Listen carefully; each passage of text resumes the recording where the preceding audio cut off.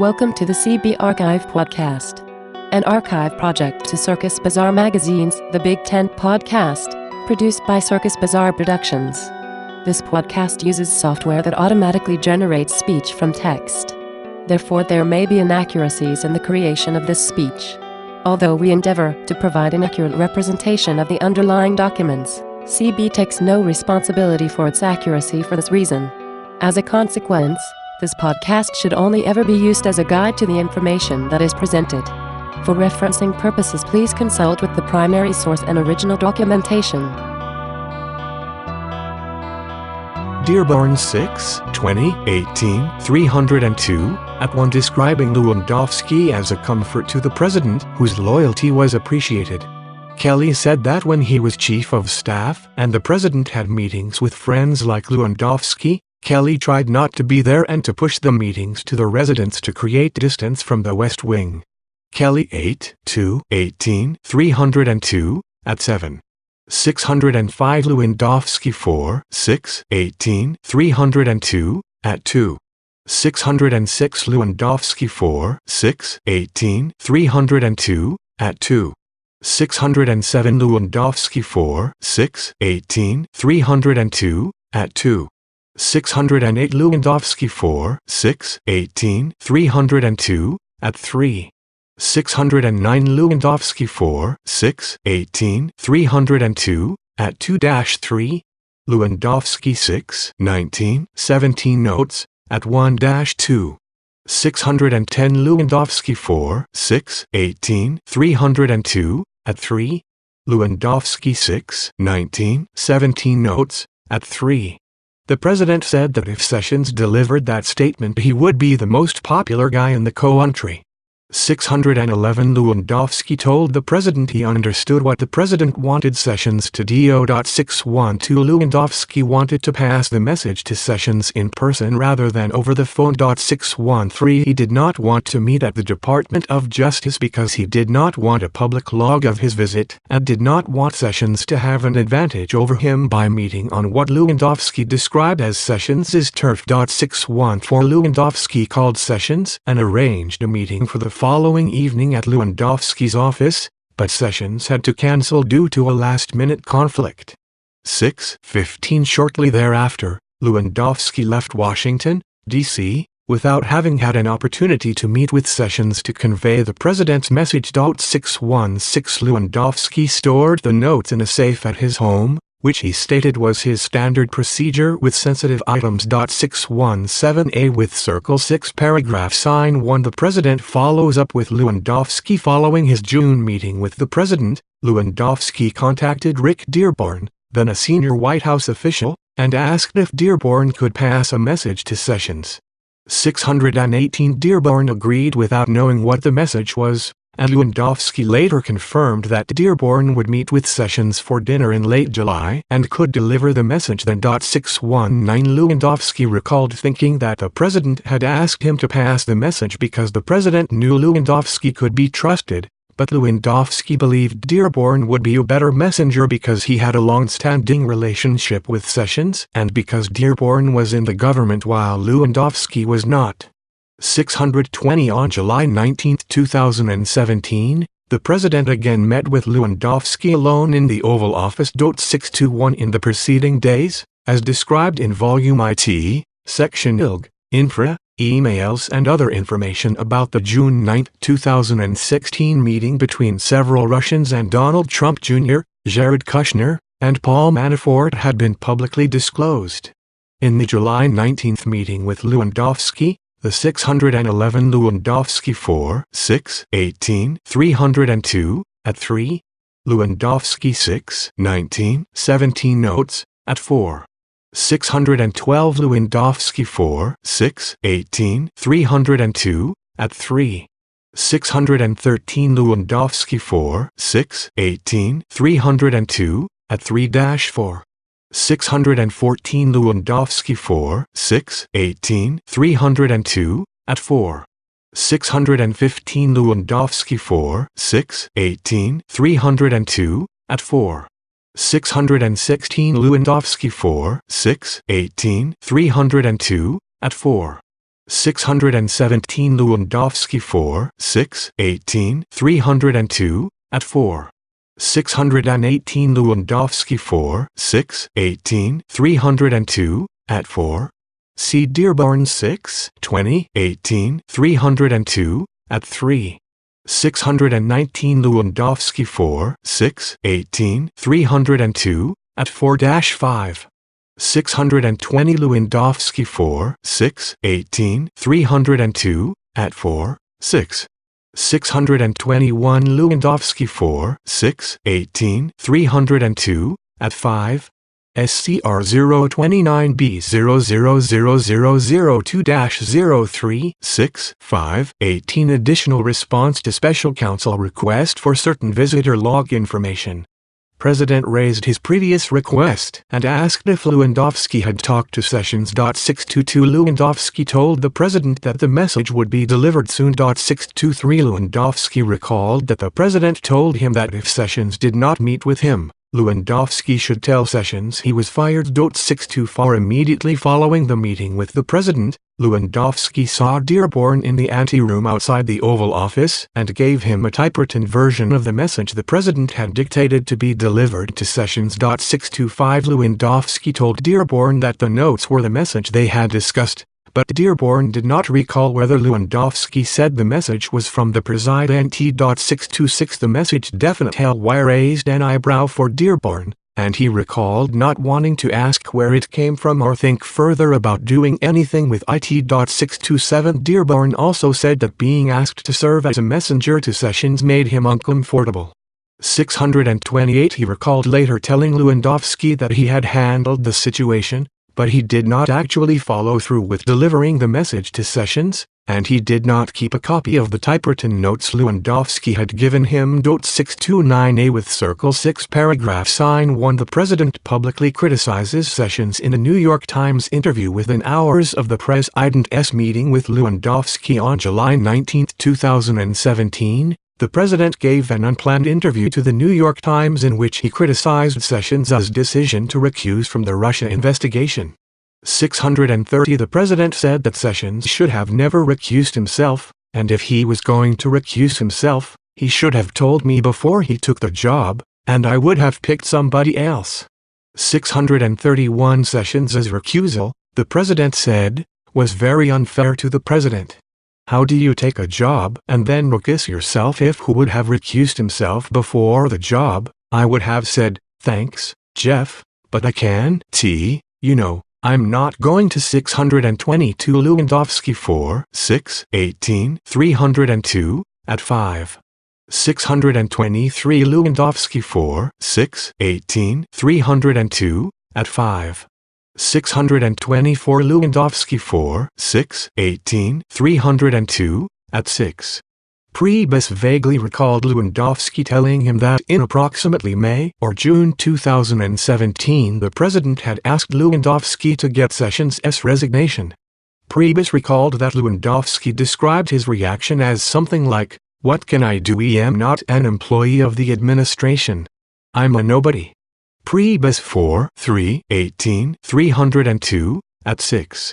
625 Lewandowski 4, 6, 18, 302, at 5. Lewandowski said he asked Hope Hicks to type the notes when he went into the Oval Office, and he then retrieved the notes from her partway through his meeting with the president. Lewandowski 4, 6, 18, 302, at 5. 626 Lewandowski 4, 6, 18, 302, at 5. Dearborn 6, 20, 18, 302, at 3. 627 Dearborn 6, 20, 18, 302, at 3. 628 Dearborn 6, 20 8302, at 3. 629 Dearborn 6, 20, 18, 302, at 3-4. 630 Peter Baker et al. Excerpts from the Times' interview with Trump, New York Times July 19, 2017. 631 Peter Baker et al. Excerpts from the Times' interview with Trump, New York Times July 19, 2017. Take you. It's extremely unfair, and that's a mild word, to the president.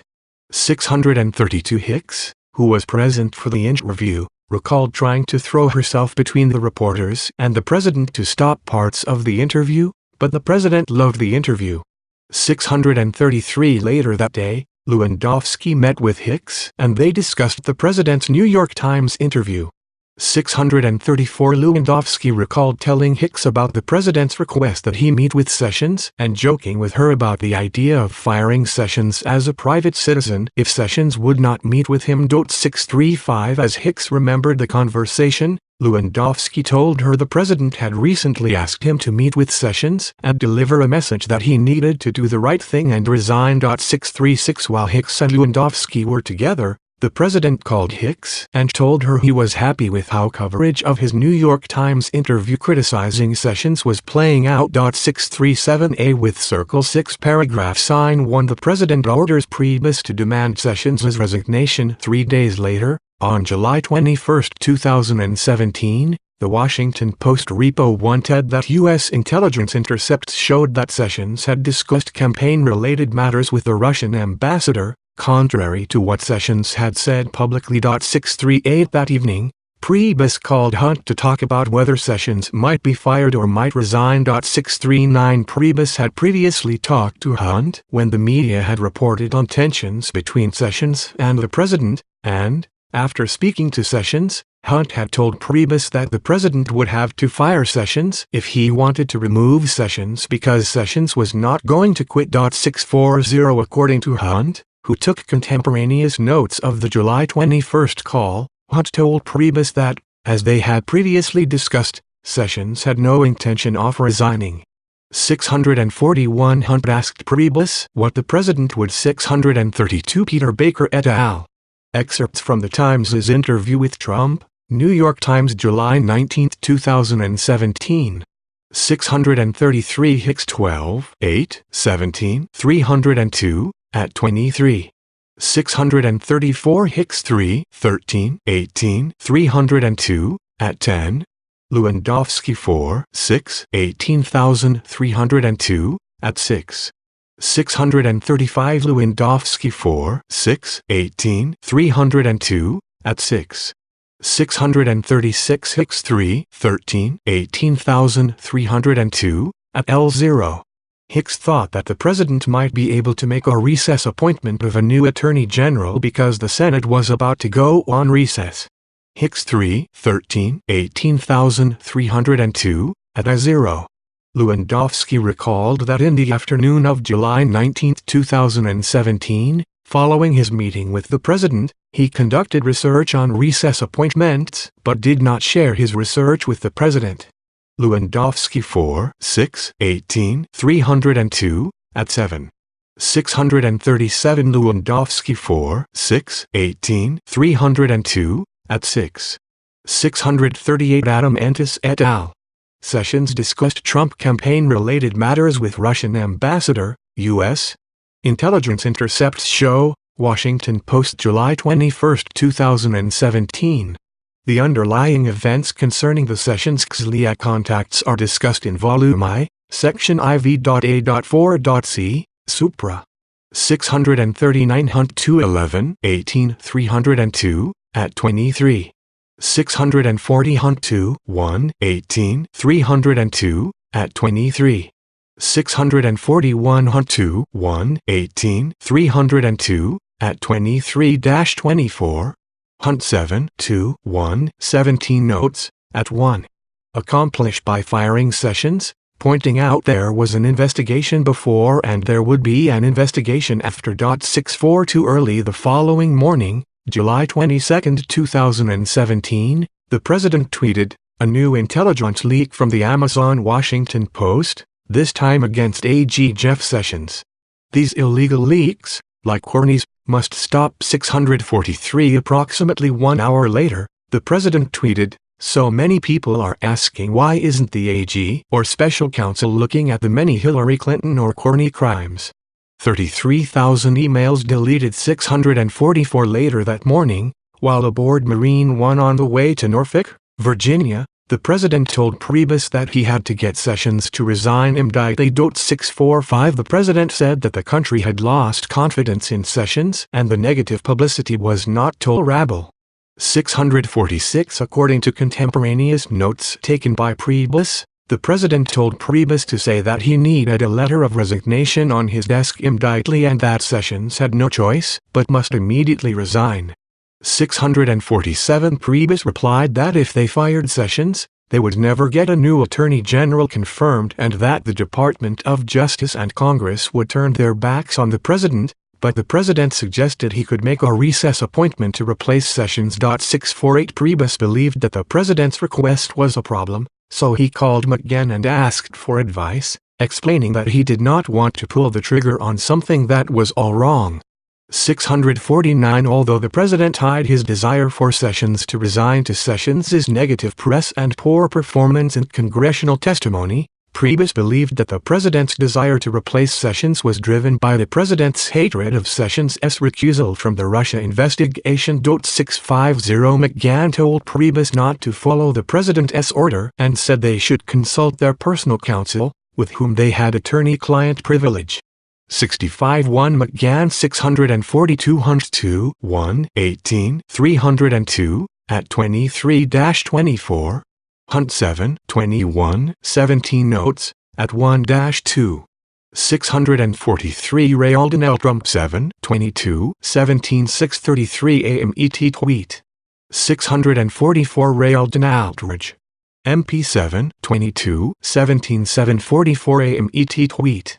3 minutes later, the president tweeted, "What about all of the Clinton ties to Russia, including Podesta Company, uranium deal, Russian reset, big dollar speeches etc." Ray Alden Trump 7 22 17 747 AMET tweet.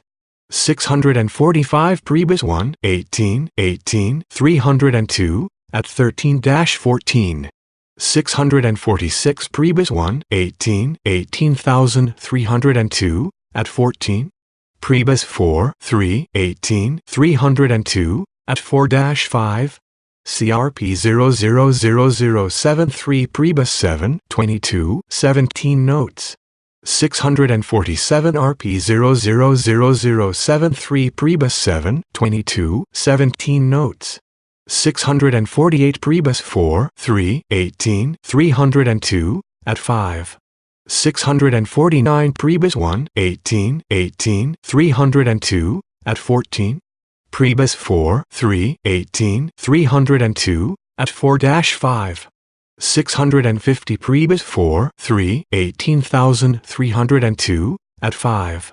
651 RP 000074 Priebus 7 22 17 notes McGahn 12 14 17302 at 11 Priebus 1 18 18 302 at 14.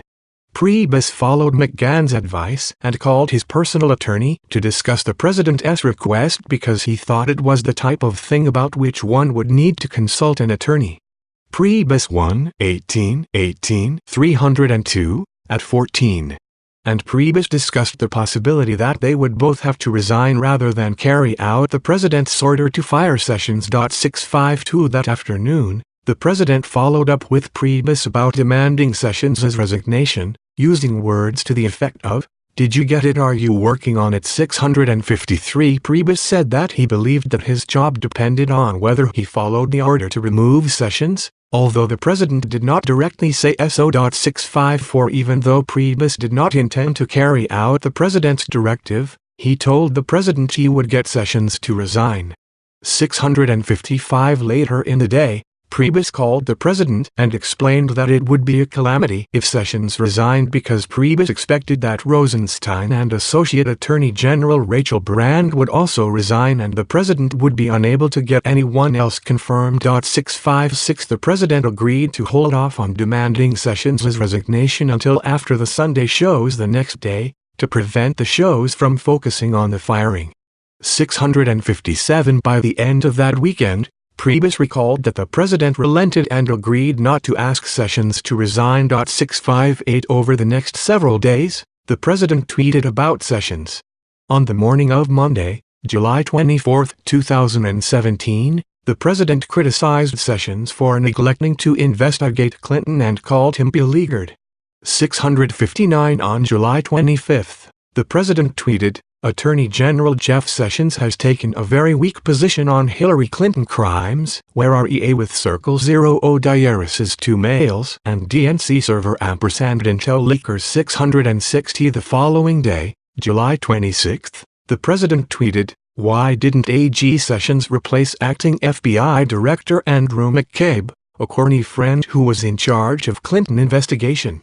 661 According to Hunt, in light of the president's frequent public attacks, Sessions prepared another resignation letter and for the rest of the year carried it with him in his pocket every time he went to the White House. 662 652 McGann 12, 14, 17, 302, at 11. RP 000074 Priebus 7, 22, 17 Notes discuss resigning together. 653 Priebus 1, 18, 18302, at 14.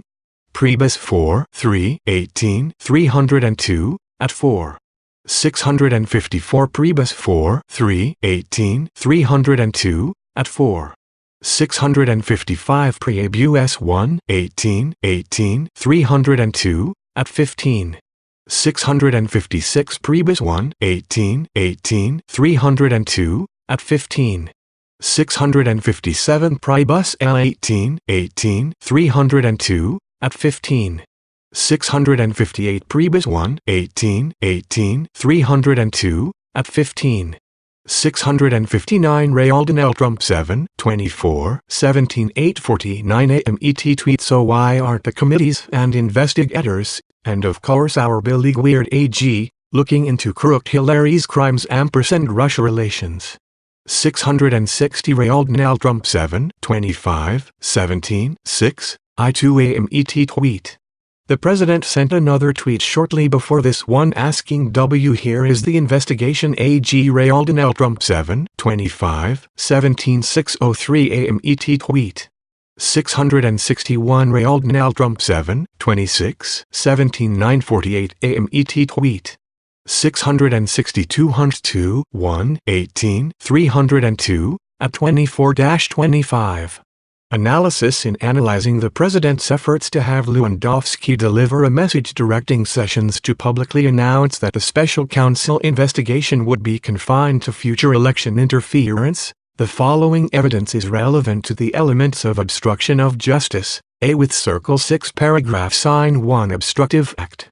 The president's effort to send Sessions a message through Lewandowski would qualify as an obstructive act if it would naturally obstruct the investigation and any grand jury proceedings that might flow from the inquiry. The president sought to have Sessions announce that the president shouldn't have a special prosecutor Counsel and that Sessions was going to meet with the special prosecutor to explain this is very unfair and let the special prosecutor move forward with investigating election meddling for future elections so that nothing can happen in future elections. The president wanted Sessions to disregard his recusal from the investigation, which had followed from a formal ethics review, and have Sessions declare that he knew for a fact that there were no Russians involved with the campaign because he was there. The president further directed that Sessions should explain that the president should not be subject to an investigation because he hasn't done anything wrong. Taken together, the president's directives indicate that Sessions was being instructed to tell the special counsel to end the existing investigation into the president and his campaign, with the special counsel being permitted to move forward with investigating election meddling for future elections. A. With circle 6 paragraph sign 1 Nexus to an official proceeding. As described above, by the time of the president's initial one-on-one meeting with Lewandowski on June 19, 2017, the existence of a grand jury investigation supervised by the special counsel was public knowledge. BV the time of the president's follow-up meeting with Lewandowski, see Volume 2, Section 11. G. Infra. To satisfy the nexus requirement, it would be necessary to show that limiting the special counsel's investigation would have the natural and probable effect of impeding that grand jury proceeding. A. With circle 6 paragraph sign 1 Intent. Substantial evidence indicates that the president's effort to have Sessions limit the scope of the special counsel's investigation to future election interference was intended to prevent further investigative scrutiny of the president's and his campaign's conduct. As previously described, see Volume TT, Section 2. B. Supra. The president knew that the Russia investigation was focused in part on his campaign, and he perceived allegations of Russian interference to cast doubt on the legitimacy of his election. The president further knew that the investigation had broadened to include his own conduct and whether he had obstructed justice. Those investigations would not proceed if the special counsel's jurisdiction were limited to future election interference only. The timing and circumstances of the president's actions support the conclusion that he sought that result. The president's initial direction that Sessions should limit the special counsel's investigation came just 2 days after the president had ordered McGahn to have the special counsel removed, which itself followed public reports that the president was personally under investigation for obstruction of justice. The sequence of those events raises an inference that after seeking to terminate the special counsel, the president sought to exclude his and his campaign's conduct from the investigation's scope. The president raised the matter with Lewandowski again on July 19, 2017, just days after emails and information about the June 9, 2016 meeting between Russians and senior campaign officials had been publicly disclosed, generating substantial media coverage and investigative interest. The manner in which the president acted provides additional evidence of his intent. Rather than rely on official channels, the president met with Lewandowski alone in the Oval Office. The president selected a loyal devotee outside the White House to deliver the message, supporting an inference that he was working outside White House channels, including McGahn, who had previously resisted contacting the Department of Justice about the special counsel. The president also did not contact the acting attorney general, who had just testified publicly that there was no cause to remove the special counsel. Instead, the president tried to use Sessions to restrict and redirect the special counsel's investigation when Sessions was recused and could not properly take any action on it. The July 19, 2017 events provide further evidence of the president's intent. The president followed up with Lewandowski in a separate one-on-one meeting 1 month after he first dictated the message for Sessions, demonstrating he still sought to pursue the request. And just hours after Lewandowski assured the president that the message would soon be delivered to Sessions, the president gave an unplanned interview to the New York Times in which he publicly attacked Sessions and raised questions about his job security. 4 days later, on July 22, 2017, the president directed Priebus to obtain Sessions' resignation. That evidence could raise an inference that the president wanted Sessions to realize that his job might be on the line as he evaluated whether to comply with the president's direction. That Sessions publicly announced that, notwithstanding his recusal, he was going to confine the special counsel's investigation to future election interference.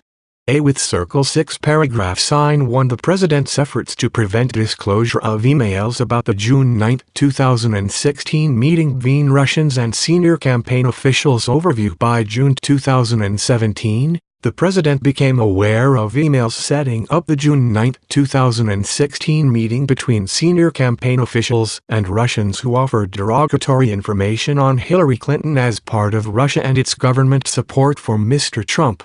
On multiple occasions in late June and early July 2017, the president directed aides not to publicly disclose the emails, and he then dictated a statement about the meeting to be issued by Donald Trump Jr. describing the meeting as about adoption. Evidence with Circle 6 paragraph sign 1 the president learns about the existence of emails concerning the June 9, 2016 Trump Tower meeting in mid-June 2017, the same week that the president first asked Lewandowski to pass a message to Sessions. Senior administration officials became aware of emails exchanged during 98 the campaign arranging a meeting between Donald Trump Jr., Paul Manafort, Jared Kushner, and a Russian attorney. 663 as described in Volume I, Section TV.A.5, Supra. The emails stated that the Crown Prosecutor of Russia had offered to provide the Trump campaign with some official documents and information that would incriminate Hillary and her dealings with Russia as part of Russia and its government support for Mr. Trump.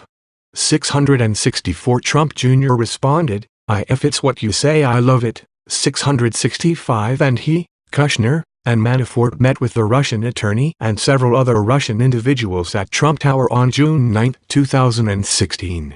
666 At the meeting, the Russian attorney claimed that funds derived from illegal activities in Russia were provided to Hillary Clinton and other Democrats, and the Russian attorney then spoke about the Magnitsky Act, a 2012 U.S. statute that imposed financial and travel sanctions on Russian officials and that had resulted in a retaliatory ban in Russia on U.S. adoptions of Russian children.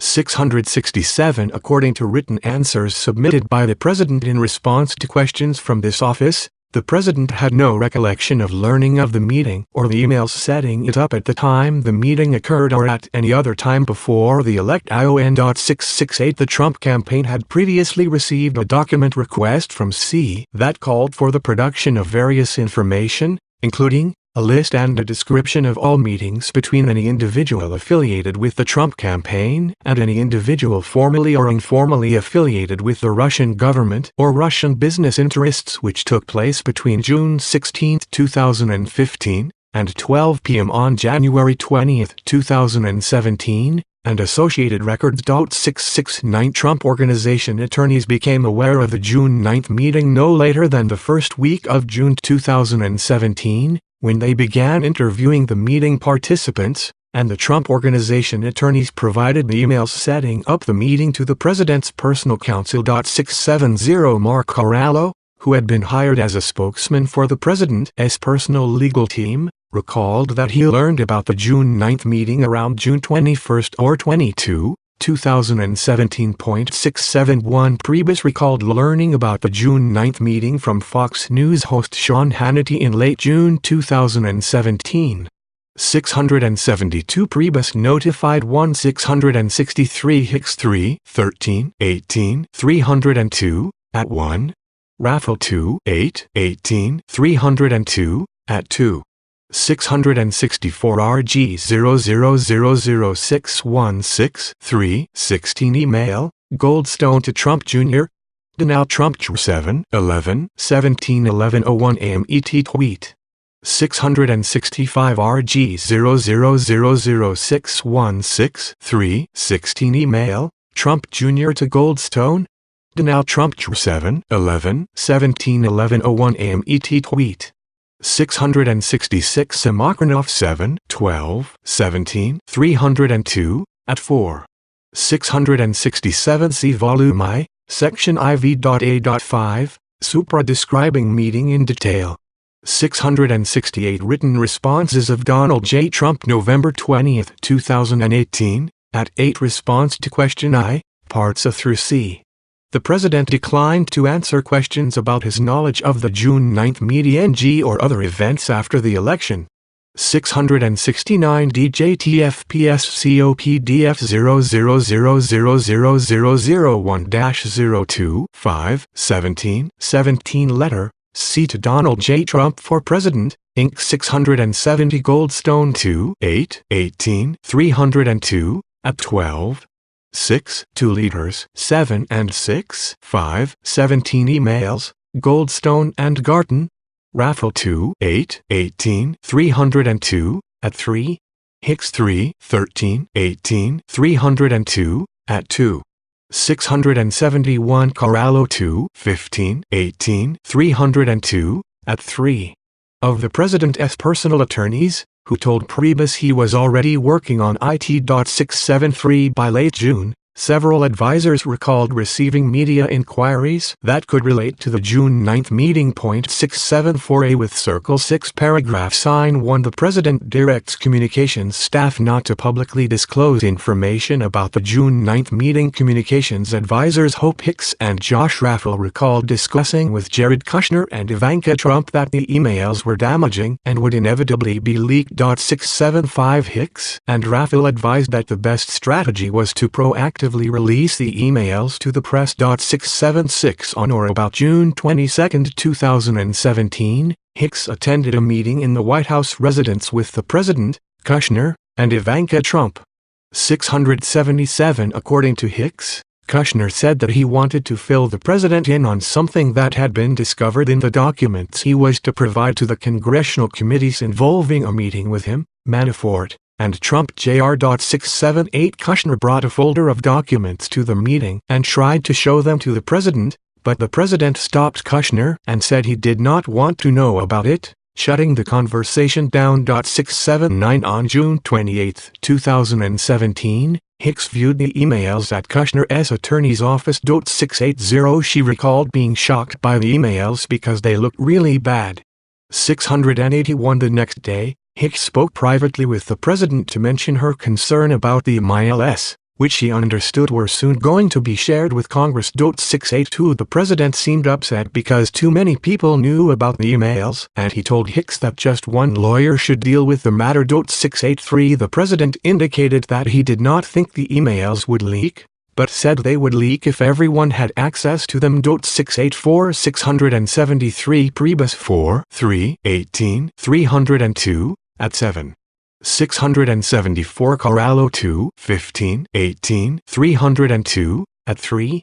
Hicks 12 7 17 302 at 8. Raffle 2 8 L 8302 at 3.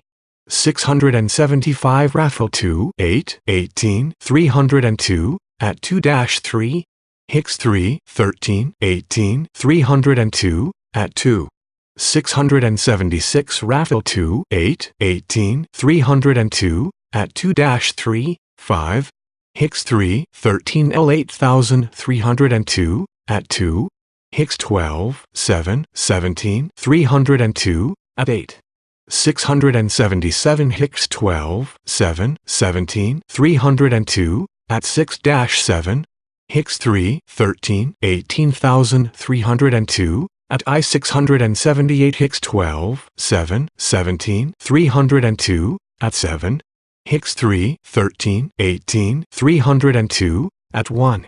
679 Hicks 12 7 17 302 at 7. Hicks 3 13 18 302 at I. Counsel for Ivanka Trump provided an attorney proffer that is consistent with Hicks's account and with the other events involving Ivanka Trump set forth in this section of the report. Kushner said that he did not recall talking to the president at this time about the June 9 meeting or the underlying emails. Kushner 4 11 18 302 at 30. 680 Hicks 3 13 18 302 at 1-2. 681 Hicks 3 13 18 302 at 2. 682 Hicks I 2 7117 302 at 8. 683 Hicks 3 13 18 302 at 2-3. Hicks 12 7 17 302 at 8. Later that day, Hicks, Kushner, and Ivanka Trump went together to talk to the president. 685 Hicks recalled that Kushner told the president the June 9 meeting was not a big deal and was about Russian adoption, but that emails existed setting up the meeting. 686 Hicks said she wanted to get in front of the story and have Trump Jr. release the emails as part of an interview with SOFBA LL Questions.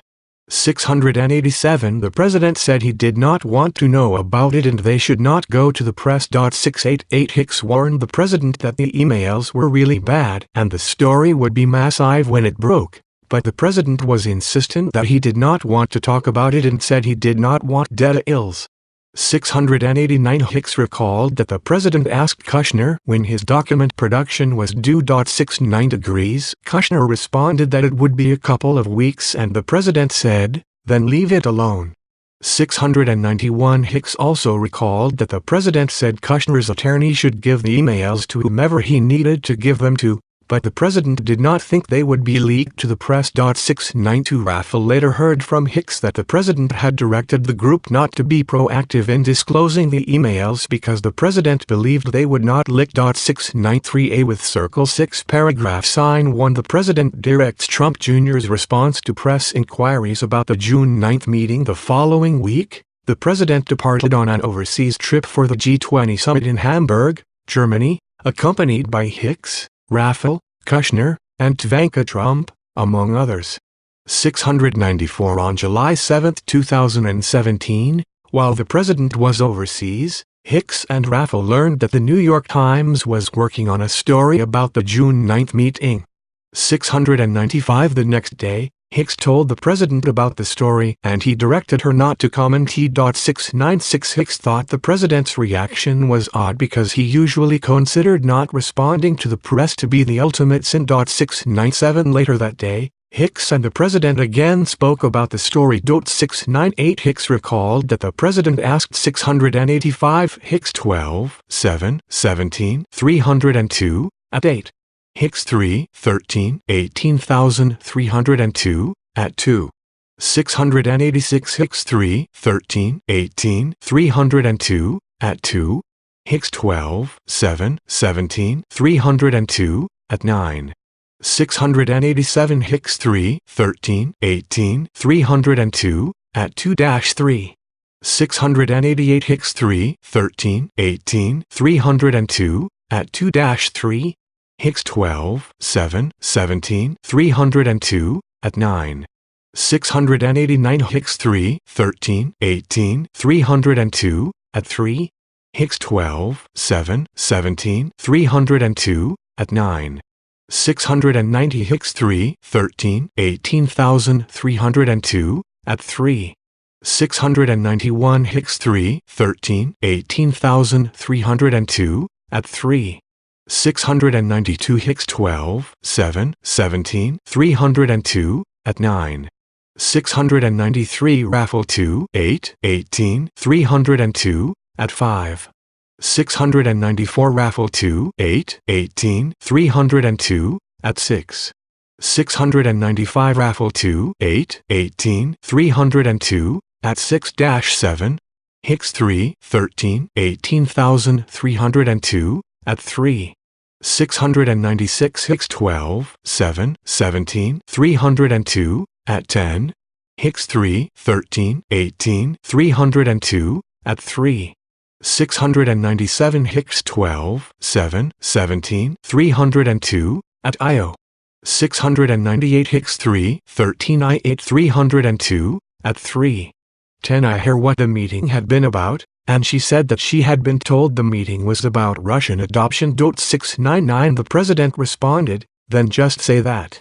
700 on the flight home from the G20 on July 8, 2017, Hicks obtained a draft statement about the meeting to be released by Trump Jr. and brought it to the president. 701 the draft statement began with a reference to the information that was offered by the Russians in setting up the meeting. I was asked to have a meeting by an acquaintance I knew from the 2013 Miss Universe pageant with an individual who I was told might have information helpful to the campaign. 702 Hicks again wanted to disclose the entire story, but the president directed that the statement not be issued because it said too much. 703 the president told Hicks to say only that Trump Jr. took a brief meeting and it was about Russian adoption. 704 after speaking with the president, Hicks texted Trump Jr. a revised statement on the June 9 meeting that read, "It was a short meeting. I asked Jared and Paul to stop by. We discussed a program about the adoption of Russian children that was active and popular with American families years ago and was since ended by the Russian government, but it was not a campaign issue at that time and there was no follow-up. 705 Hicks's text concluded, "Are you okay with this attributed to you?" 706 Trump Jr. responded by text message that he wanted to add the word primarily before discussed so that the statement would read, "We primarily discussed a program about the adoption of Russian children." 707 Trump Jr. texted that he wanted the change because he started with some Hillary thing which was BS and some other nonsense which we shot down fast. 708 Hicks texted back, "I think that's right too, but boss man worried it invites a lot of questions. Ultimately defer to you and your attorney on that word B. I know it's important and I think the mention of a campaign issue adds something to it in case we have to go further." 709 Trump Jr. responded, "LFL don't have it in there. It appears as though I'm lying later when they inevitably leak something." 710 Trump Jr.'s statement adding 699 Hicks 3, 13, 18, 302, at 3. Hicks 12, 7, 17, 302, at 10. 700 Hicks 3, 13 liters, 8,302, at 3. See Hicks 12, 7, 17, 302, at A0. 701 Hicks 3, 13, 18, 302, at 4. 702 Hicks 7, 8, 17 notes. 703 Hicks 3, 13, 18, 302, at 4-5. Hicks I2 7117, 302, at 11. 704 Hicks 12, 7, 17, 302, at 11. 705 SCRO 11 A00000 4, 7, 8, 17 text message, Hicks to Trump Jr. 706 SCR01 L0000004, 7, 8, 17 text message, Hicks to Trump Jr. 707 SCRO 11 A0000005, 7, 8, 17 text message, Trump Jr. to Hicks. 708 SCR01 La 0000005, 7, 8, 17 text message, Trump Jr. to Hicks. 709 SCRO 11 A0000005, 7, 8, 17 text message, Hicks to Trump Jr. 710 SCRO LL 0000006, 7, 8, 17 text message, Trump Jr. to Hicks. The word primarily and making other minor additions was then provided to the New York Times. 711 The full statement provided to the Times stated, "It was a short introductory meeting. I asked Jared and Paul to stop by.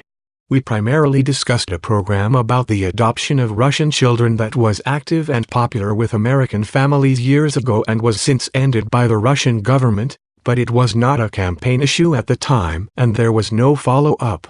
I was asked to attend the meeting by an acquaintance, but was not told the name of the person I would be meeting with beforehand." 712 The statement did not mention the offer of derogatory information about Clinton or any discussion of the Magnitsky Act or U.S. sanctions, which were the principal subjects of the meeting, as described in Volume I, Section IV.A.5, Supra.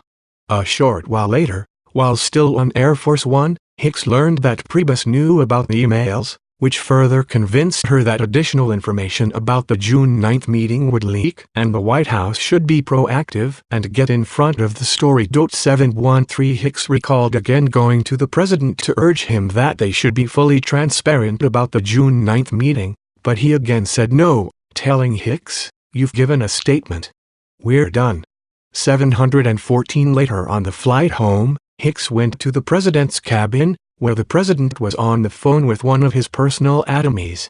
715 At one point the president handed the phone to Hicks, and the attorney told Hicks that he had been working with Circa News on a separate story, and that she should not talk to the New York Times. 716A With Circle 6 Paragraph Sign 1 The media reports on the June 9, 2016 meeting before the president's flight home from the G20 landed. The New York Times published its story about the June 9, 2016 meeting. 717 In addition to the statement from Trump Jr., the Times story also quoted a statement from Corallo on behalf of the president's legal team suggesting that the meeting might have been a setup by individuals working with the firm that produced the Steele reporting. 718 Corallo also worked with Circa News on a story published an hour later. 711 Hicks 3, 13, 18, 302, at 6.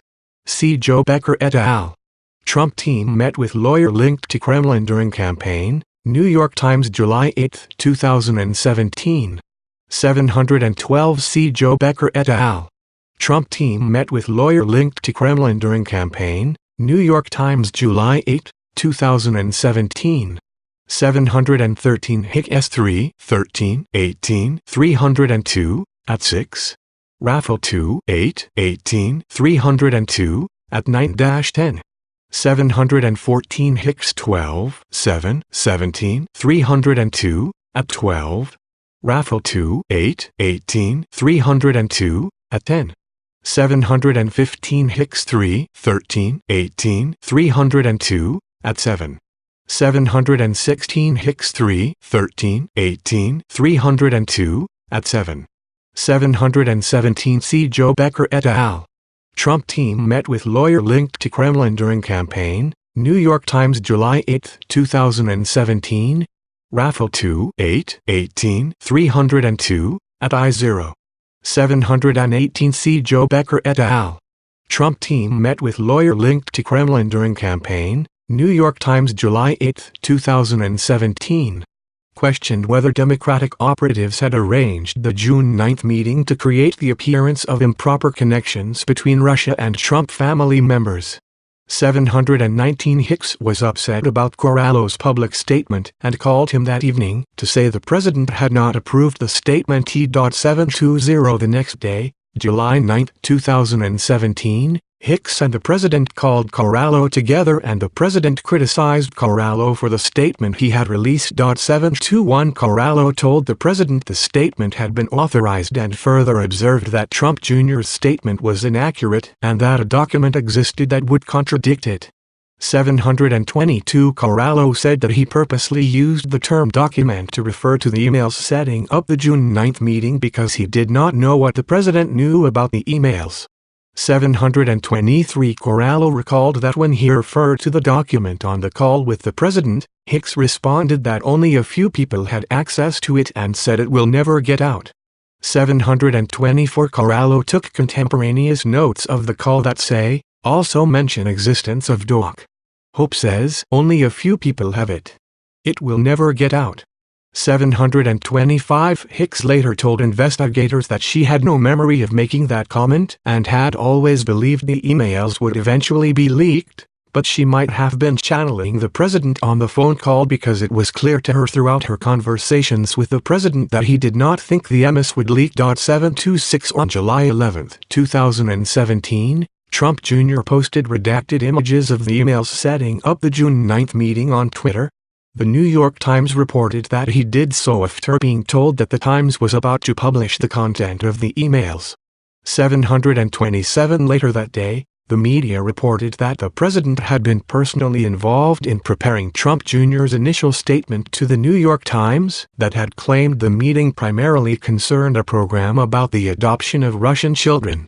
728 Over the next several days, the president's personal counsel repeatedly and 719 C. Donald Trump Jr. gathered members of campaign or meeting with Russian lawyer before election. Circa News, July 8, 2017. 720 Hicks 3, 13, 18, 302, at 8. Corallo 2, 15 L 8302, at 6-7. 721 Corallo 2, 15, 18,302, at 7. 722 Corallo 2, 15, 18, 302, at 7. 723 Corallo 2, 15, 18, 302, at 7-9. 724 Corallo 2, 15, 18,302, at 8. 725 Corallo 2, 15, 18, 302, at 8.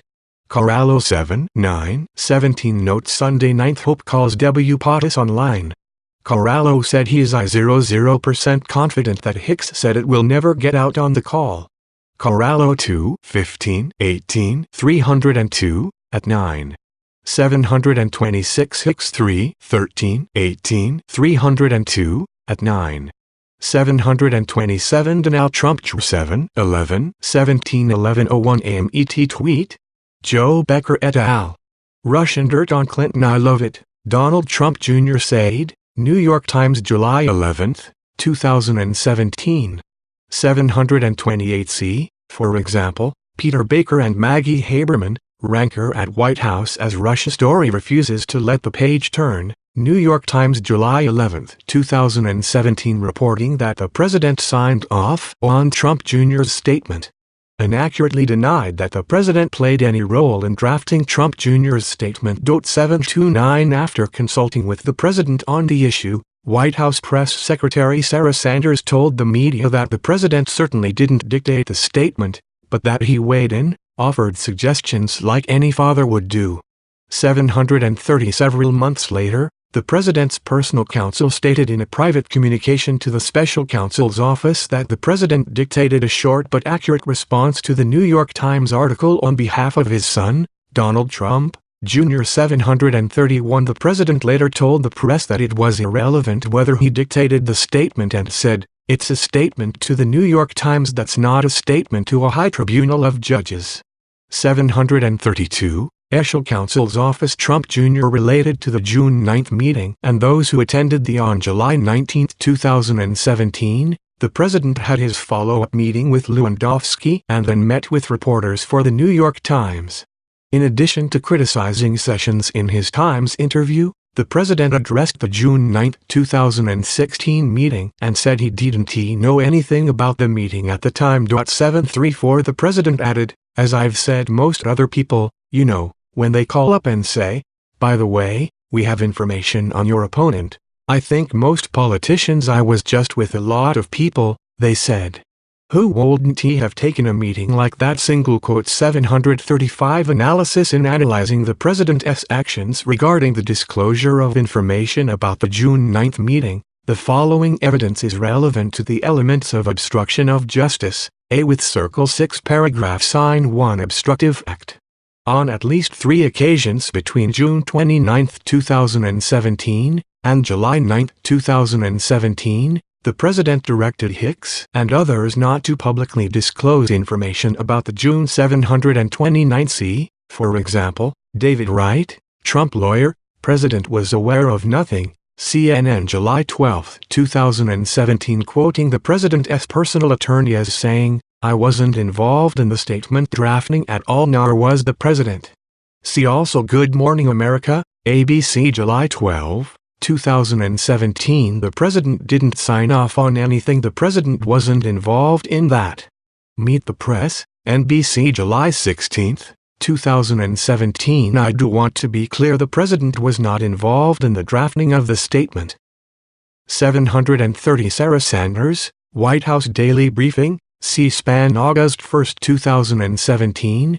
Sanders 7/3/18, 302. At 9 the president told Sanders he weighed in, as any father would, and knew she intended to tell the press what H degrees paragraph E said. 731 1/29/18 Letter, President's Personal Counsel to Special Counsel's Office, at 18. 732 Remarks by President Trump in Press Gaggle, June 15, 2018. 733 734 Peter Baker et al. Excerpts from the Times' interview with Trump, New York Times, July 19, 2017. 735 Peter Baker et al. Excerpts from the Times' interview with Trump, New York Times, July 19, 2017. 9. 2016 Meeting between senior campaign officials and a Russian attorney. On June 29, Hicks warned the president that the emails setting up the June 9 meeting were really bad and the story would be massive when it broke, but the president told her and Kushner to leave it alone. Early on July 8, after Hicks told the president the New York Times was working on a story about the June 9 meeting, the president directed her not to comment, even though Hicks said that the president usually considered not responding to the press to be the ultimate sin. Later that day, the president rejected Trump Jr.'s draft statement that would have acknowledged that the meeting was with an individual who I was told might have information helpful to the campaign. The president then dictated a statement to Hicks that said the meeting was about Russian adoption, which the president had twice been told was discussed at the meeting. The statement dictated by the president did not mention the offer of derogatory information about Clinton. Each of these efforts by the president involved his communications team and was directed at the press. They would amount to obstructive acts only if the President, by taking these actions, sought to withhold information from or mislead congressional investigators or the special counsel. On May 17, 2017, the President's campaign received a document request from C that clearly covered the June 9 meeting and underlying emails, and those documents also plainly would have been relevant to the special counsel's investigation. But the evidence does not establish that the President took steps to prevent the emails or other information about the June 9 meeting from being provided to Congress or the special counsel. The series of discussions in which the President sought to limit access to the emails and prevent their public release occurred in the context of developing a press strategy. The only evidence we have of the President discussing the production of documents to Congress or the special counsel is the conversation on June 29, 2017, when Hicks recalled the President acknowledging that Kushner's attorney should provide emails related to the June 9 meeting to whomever he needed to give them to. We do not have evidence of what the President discussed with his own lawyers at that time. With Circle 6 paragraph sign 1 nexus to an official proceeding. As described above, by the time of the President's attempts to prevent the public release of the emails regarding the June 9 meeting, the existence of a grand jury investigation supervised by the special counsel was public knowledge, and the President had been told that the emails were responsive to congressional inquiries. To satisfy the nexus requirement, however, it would be necessary to show that preventing the release of the emails to the public would have the natural and probable effect of impeding the grand jury proceeding or congressional inquiries. As noted above, the evidence does not establish that the President sought to prevent disclosure of the emails in those official proceedings. With Circle 6 paragraph sign 1 intent. The evidence establishes the President's substantial involvement in the communications strategy related to information about his campaign's connections to Russia and his desire to minimize public disclosures about those connections. The President became aware of the emails no later than June 29, 2017, when he discussed them with Hicks and Kushner, and he could have been aware of them as early as June 2, 2017, when lawyers for the Trump Organization began interviewing witnesses who participated in the June 9 meeting.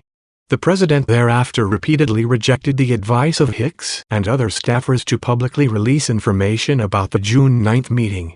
The President expressed concern that multiple people had access to the emails and instructed Hicks that only one lawyer should deal with the matter. And the President dictated a statement to be released by Trump Jr. in response to the first press accounts of the June 9 meeting that said the meeting was about adoption.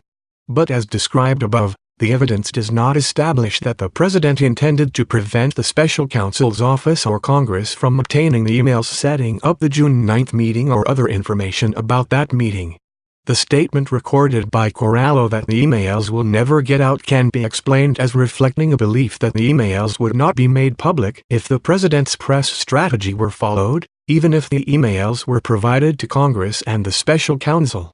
With Circle 6 paragraph sign 1 the President's further efforts to have the Attorney General take over the investigation overview from summer 2017 through 2018, the President attempted to have Attorney General Sessions reverse his recusal, take control of the special counsel's investigation, and order an investigation of Hillary Clinton. Evidence with Circle 6 paragraph sign 1 the President again seeks to have Sessions reverse his recusal after returning Sessions' resignation letter at the end of May 2017, but before the President's July 19, 2017 New York Times interview in which he publicly criticized Sessions for recusing from the Russia investigation, the President took additional steps to have Sessions reverse his recusal. In particular, at some point after the May 17, 2017 appointment of the special counsel, Sessions recalled, the President called him at home and asked if Sessions would unrecuse himself. 736 According to Sessions, the President asked him to reverse his recusal so that Sessions could direct the Department of Justice to investigate and prosecute Hillary Clinton, and the gist of the conversation was that the President wanted Sessions to unrecuse from all of it, including the special counsel's Russia investigation. 737 Sessions listened but did not respond, and he did not reverse his recusal or order an investigation of Clinton. 738 In early July 2017, the President asked Staff Secretary Rob Porter what he thought of Associate Attorney General Rachel Brand. 739 Porter recalled that the President asked him if Brand was good, tough, and the team. 740 The President also asked if Porter thought Brand was interested in being responsible for the special counsel's investigation and whether she would want. 736 Sessions I-17, 18, 302, at 15. That was the second time that the President asked Sessions to reverse his recusal from campaign-related investigations. See Volume 2, Section 11. C.1. Supra describing President's March 2017 request at Mar-a-Lago for Sessions to unrocus. 737 Sessions 1, 17, 18, 302, at 15. 738 Sessions 1, 17, 18, 302, at 15. 739 Porter 4, 13, 18, 302, at 11. Porter 5, 8, 18, 302, at 6. 740 Porter 4, 13, 18, 302, at 11.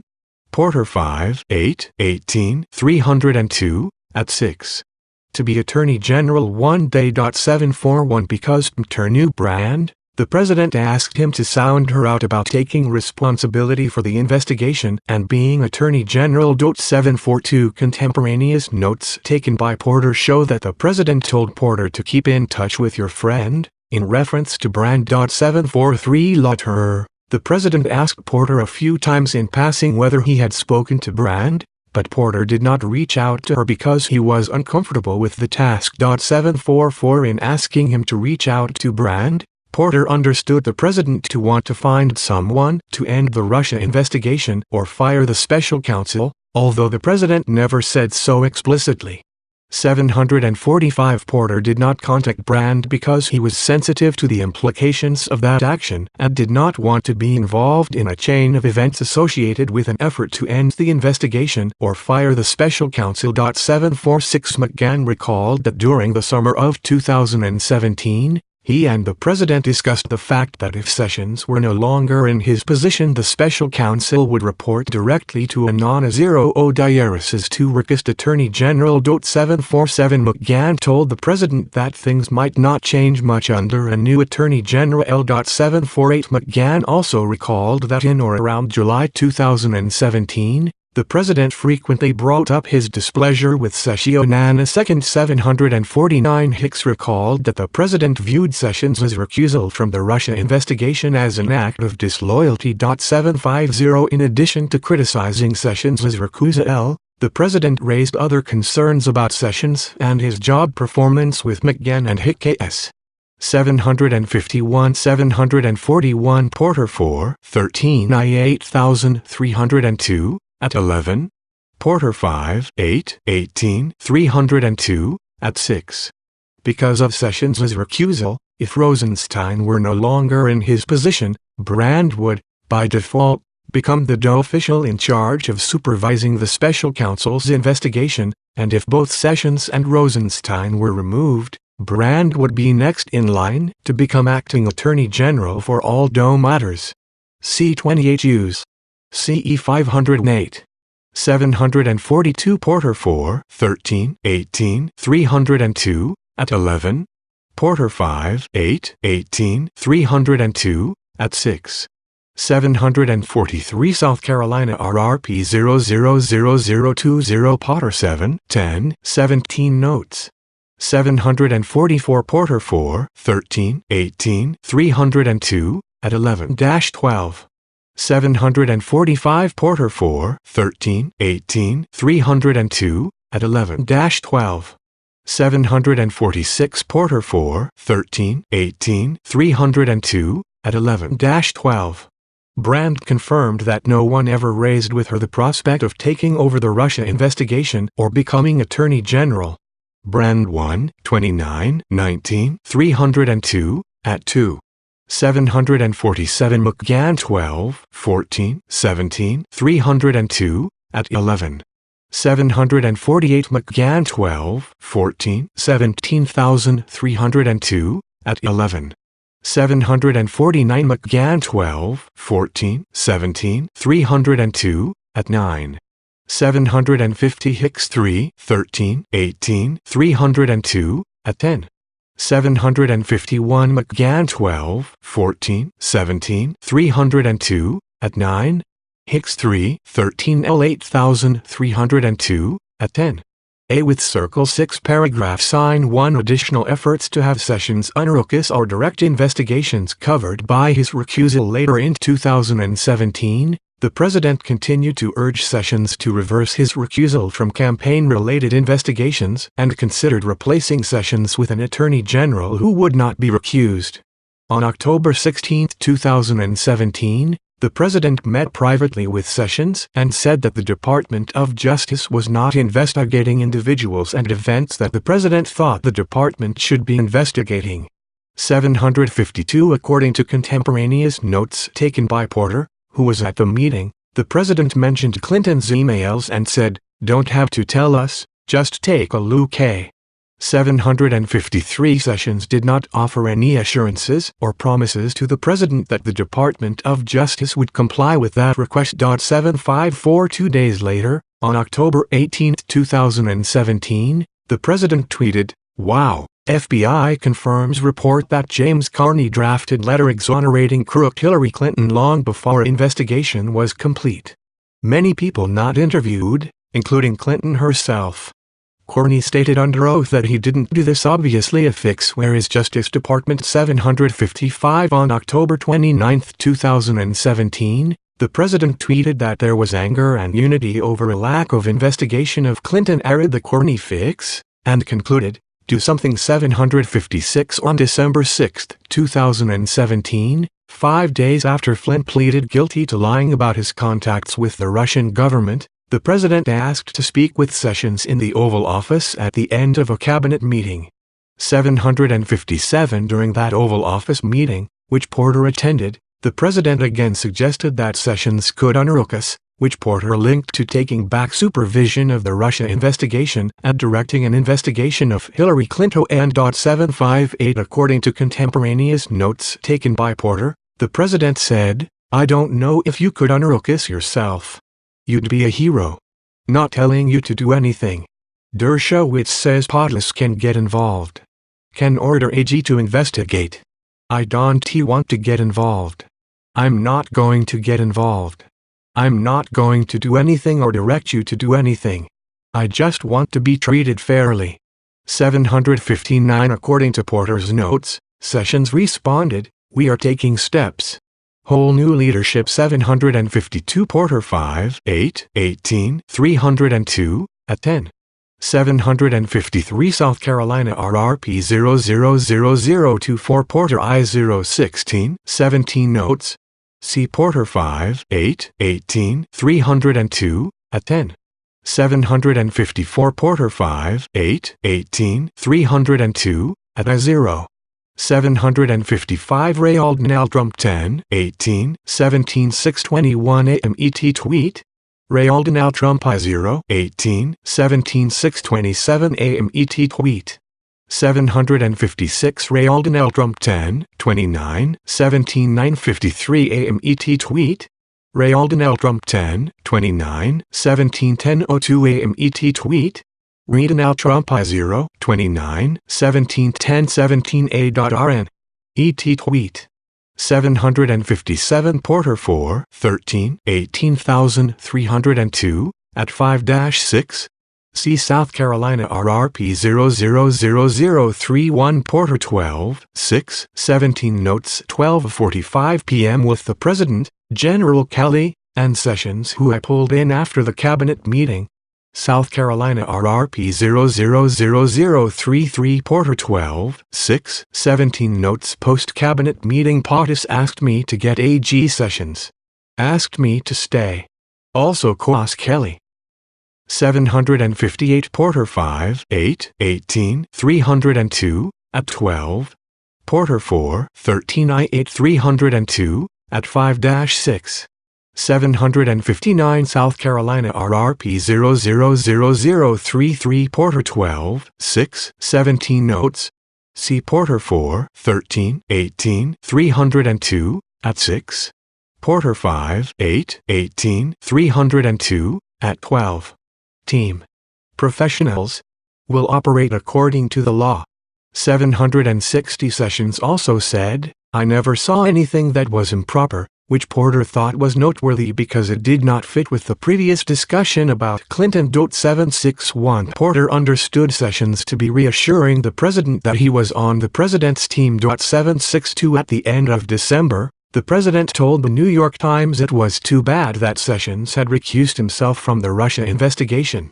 763 When asked whether Holder had been a more loyal attorney general to President Obama than Sessions was to him, the president said, I don't want to get into loyalty, but I will tell you that, I will say this, Holder protected President Obama. Totally protected him. When you look at the things that they did, and Holder protected the president. And have great respect for that, I abhorrence T. 764 Later in January, the president brought up the idea of replacing Sessions and told Porter that he wanted to clean house at the Department of Justice. 765 In a meeting in the White House residence that Porter attended on January 27, 2018, Porter recalled that the president talked about the great attorneys he had in the past with successful win records, such as Roy Cohn and Jay Goldberg, and said that one of his biggest failings as president was that he had not surrounded himself with good attorneys, citing Sessions as an example. 766 The president raised Sessions' recusal and brought up and criticized the special counsel's investigation. 767 Over the next several months, the president continued to criticize Sessions in tweets and media interviews and on several occasions appeared to publicly encourage him to take action in the Russia investigation despite his recusal. 768 On June 5, 2018, for example, the President 760 South Carolina RRP 000033 Porter 12, 6, 17 notes.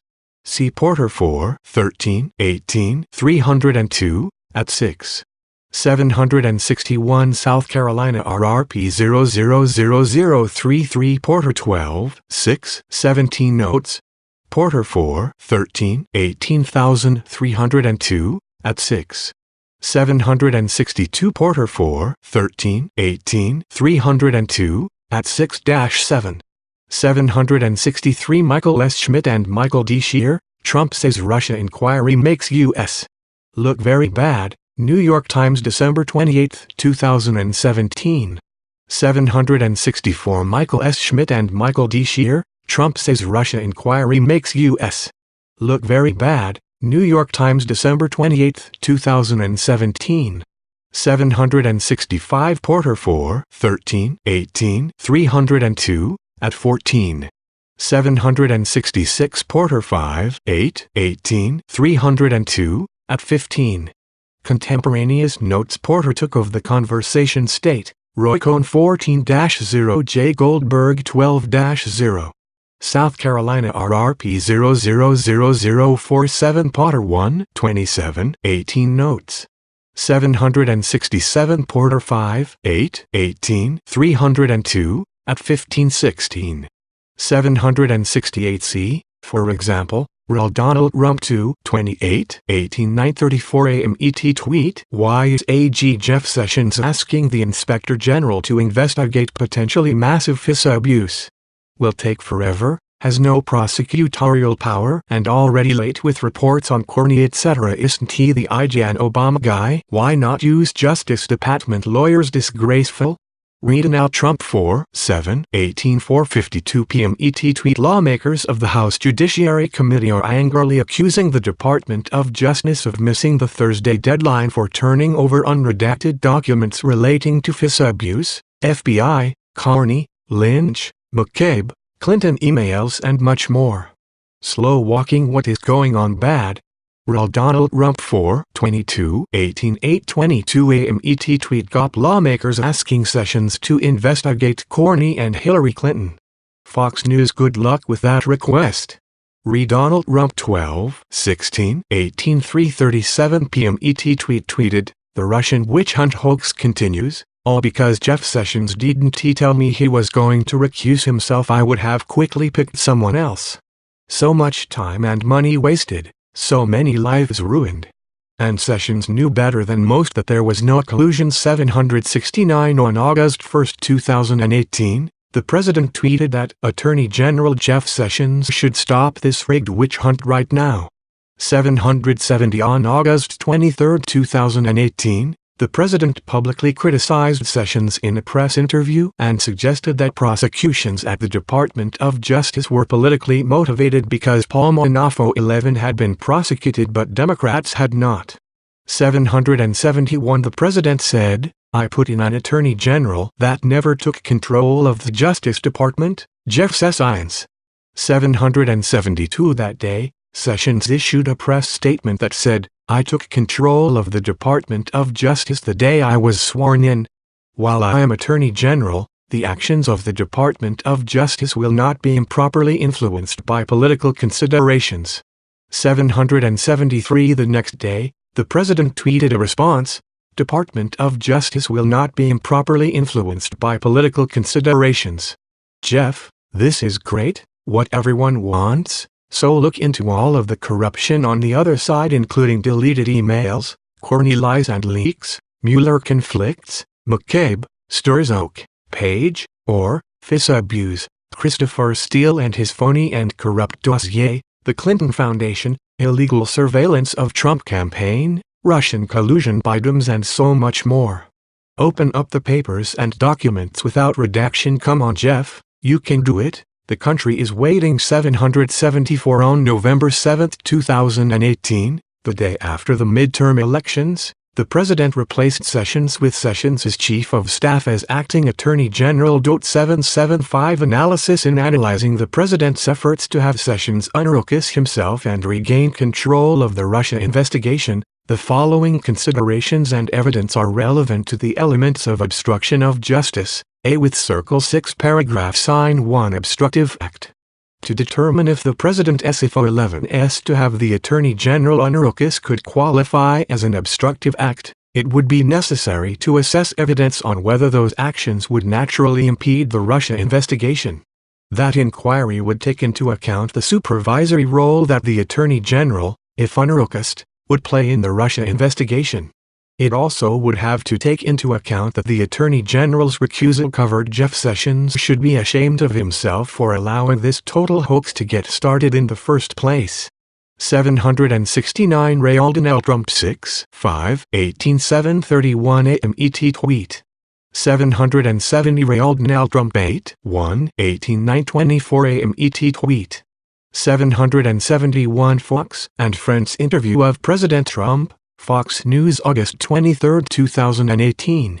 772 Fox and Friends interview of President Trump, Fox News August 23, 2018.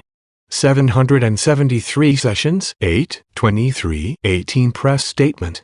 774 Real Trump 8/24/18 6:17 a.m. ET tweet. Ray Alden Trump 8/24/18 6:28 a.m. ET tweet. 775 Ray Alden Trump 11/7/18 2:44 p.m. ET tweet. Other campaign-related matters.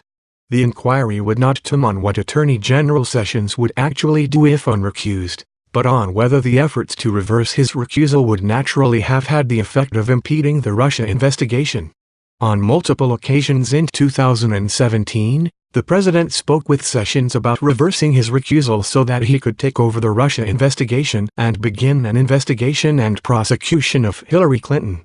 For example, in early summer 2017, Sessions recalled the president asking him to unrecuse, but Sessions did not take it as a directive. When the president raised the issue again in December 2017, the president said, as recorded by Porter, "Not telling you to do anything. I'm not going to get involved. I'm not going to do anything or direct you to do anything. I just want to be treated fairly."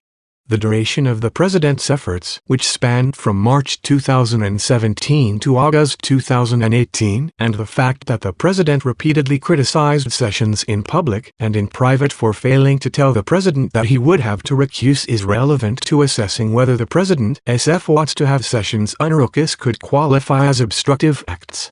A with Circle 6 paragraph sign 1 nexus to an official proceeding. As described above, by mid-June 2017, the existence of a grand jury investigation supervised by the special counsel was public knowledge. In addition, in July 2017, a different grand jury supervised by the special counsel was impaneled in the District of Columbia, and the press reported on the existence of this grand jury in early August 2017. 776 Whether the conduct towards the Attorney General would have a foreseeable impact on those proceedings turns on much of the same evidence discussed above with respect to the obstructive act element. A with Circle 6 paragraph sign 1 intent. There is evidence that at least one purpose of the president's conduct toward Sessions was to have Sessions assume control over the Russia investigation and supervise it in a way that would restrict its scope. By the summer of 2017, the president was aware that the special counsel was investigating him personally for obstruction of justice. And in the wake of the disclosures of emails about the June 9 meeting between Russians and senior members of the campaign, see Volume IT, Section TI. G. Supra, it was evident that the investigation into the campaign now included the president's son, son-in-law, and former campaign manager. The president had previously and unsuccessfully sought to have Sessions publicly announce that the special counsel investigation would be confined to future election interference. Yet Sessions remained recused. In December 2017, shortly after Flynn pleaded guilty, the president spoke to Sessions in the Oval Office with only Porter present and told Sessions that he would be a hero if he unrecused. Porter linked that request to the president's desire that Sessions take back supervision of the Russia investigation and direct an investigation of Hillary Clinton. The president said in that meeting that he just wanted to be treated fairly, which could reflect his perception that it was unfair that he was being investigated while Hillary Clinton was not. But a principal effect of that act would be to restore supervision of the Russia investigation to the Attorney General, a position that the president frequently suggested should be occupied by someone like Eric Holder and Bobby Kennedy, who the president described as protecting their 776, for example. Del Quentin Wilbur and Byron Tao. Special counsel Robert Mueller impanels Washington grand jury in Russia probe. Wall Street Journal, August 3, 2017. Carol D. Leonig et al. Special counsel Mueller using grand jury in federal court in Washington as part of Russia investigation. Washington Post, August 3, 2017. Presidents. A reasonable inference from those statements and the president's actions is that the president believed that an unrecused attorney general would play a protective role and could shield the president from the ongoing Russia investigation. A with Circle 6 paragraph sign 1. The president orders McGahn to deny that the president tried to fire the special counsel overview in late January 2018. The media reported that in June 2017 the president had ordered McGahn to have the special counsel fired based on purported conflicts of interest, but McGahn had refused, saying he would quit instead. After the story broke, the president, through his personal counsel and 2 aides, sought to have McGahn deny that he had been directed to remove the special counsel. Each time he was approached, McGahn responded that he would not refute the press accounts because they were accurate in reporting on the president's effort to have the special counsel removed. The president later personally met with McGahn in the Oval Office with only the chief of staff present and tried to get McGahn to say that the president never ordered him to fire the special counsel. McGahn refused and insisted his memory of the president's direction to remove the special counsel was accurate. In that same meeting, the president challenged McGahn for taking notes of his discussions with the president and asked why he had told special counsel investigators that he had been directed to have the special counsel removed.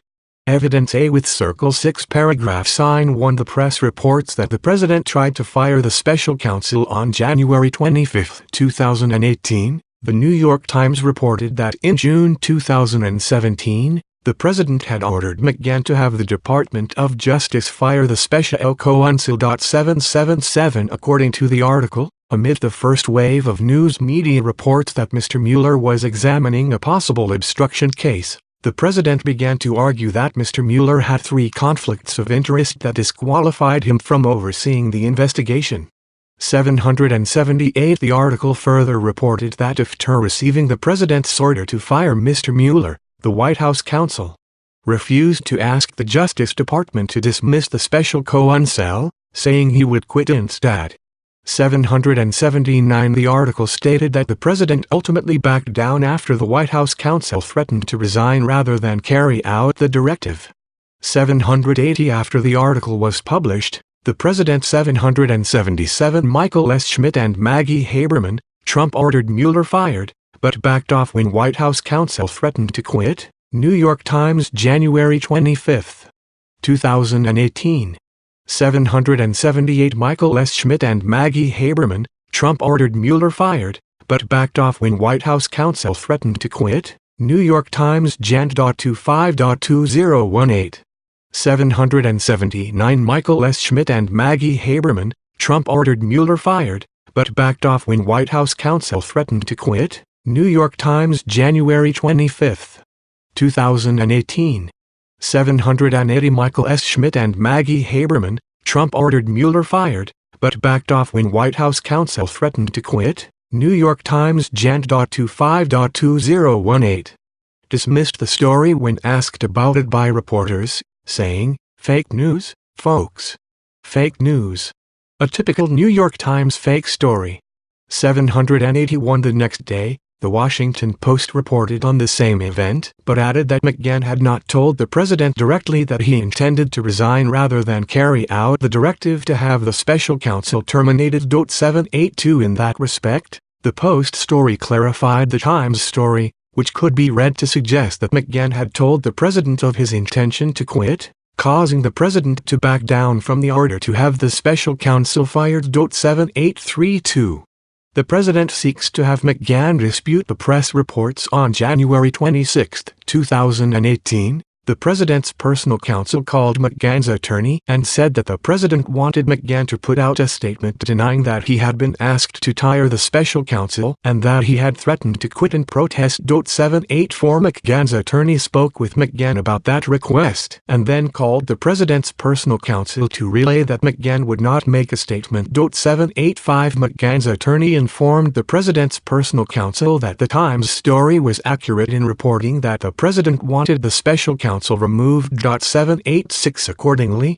McGahn's attorney said, although the article was inaccurate in some other respects, McGahn could not comply with the president's request to dispute the story. 787 Hicks recalled relaying to the president that one of his attorneys had spoken to McGahn's attorney about the issue. 788 781 Sophie Tatum and Kara Scandal, Trump denies he called for Mueller's firing. CNN, January 26, 2018. Michael S. Schmidt and Maggie Haberman, Trump ordered Mueller fired, but backed off when White House counsel threatened to quit. New York Times, January 25, 2018. 782 The Post article stated, despite internal objections, Trump decided to assert that Mueller had unacceptable conflicts of interest and moved to remove him from his position. In response, McGahn said he would not remain at the White House if Trump went through with the move. McGahn did not deliver his resignation threat directly to Trump, but was serious about his threat to leave. Rosalind S. Helderman and Josh Ducey, Trump moved to fire Mueller in June, bringing White House counsel to the brink of leaving. Washington Post, January 26, 2018. 783 Rosalind S. Helderman and Josh Ducey, Trump moved to fire Mueller in June, bringing White House counsel to the brink of leaving. Washington Post, January 26, 2018. See McGahn 3, 8, 17, 302, at 3-4. 784 McGahn 3, 8, 18, 302, at 3 Agent Note. 785 McGahn 3, 8, 18, 302, at 3 Agent Note. 786 McGahn 3, 8, 18, 302, at 3-4 Agent Note 787 McGann 3, 8, 18, 302, at 4 Agent Note 788 Hicks 3, 13, 18, 302, at 11. Hicks also recalled that the president spoke on the phone that day with Chief of Staff John Kelly and that the president said Kelly told him that McGann had totally refuted the story and was going to put out a statement. Hicks 3, 13, 18, 302, at 11. But Kelly said that he did not speak to McGann when the article came out and did not tell anyone he had done so. Kelly 8, 2, 18, 302, at 1-2. Also on January 26, 2017, Hicks recalled that the president asked Sanders to contact McGann about the story. 789 McGann told Sanders there was no need to respond and indicated that some of the article was accurate. 79 degrees. Consistent with that position, McGann did not correct the Times story. On February 4, 20 leaders 8.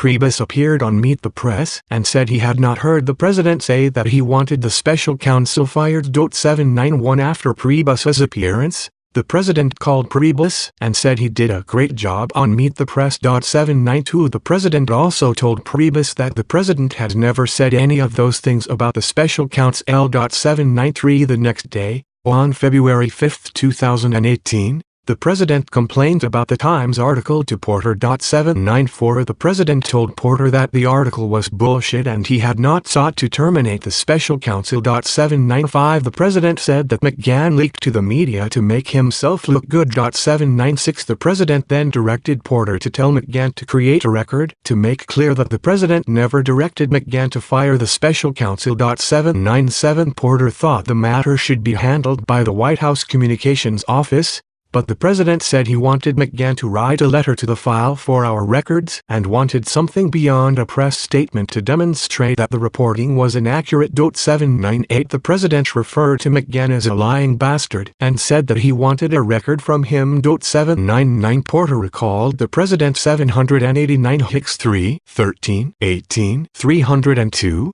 at 11. Sanders did not recall whether the president asked her to speak to McGann or if she did it on her own. Sanders 7, 23, 18, 302, at 2. 790 Sanders 7, 23, 18, 302, at 1-2. 791 Meet the Press interview with Reince Priebus, NBC February 4, 2018. 792 Priebus 4, 3, 18, 302, at 10. 793 Priebus 4, 3, 18, 302, at 10.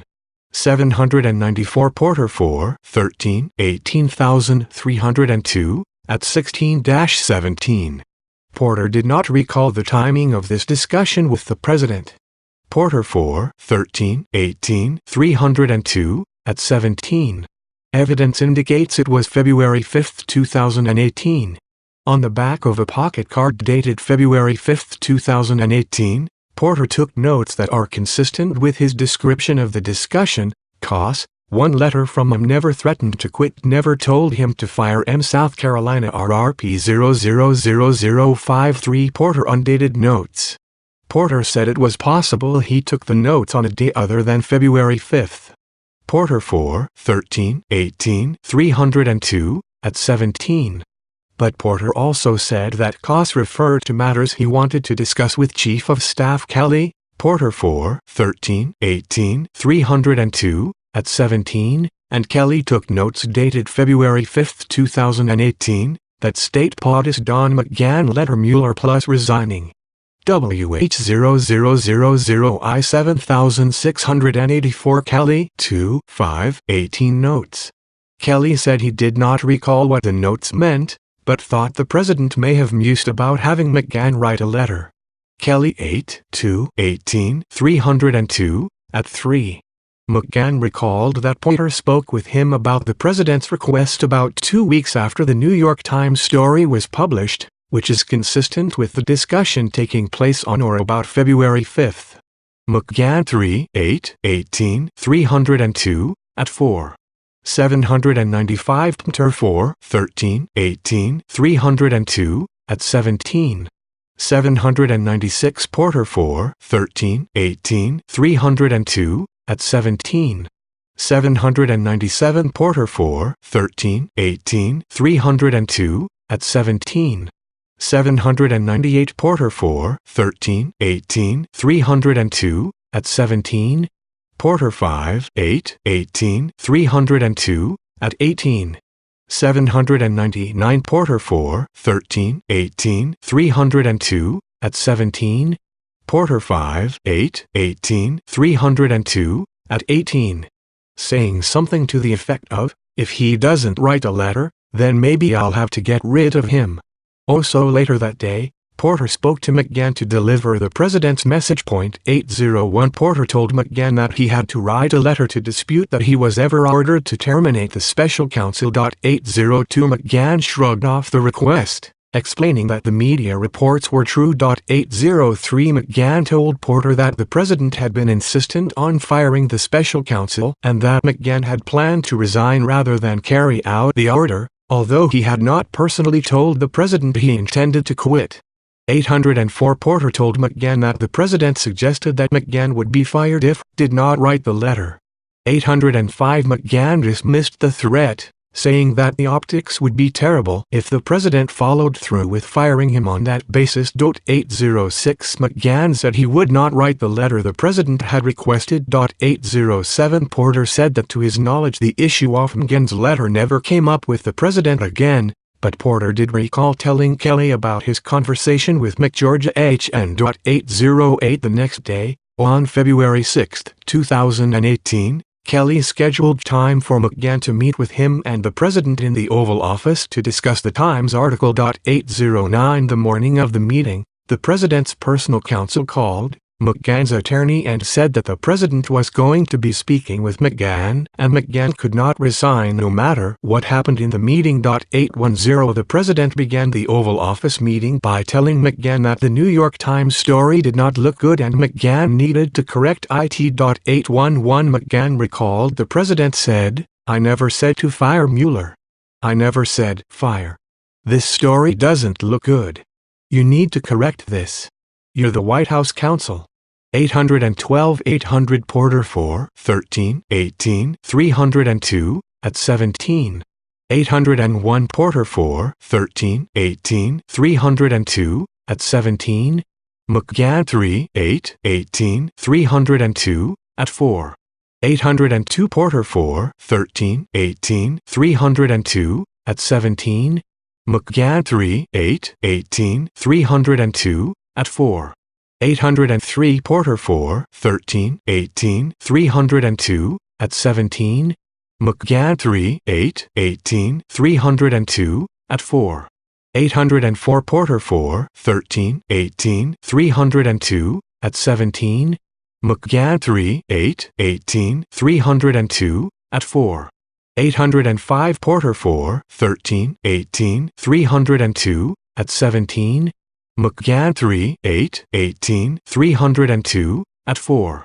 806 Porter 4, 13, 18,302, at 1718.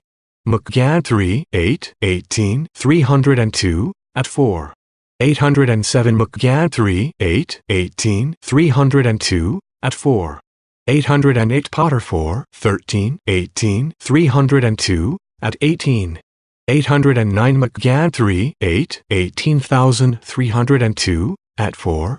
WH00017685 Kelly 2, 6, 18 notes. McGahn recalled that, before the Oval Office meeting, he told Kelly that he was not inclined to fix the article.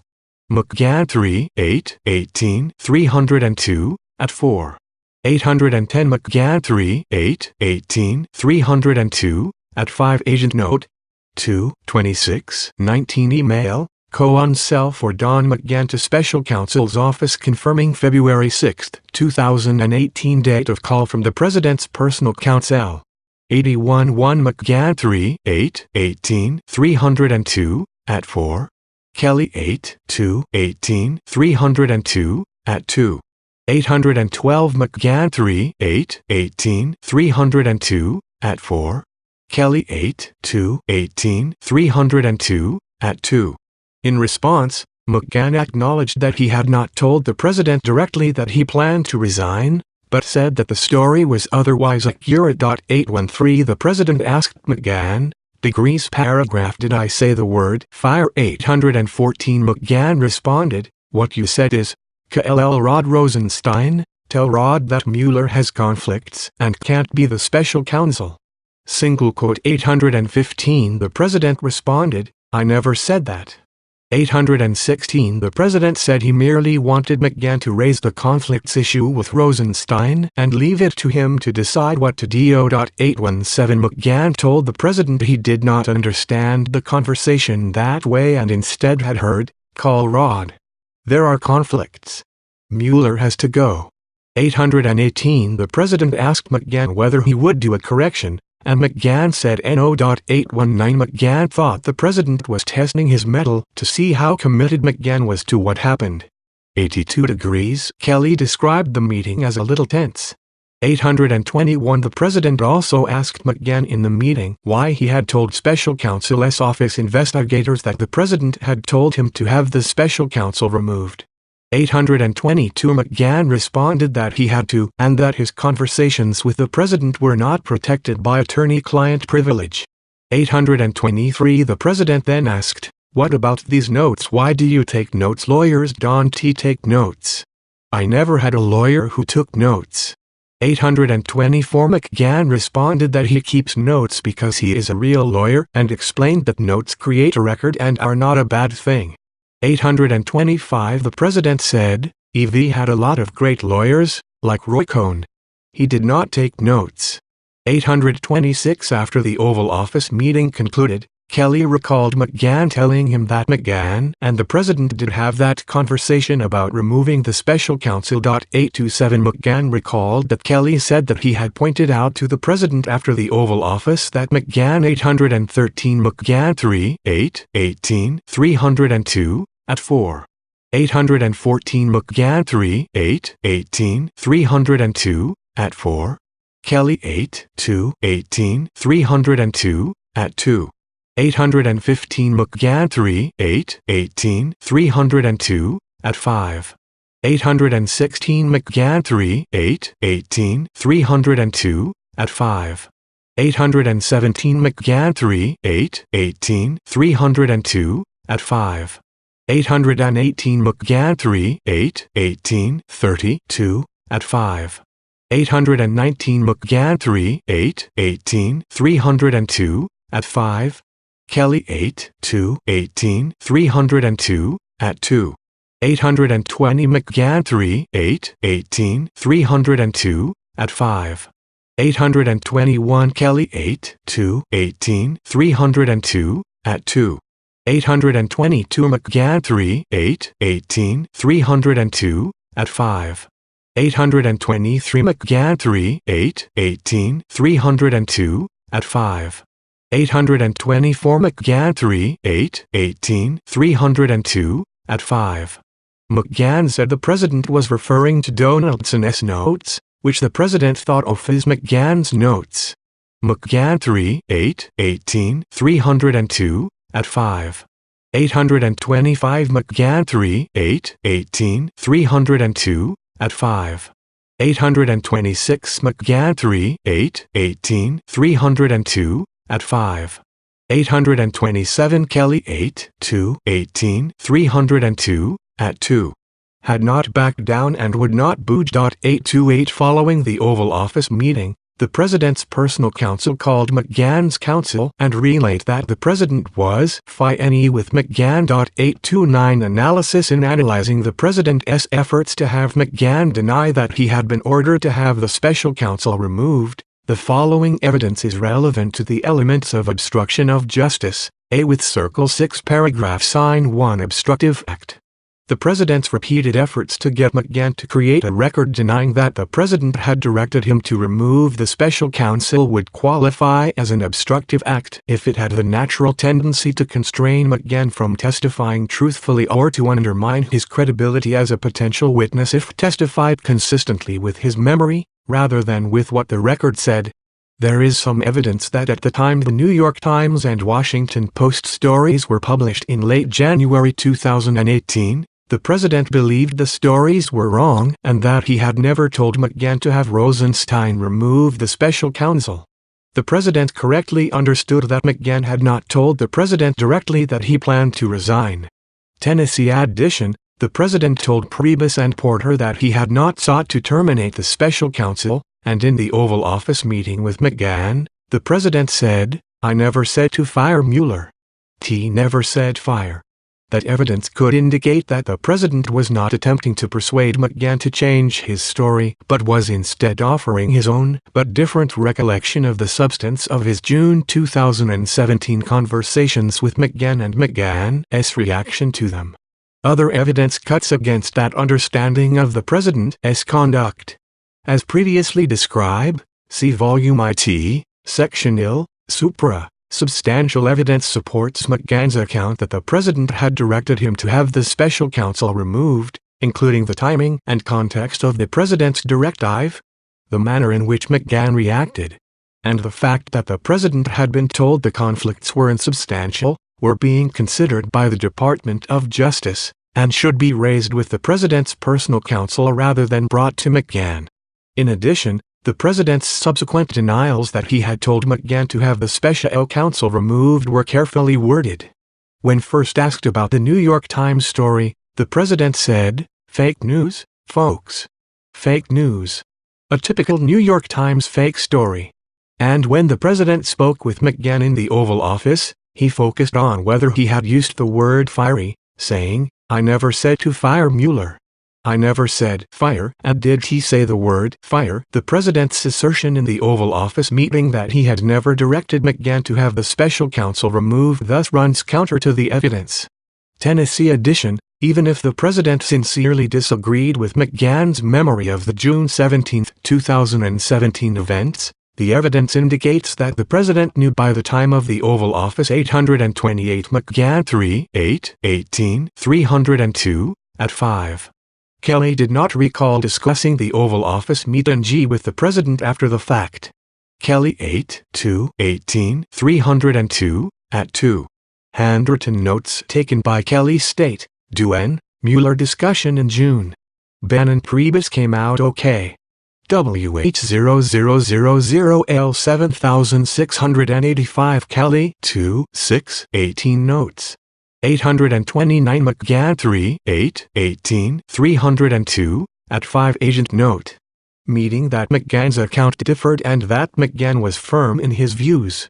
Shortly after the story broke, the president's counsel told McGahn's counsel that the president wanted McGahn to make a statement denying he had been asked to fire the special counsel, but McGahn responded through his counsel that that aspect of the story was accurate and he therefore could not comply with the president's request. The president then directed Sanders to tell McGahn to correct the story, but McGahn told her he would not do so because the story was accurate in reporting on the president's order. Consistent with that position, McGahn never issued a correction.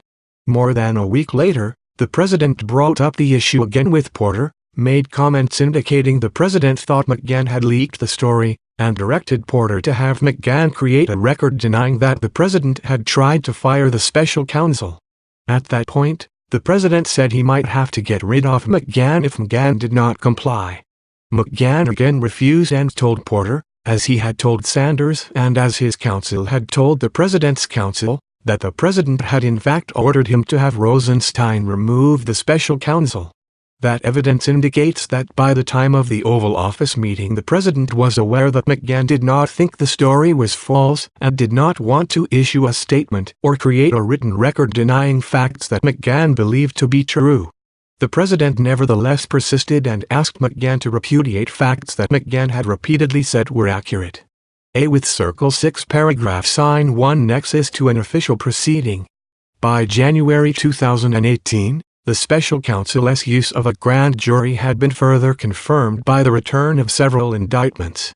The president also was aware that the special counsel was investigating obstruction-related events because, among other reasons, on January 8, 2008, The special counsel's office provided his counsel with a detailed list of topics for a possible interview with the president. 830 The president knew that McGahn had personal knowledge of many of the events the special counsel was investigating, and that McGahn had already been interviewed by special counsel investigators. And in the Oval Office meeting, the president indicated he knew that McGahn had told the special counsel's office about the president's effort to remove the special counsel. The president challenged McGahn for disclosing that information and for taking notes that he viewed as creating unnecessary legal exposure. That evidence indicates the president's awareness that the June 17, 2017 events were relevant to the special counsel's investigation and any grand jury investigation that might grow out of it. To establish a nexus, it would be necessary to show that the president's actions would have the natural tendency to affect such a proceeding or that they would hinder, delay, or prevent the communication of information to investigators. Because McGahn had spoken to special counsel investigators before January 2018, the president could not have been seeking to influence his prior statements in those interviews.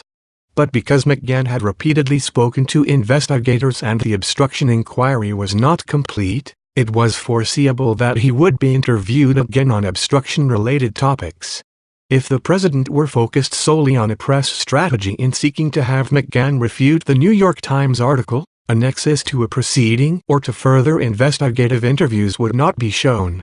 But the president's efforts to have McGahn write a letter for our records approximately 10 days after the stories had come out well past the typical 831-29I8 letter, President's personal counsel to special counsel's office, at 1-2 in our conversation of January 8, your office identified the following topics as areas you desired to address with the president in order to complete your investigation on the subjects of alleged collusion and obstruction of justice. Listing 16 topics. Time to issue a correction for a news story indicates the president was not focused solely on a press strategy, but instead likely contemplated the ongoing investigation and any proceedings arising from it. A with Circle 6 paragraph sign 1 intent. Substantial evidence indicates that in repeatedly urging McGahn to dispute that he was ordered to have the special counsel terminated, the president acted for the purpose of influencing McGahn's account in order to deflect or prevent further scrutiny of the president's conduct towards the investigation. Several facts support that conclusion. The president made repeated attempts to get McGahn to change his story. As described above, by the time of the last attempt, the evidence suggests that the president had been told on multiple occasions that McGahn believed the president had ordered him to have the special counsel terminated. McGahn interpreted his encounter with the president in the Oval Office as an attempt to test his mettle and see how committed he was to his memory of what had occurred. The president had already laid the groundwork for pressing McGahn to alter his account by telling Porter that it might be necessary to fire McGahn if he did not deny the story, and Porter relayed that statement to McGahn.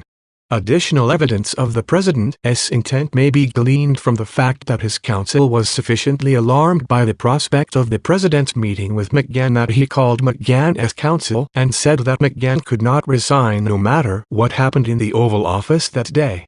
The president's counsel was well aware of McGahn's resolve not to issue what he believed to be a false account of events despite the president's request. Finally, as noted above, the president brought up the special counsel investigation in his Oval Office meeting with McGahn and criticized him for telling this office about the June 17, 2017 events. The president's statements reflect his understanding and his displeasure that those events would be part of an obstruction of justice inquiry. A with Circle 6 paragraph sign 1 The president's conduct towards Flynn, Manafort, overview degrees Hatchek Manafort, 1. Co-6 paragraph sign 1 Watton is described in the next section, Cohen. When Flynn withdrew from a joint defense agreement with the president, the President's personal counsel stated that Flynn's actions would be viewed as reflecting hostility towards the president. During Manafort's prosecution and while the jury was deliberating, the president repeatedly stated that Manafort was being treated unfairly and made it known that Manafort could receive a pardon. Cull and Jew. Lot, degrees Hatchek, A with circle 6 paragraph sign 5F Lil evidence A with circle 6 paragraph sign 1. Conduct directed at Michael Flynn as previously noted, see Volume 2, Section 11. B. Supra. The President asked for Flynn's resignation on February 13, 2017.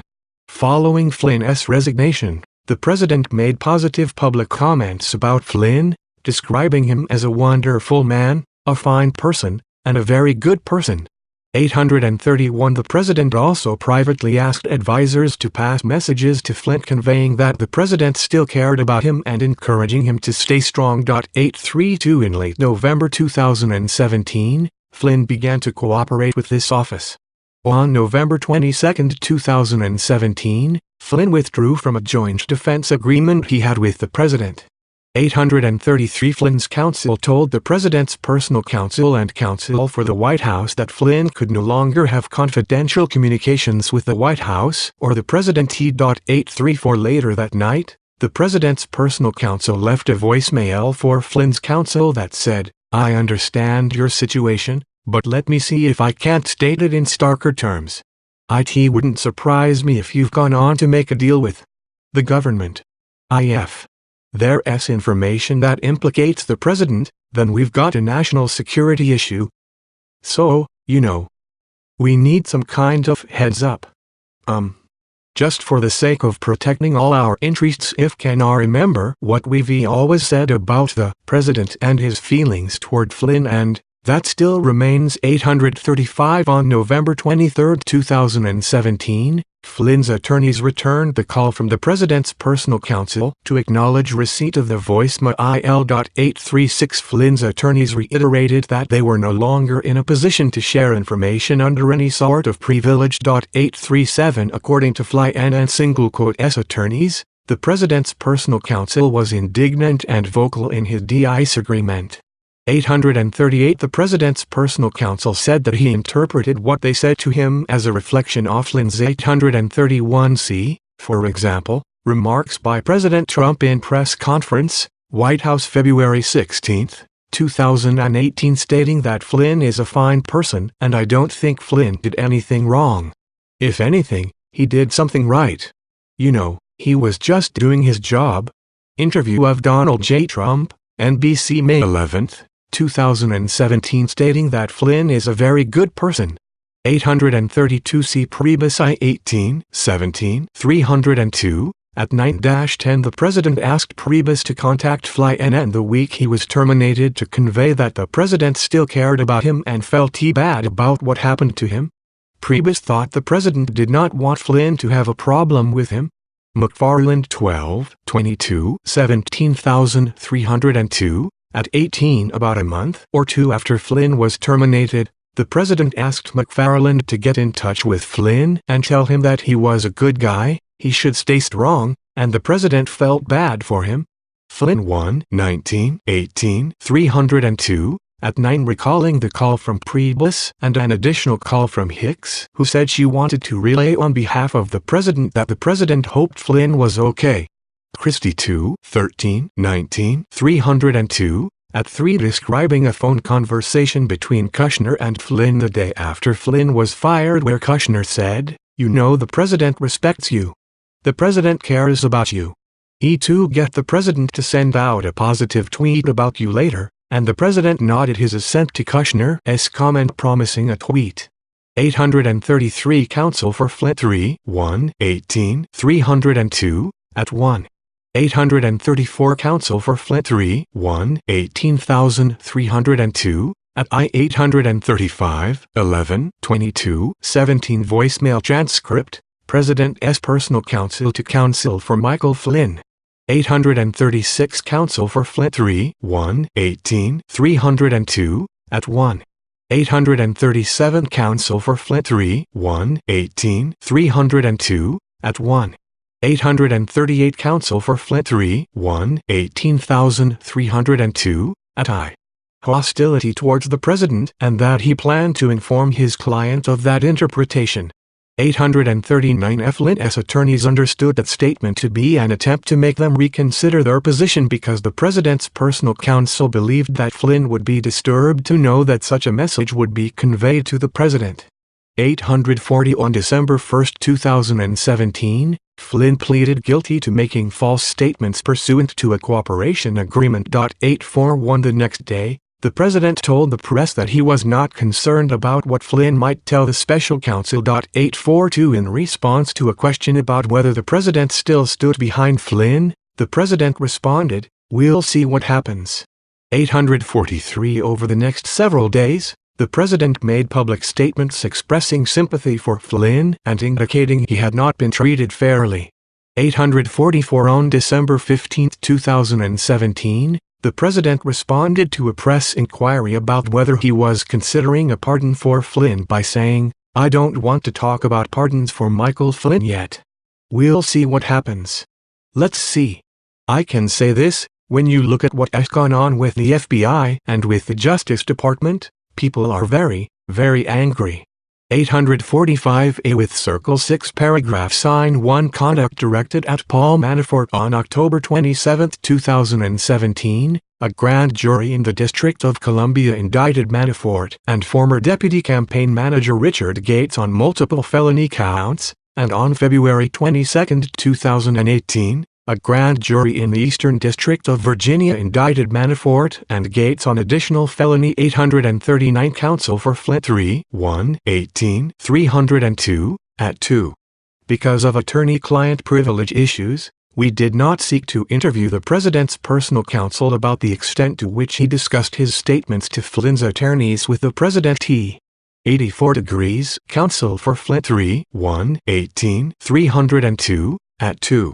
841 Information, United States v. Michael T. Flynn, 117 CR 232 DDC December 1, 2017, Doc. 1.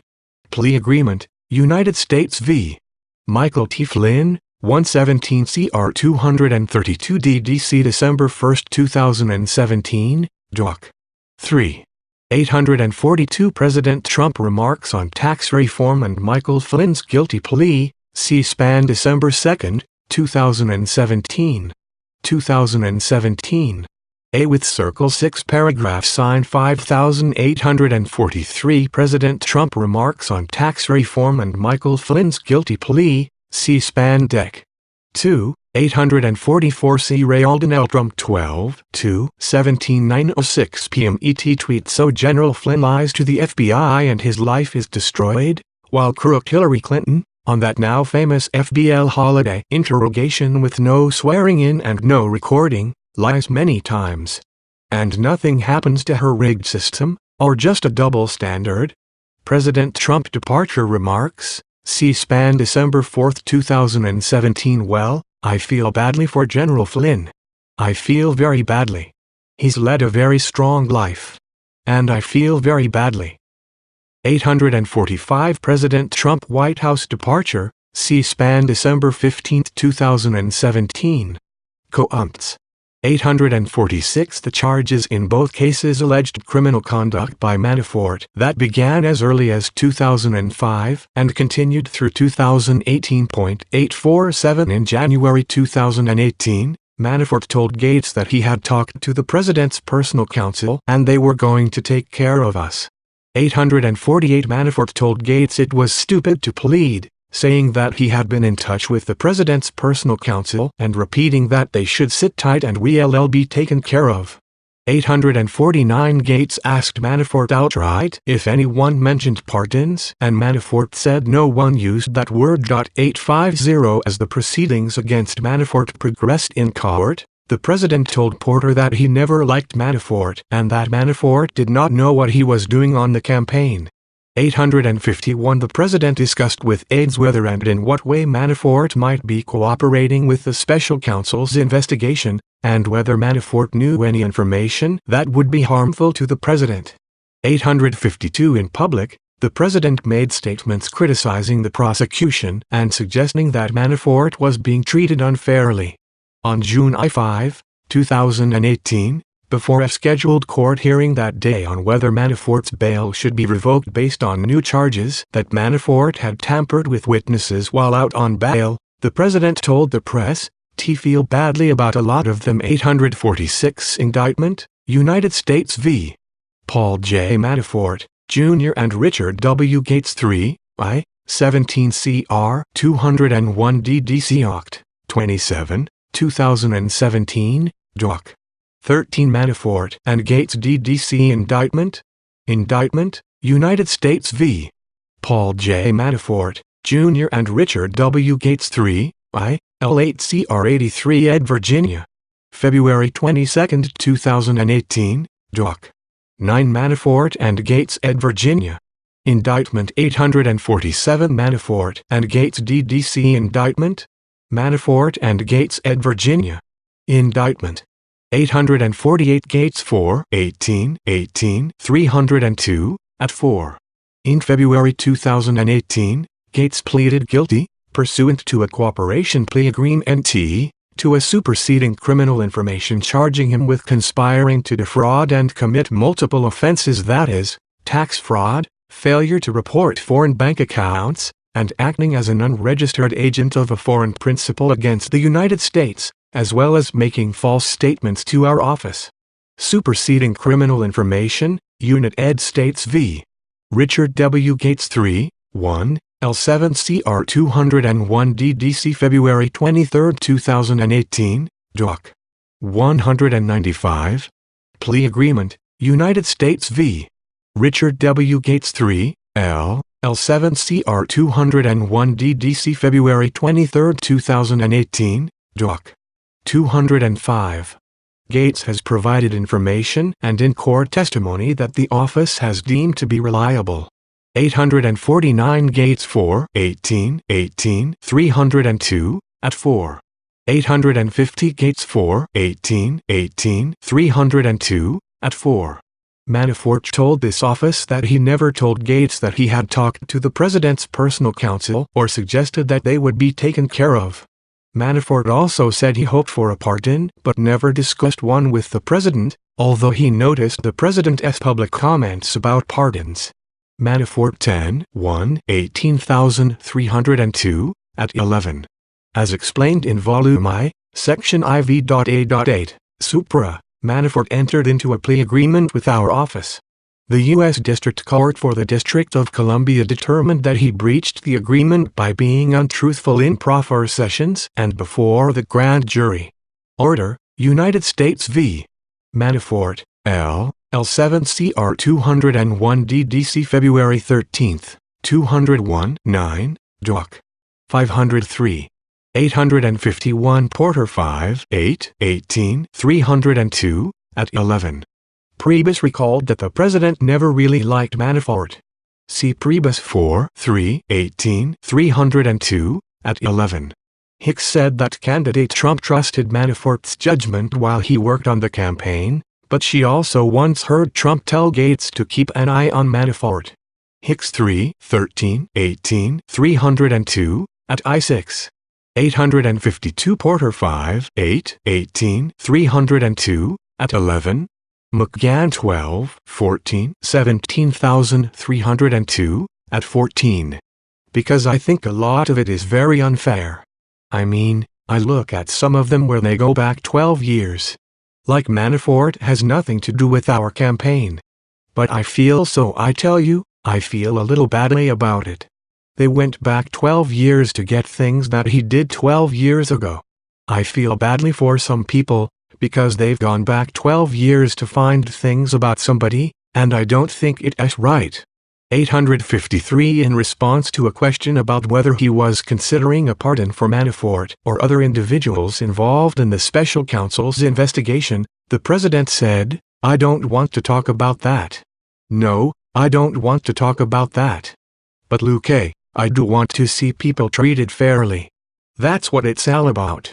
854 hours later, Manafort's bail was revoked and the president tweeted, "Wow, what a tough sentence for Paul Manafort, who has represented Ronald Reagan, Bob Dole and many other top political people and campaigns. Didn't know Manafort was the head of the mob."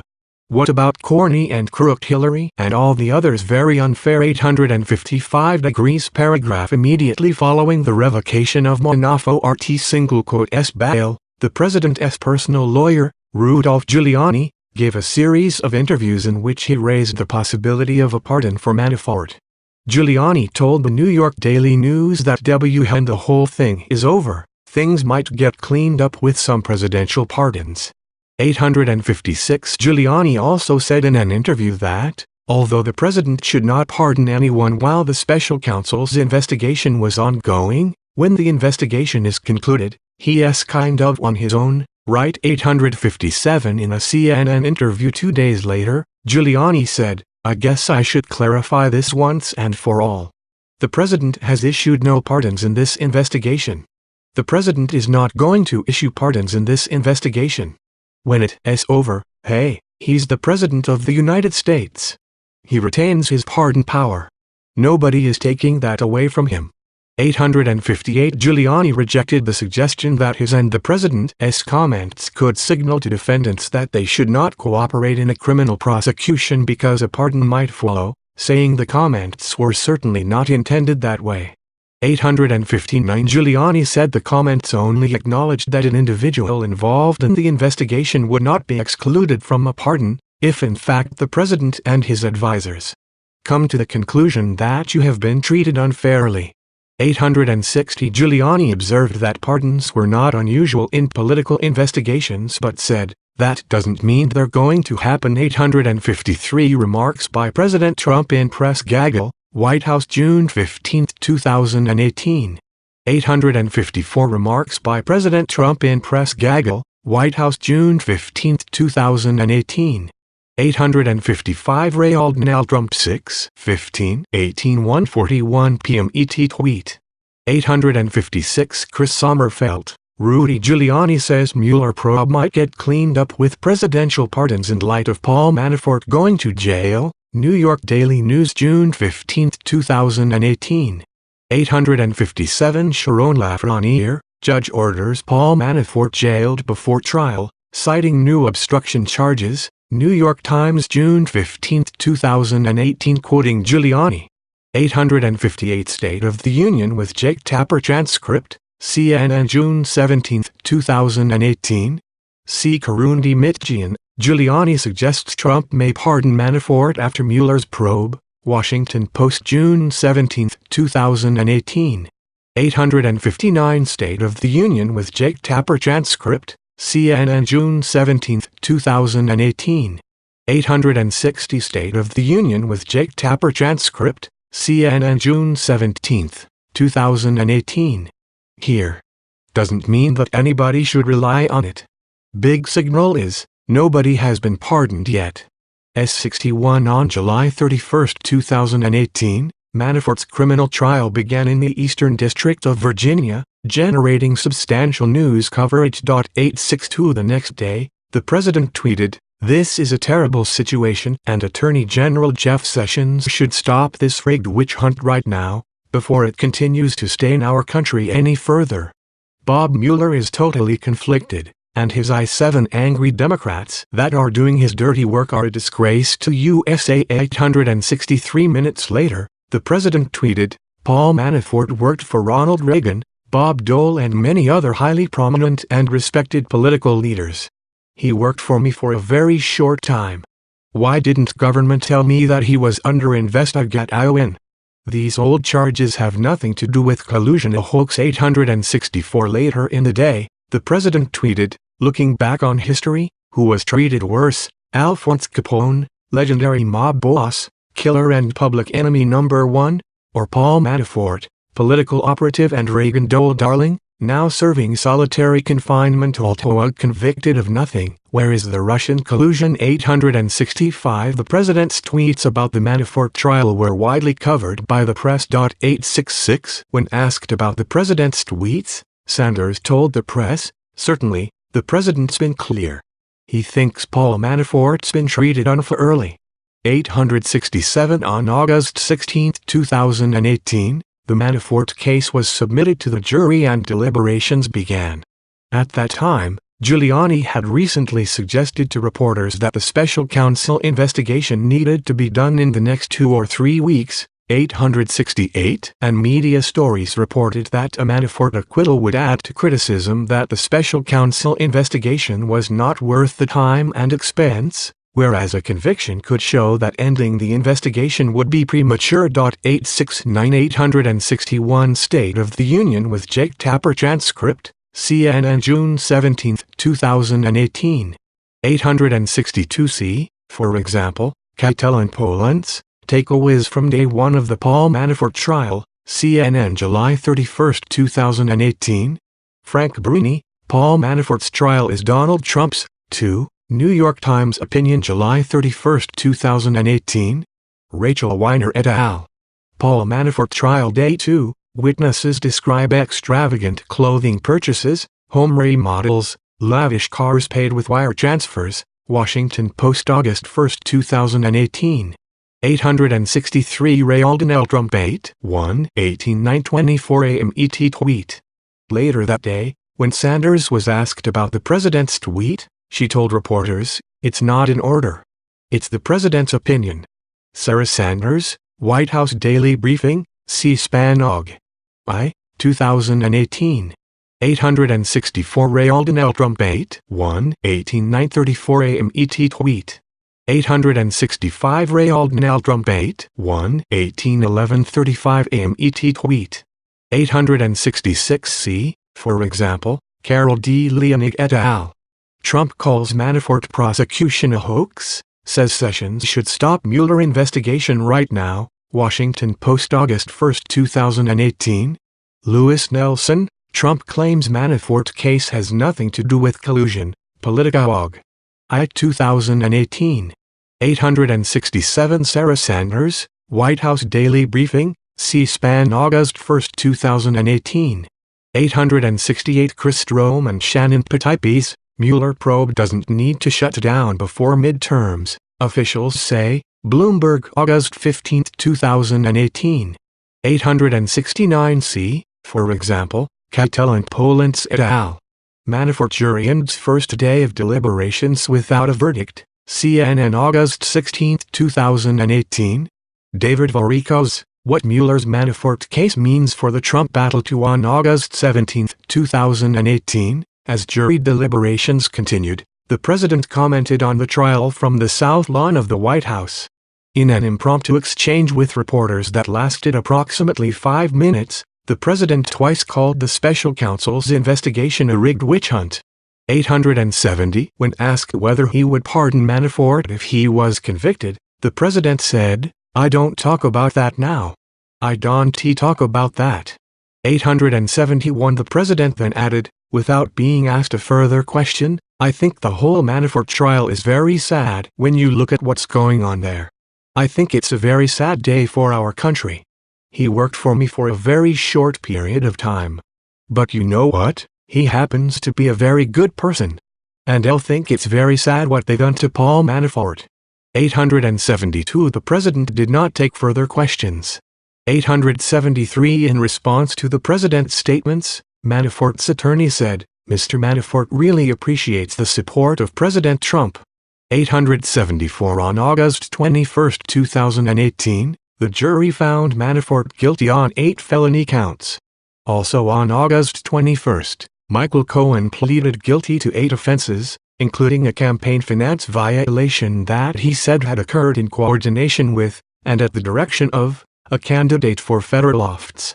875 The president reacted to Manafort's convictions that day by telling reporters, "Paul Manafort is a good man and it's a very sad thing that happened." 876 The president described the special counsel's investigation as a witch hunt that ends in disgrace. 877 The next day, the president tweeted, "I feel very badly for Paul Manafort and his wonderful family.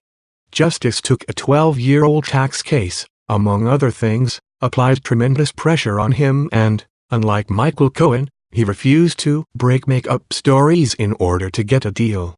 Such respect for a brave man." 878 In a Fox News interview on August 22, 2018, the president said, Cohen makes a better deal when he uses me, like everybody else. And one of the reasons I'll respect Paul Manafort so much is he went through that trial. You know, they make up stories. People make up stories. This Bloomberg, August 2nd, 2018. Gabby Marangelo, what a guilty verdict for Manafort would mean for Trump and Mueller. Washington Examiner, August 18, 2018. 870 President Trump remarks on John Brennan and Mueller probe, C-SPAN Aug. 17,2018. 871 President Trump remarks on John Brennan and Mueller probe, C-SPAN Aug. 17, 2018. 872 President Trump remarks on John Brennan and Mueller probe, C-SPAN August 17, 2018.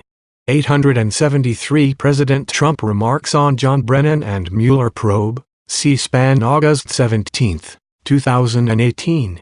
874 Trump calls Manafort very good person, all in with Chris Hayes, August 17, 2018 transcript. Manafort lawyer, we appreciate Trump's support, CNN Aug. 17, 2018 https www.cnn.com Videos Politics 2018 0817 Paul Manafort Attorney Trump JED Liberations 0 Diarises 2 Schneider-led-vpx.cnn 875 Transcript at 23 United States v. Michael Cohen, I. 18 CR 602 SDNY August 21, 2018, Doc.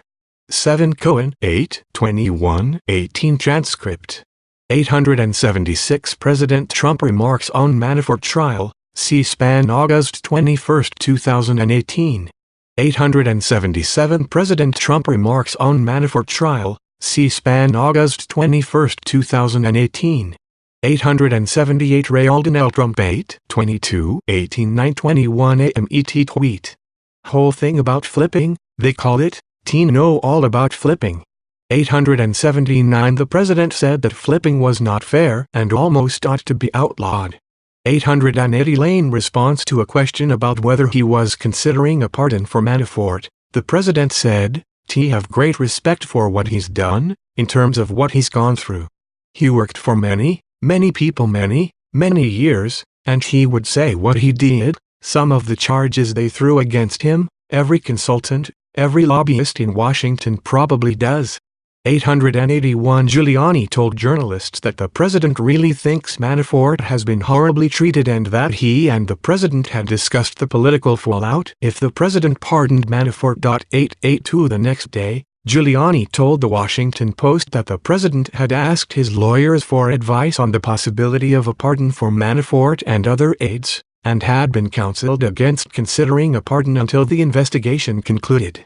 883 On September 14, 2018, Manafort pleaded guilty to charges in the District of Columbia and signed a plea agreement that required him to cooperate with Investigators. 884 Giuliani was reported to have publicly said that Manafort remained in a joint defense agreement with the president following Manafort's guilty plea and agreement to cooperate, and that Manafort's attorneys regularly briefed the president's lawyers on the topics discussed and the information Manafort had provided in interviews with the special counsel's office. 885 On November 26, 2018, the special counsel's office disclosed in a public court filing that Manafort had breached his plea agreement by lying about multiple subjects. 886 The next day, Giuliani said that the president had been upset for weeks about what he considered to be the un-American, horrible treatment of 879 Fox and Friends exclusive interview with President Trump. Fox News August 23, 2018 recorded the previous day.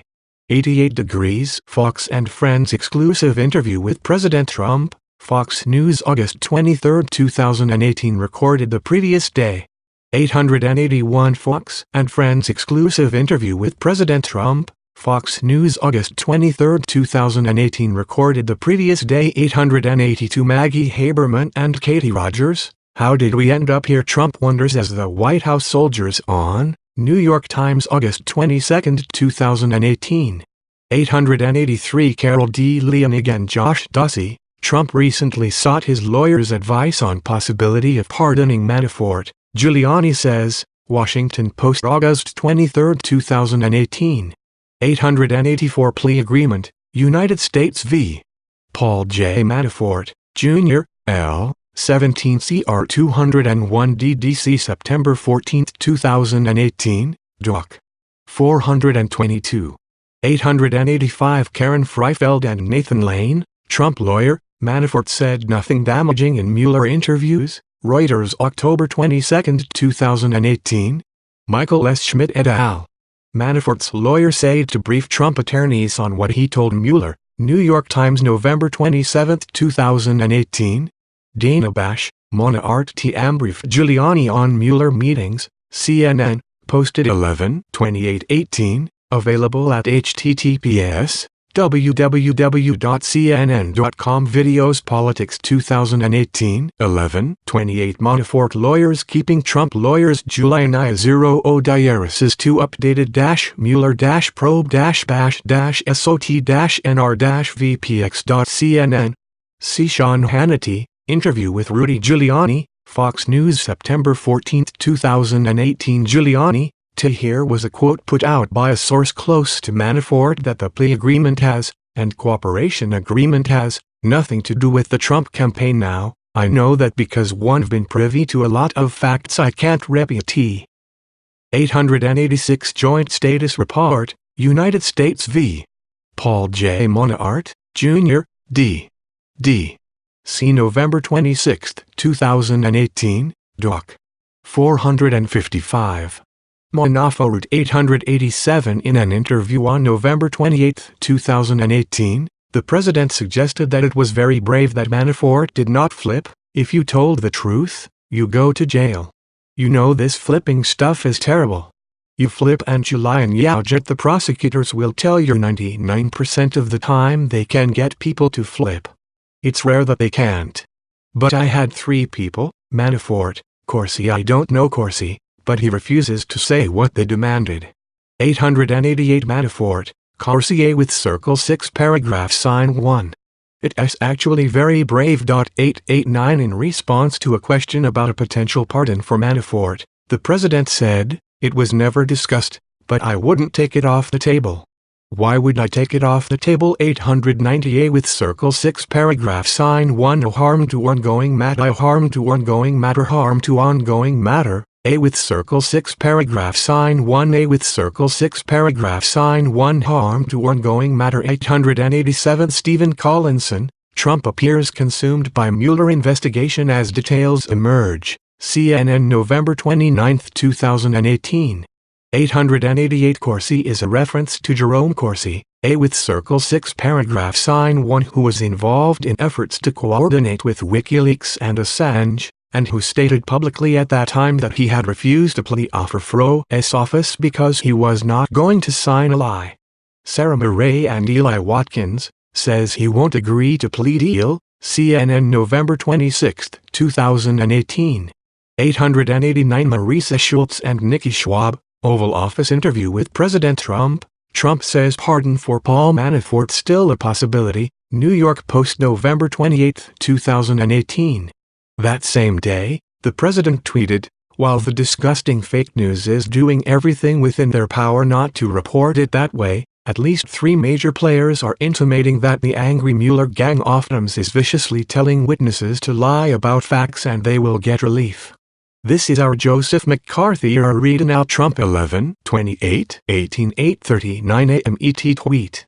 890 Marisa Schultz and Nikki Schwab, New York Post Oval Office interview with President Trump. Trump says pardon for Paul Manafort still a possibility. New York Post November 28, 2018.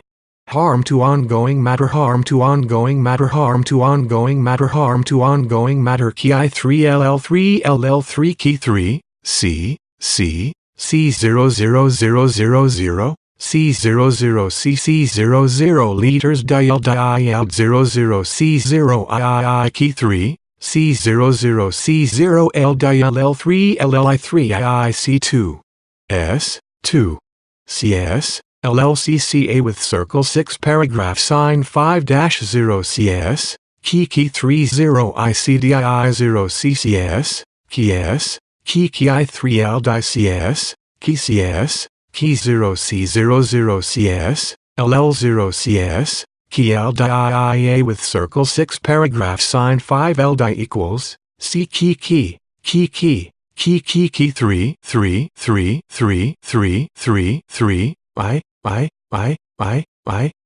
I key 3 key I 3 IS S I key S I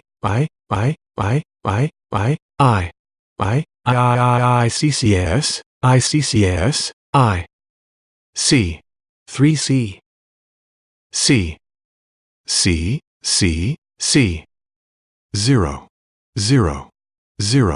0 CC 0 I 0 CC 0 CC 00 CC 2 CC 000 CC 0 CC 0 CC 0 CC 0 CC 0 CC 00 CC 0 CC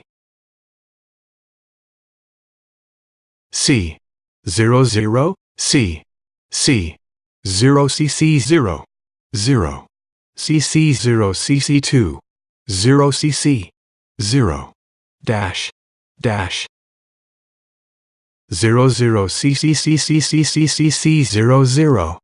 00 C CI 0 I key 3 IS key 0 ICCS IIA with circle 6 paragraph sign 5 C key 3 0 ICC IS KS key group of dots I key 3 it minus 00 CC 0 CC. Analysis in analyzing the President's conduct towards Flynn, Manafort, LITLLLL, the following evidence is relevant to the elements of obstruction of justice. A with circle 6 paragraph sign 1 obstructive act. The President's actions towards witnesses in the special counsel's investigation would qualify as obstructive if they had the natural tendency to prevent particular witnesses from testifying truthfully, or otherwise would have the probable effect of influencing, delaying, or preventing their testimony to law enforcement. With regard to Flynn, the President sent private and public messages to Flynn encouraging him to stay strong and conveying that the President still cared about him before he began to cooperate with the government. When Flynn's attorneys withdrew him from a joint defense agreement with the President, signaling that Flynn was potentially cooperating with the government, the President's personal counsel initially reminded Flynn's counsel of the President's warm feelings towards Flynn and said that still remains. But when Flynn's counsel reiterated that Flynn could no longer share information under a joint defense agreement, the President's personal counsel stated that the decision would be interpreted as reflecting Flynn's hostility towards the President.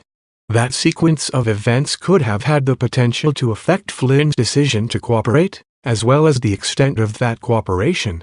Because of privilege issues, however, we could not determine whether the President was personally involved in or knew about the specific message his counsel delivered to Flynn's counsel. With respect to Manafort, there is evidence that the President's actions had the potential to influence Manafort's decision whether to cooperate with the government. The President and his personal counsel made repeated statements suggesting that a pardon was a possibility for Manafort, while also making it clear that the President did not want Manafort to flip and cooperate with the government. On June 15, 2018, the day the judge presiding over Manafort's D.C. case was considering whether to revoke his bail, the President said that he felt Lieutenant badly for Manafort and stated, "I think a lot of it is very unfair." And when asked about a pardon for Manafort, the President said, "I do want to see people treated fairly. That's what it's all about." Later that day, after Manafort's bail was revoked, the President called it a tough sentence that was very unfair. 2 days later, the President's personal counsel stated that individuals involved in the special counsel's investigation could receive a pardon if in fact the President and his advisors come to the conclusion that you have been treated unfairly, using language that paralleled how the President had already described the treatment of Manafort. Those statements, combined with the president's commendation of Manafort for being a brave man who refused to break, suggested that a pardon was a more likely possibility if Manafort continued not to cooperate with the government. And while Manafort eventually pleaded guilty pursuant to a cooperation agreement, he was found to have violated the agreement by lying to investigators. The president's public statements during the Manafort trial, including during jury deliberations, also had the potential to influence the trial jury. On the second day of trial, for example, the president called the prosecution a terrible situation and a hoax that continues to stain our country, and referred to Manafort as a Reagan doll darling who was serving solitary confinement even though he was convicted of nothing. Those statements were widely picked up by the press. While jurors were instructed not to watch or read news stories about the case and are presumed to follow those instructions, the president's statements during the trial generated substantial media coverage that could have reached jurors if they happened to see the statements or learned about them from others. And the president's statements during jury deliberations that Manafort happens to be a very good person and that it's very sad what they done to Paul Manafort had the potential to influence jurors who learned of the statements, which the president made just as jurors were considering whether to convict or acquit Manafort. With Circle 6 paragraph sign 1 nexus to an official proceeding. The president's actions towards Flynn, Manafort, appear to have been connected to pending or official proceedings involving each individual. The president's conduct towards Flynn principally occurred when both were under criminal investigation by the special counsel's office, and press reports speculated about whether they would cooperate with the special counsel's investigation. And the president's conduct towards Manafort was directly connected to the official proceedings involving him.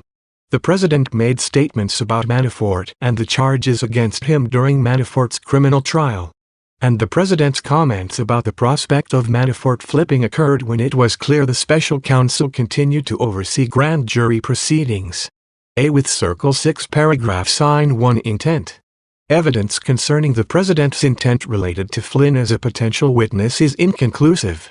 As previously noted, because of privilege issues we do not have evidence establishing whether the president knew about or was involved in his counsel's communications with Flynn's counsel stating that Flynn's decision to withdraw from the joint defense agreement and cooperate with the government would be viewed as reflecting hostility towards the president. And regardless of what the president's personal counsel communicated, the president continued to express sympathy for Flynn after he pleaded guilty pursuant to a cooperation agreement, stating that Flynn had led a very strong life and the president felt lieutenant very badly about what had happened to him. Evidence concerning the president's conduct towards Manafort indicates that the president intended to encourage Manafort to not cooperate with the government. Before Manafort was convicted, the president repeatedly stated that Manafort had been treated unfairly. One day after Manafort was convicted on 8 felony charges and potentially faced a lengthy prison term, the president said that Manafort was a brave man for refusing to break and that flipping almost ought to be outlawed. At the same time, although the president had privately told aides he did not like Manafort, he publicly called Manafort a good man and said he had a wonderful family. And when the president was asked whether he was considering a pardon for Manafort, the president did not respond directly and instead said he had great respect for what Manafort's done, in terms of what he has gone through. The president added that some of the charges they threw against him, every consultant, every lobbyist in Washington probably does. In light of the president's counsel's previous statements that the investigations might get cleaned up with some presidential pardons, and that a pardon would be possible if the president comes to the conclusion that you have been treated unfairly, the evidence supports the inference that the president intended Manafort to believe that he could receive a pardon, which would make cooperation with the government as a means of obtaining a lesser sentence unnecessary. We also examined the evidence of the president's intent in making public statements about Manafort at the beginning of his trial and when the jury was deliberating. Some evidence supports a conclusion that the president intended, at least in part, to influence the jury. The trial generated widespread publicity, and as the jury began to deliberate, commentators suggested that an acquittal would add to pressure to end the special counsel's investigation. by publicly stating on the second day of deliberations that Manafort happens to be a very good person and that it's very sad what they've done to Paul Manafort right after calling the special counsel's investigation a rigged witch hunt. The president's single quote statements could, if they reached jurors, have the natural tendency to engender sympathy for Manafort among jurors, and a fact finder could infer that the president intended that result. But there are alternative explanations for the president's comments, including that he genuinely felt sorry for Manafort or that his goal was not to influence the jury but to influence public opinion. The president's comments also could have been intended to continue sending a message to Manafort that a pardon was possible. As described above, the president made his comments about Manafort being a very good person immediately after declining to answer a question about whether he would pardon Manafort. With Circle 6 paragraph sign 1 The President's Conduct Involving Michael Cohen Overview The President's conduct involving Michael Cohen spans the full period of our investigation. During the campaign, Cohen pursued the Trump Tower Moscow project on behalf of the Trump Organization. Cohen briefed candidate Trump on the project numerous times, including discussing whether Trump should travel to Russia to advance the deal. After the media began questioning Trump's connections to Russia, Cohen promoted a party line that publicly distanced Trump from Russia and asserted he had no business there. Cohen continued to adhere to that party line in 2017, when Congress asked him to provide documents and testimony in its Russia investigation. In an attempt to minimize the president's connections to Russia, Cohen submitted a letter to Congress falsely stating that he only briefed Trump on the Trump Tower Moscow project 3 times, that he did not consider asking Trump to travel to Russia, that Cohen had not received a response to an outreach he made to the Russian government, and that the project ended in January 2016, before the first Republican caucus or primary. While working on the congressional statement, Cohen had extensive discussions with the president's personal counsel, who, according to Cohen, said that Cohen should not contradict the president and should keep the statement short and tight. After the FBI searched Cohen's home and office in April 2018, the president publicly asserted that Cohen would not flip and privately passed messages of support to him. Cohen also discussed pardons with the president's personal counsel and believed that if he stayed on message, he would get a pardon or the president would do something else to make the investigation end. But after Cohen began cooperating with the government in July 2018, the president publicly criticized him, called him a rat, and suggested his family members had committed crimes. Evidence with Circle 6 paragraph sign 1 Candidate Trump's awareness of and involvement in the Trump Tower Moscow project. The president's interactions with Cohen as a witness took place against the background of the president's involvement in the Trump Tower Moscow project. As described in detail in Volume I, Section IV.A.1, Supra, from September 2015 until at least June 2016, the Trump Organization pursued a Trump Tower Moscow project in Russia, with negotiations conducted by Cohen, then Executive Vice President of the Trump Organization and Special Counsel to Donald J. Trump. 909 The Trump Organization had previously and 909 in August 2008 and November 2018, Cohen pleaded guilty to multiple crimes of deception, including making false statements to Congress about the Trump Tower Moscow project, as described later in this section. When Cohen first met with investigators from this office, he repeated the same lies he told Congress about the Trump Tower Moscow project. Cohen 8/7/18 302 at 12/17. But after Cohen pleaded guilty to offenses in the Southern District of New York on August 21, 2018, he met with investigators again and corrected the record. The office found Cohen's testimony in these subsequent proffer sessions to be consistent with and corroborated by other information obtained in the course of the office's investigation.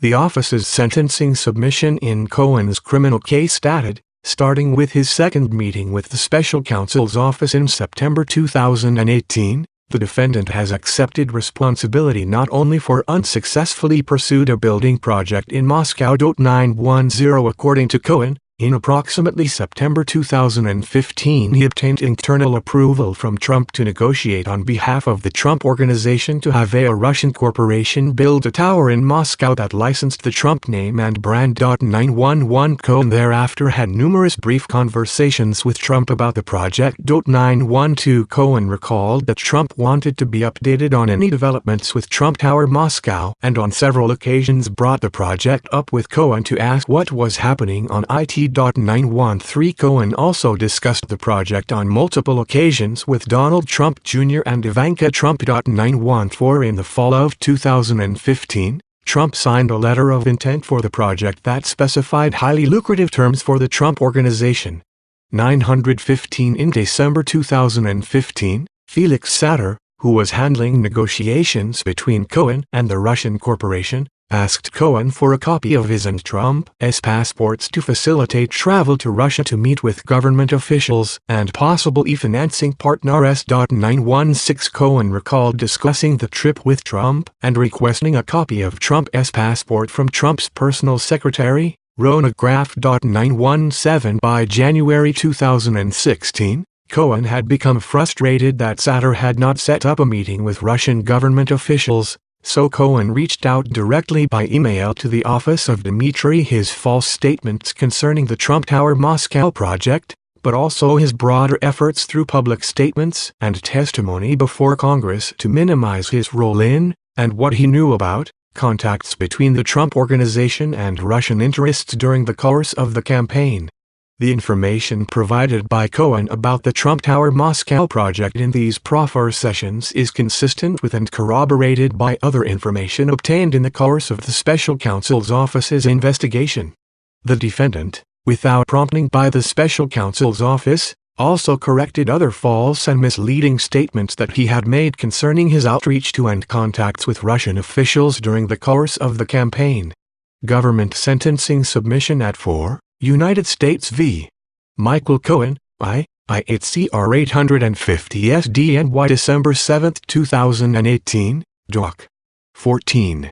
At Cohen's sentencing, our office further explained that Cohen had provided valuable information while taking care and being careful to note what he knows and what he doesn't know.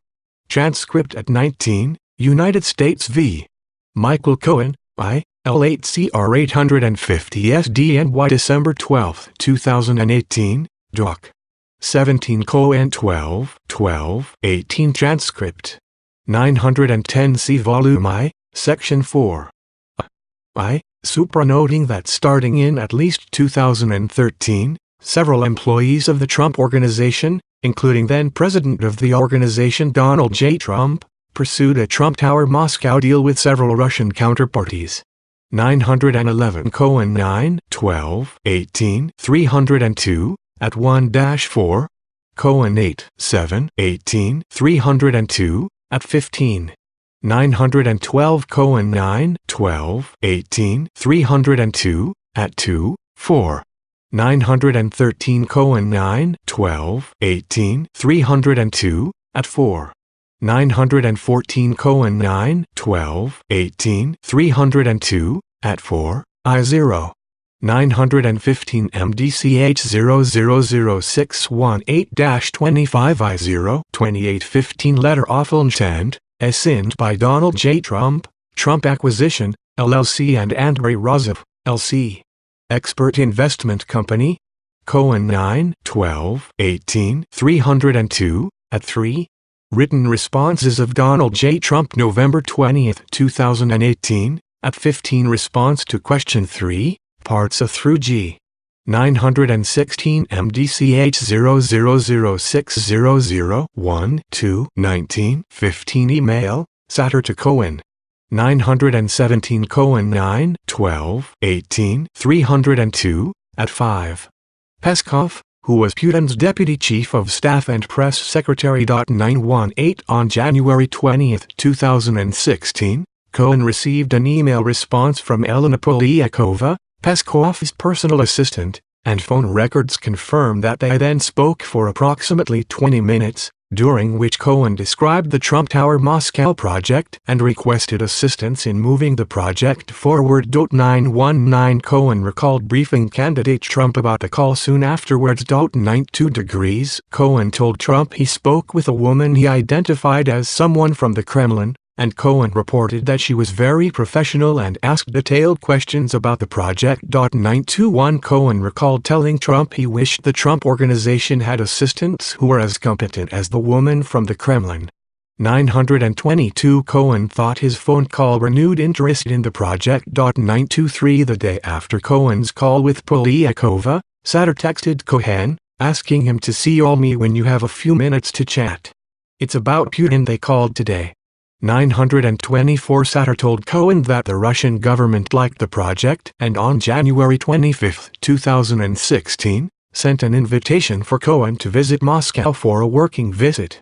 925 After the outreach from Satter, Cohen recalled telling Trump that he was waiting to hear back on moving the project forward. 926 After January 2016, Cohen continued to have conversations with Satter about Trump Tower Moscow and continued to keep candidate Trump updated about those discussions and the status of the project. 927 Cohen recalled that he and Trump wanted Trump Tower Moscow to succeed and that Trump never discouraged him from working on the project because of the campaign.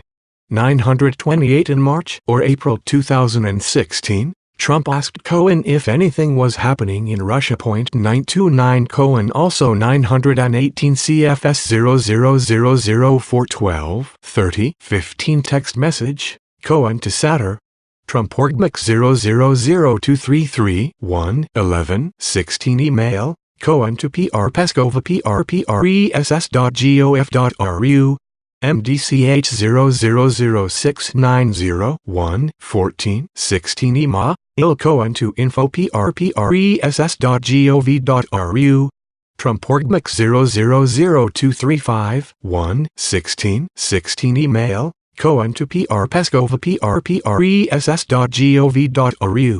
919 12016 email, Polyakova to Cohen, call records of Michael Cohen, showing a 22-minute call on January 20, 2016, between Cohen and the number Polyakova provided in her email, Cohen 9-12-18-302, at 2-3.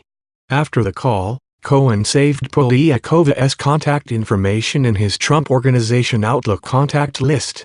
1-20-16 Cohen Microsoft Outlook entry 622A.M 92 degrees Cohen 11-20-18-302, at 5.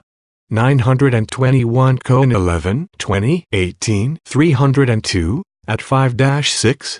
Cohen IL 12-18-302, at 4. 922 Cohen 11-20-18-302, at 5. 923 Cohen 9-12-18,302, at 5.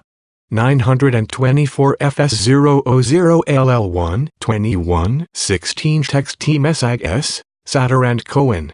925 Cohen 9-12-18-302, at 5. 1-25-16 email, Satter to Cohen attachment. 926 Cohen 11-20-18-302, at 5. 927 Cohen 9-12-18-302, at 6. In later congressional testimony, Cohen stated that he briefed Trump on the project approximately 6 times after January 2016. Hearing on issues related to Trump Organization before the House Oversight and Reform Committee, 116th Cong. February 27, 2019 CQ Cong. Transcripts, at 24 testimony of Michael Cohen. 928 Cohen 9-12-18-302, at 6. 929 Cohen 9-18-18-302, at 4. Recalled briefing Donald Trump Jr. in the spring, a conversation that Cohen said was not idle chit-chat because Trump Tower Moscow was potentially a $1 billion deal. 930 Cohen recalled that around May 2016, He again raised with candidate Trump the possibility of a trip to Russia to advance the Trump Tower Moscow project. 931 At that time, Cohen had received several texts from Satter seeking to arrange dates for such a trip. 932 On May 4, 2016, Satter wrote to Cohen, "T had a chat with Moscow. Assuming the trip does happen, the question is before or after the convention. Obviously the pre-meeting trip you only can happen anytime you want, but the two big guys is the question." I said I would confirm and revert. 933 Cohen responded, "My trip before Cleveland. Trump once he becomes the nominee after the convention." 934 On May 5, 2016, Satter followed up with a text that Cohen thought he'd probably read to Trump. "Peskov would like to invite you as his guest to the St. Petersburg Forum, which is Russia's Davos. It's June 16th to 19th. He wants to meet there with you and possibly introduce you to either Putin or Medvedev. This is perfect. The entire business class of Russia will be there as well." He said anything you want to discuss, including dates and subjects, are on the table to discuss. 935 Cohen recalled discussing the invitation to the St. Petersburg Economic Forum with candidate Trump and saying that Putin or Russian Prime Minister Dmitry Medvedev might be there. 936 Cohen remembered that Trump said that he would be willing to travel to Russia if Cohen could lock and load on the DL. 937 Tennessee June 2016.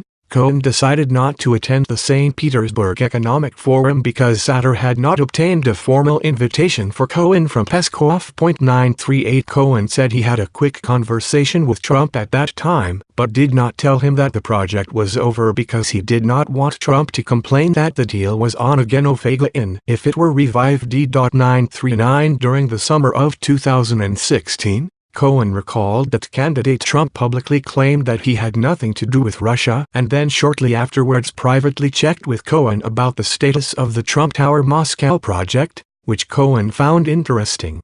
940 At some point 93 degrees Cohen 9, 12, 18, 302, at 10. 931 Cohen 9, 12, 18, 302, at 7. 932 Cohen 9, 12, 18, 302, at 7. 933 FS000155, 16 text message, Satter to Cohen. 934 FS000L5, 16 text message, Cohen to Satter. 935 FS00016-17, 16 text messages, Satter and Cohen. 936 Cohen 9, 12 L8302, at 7. 937 Cohen 9, 12, 18, 302, at 7.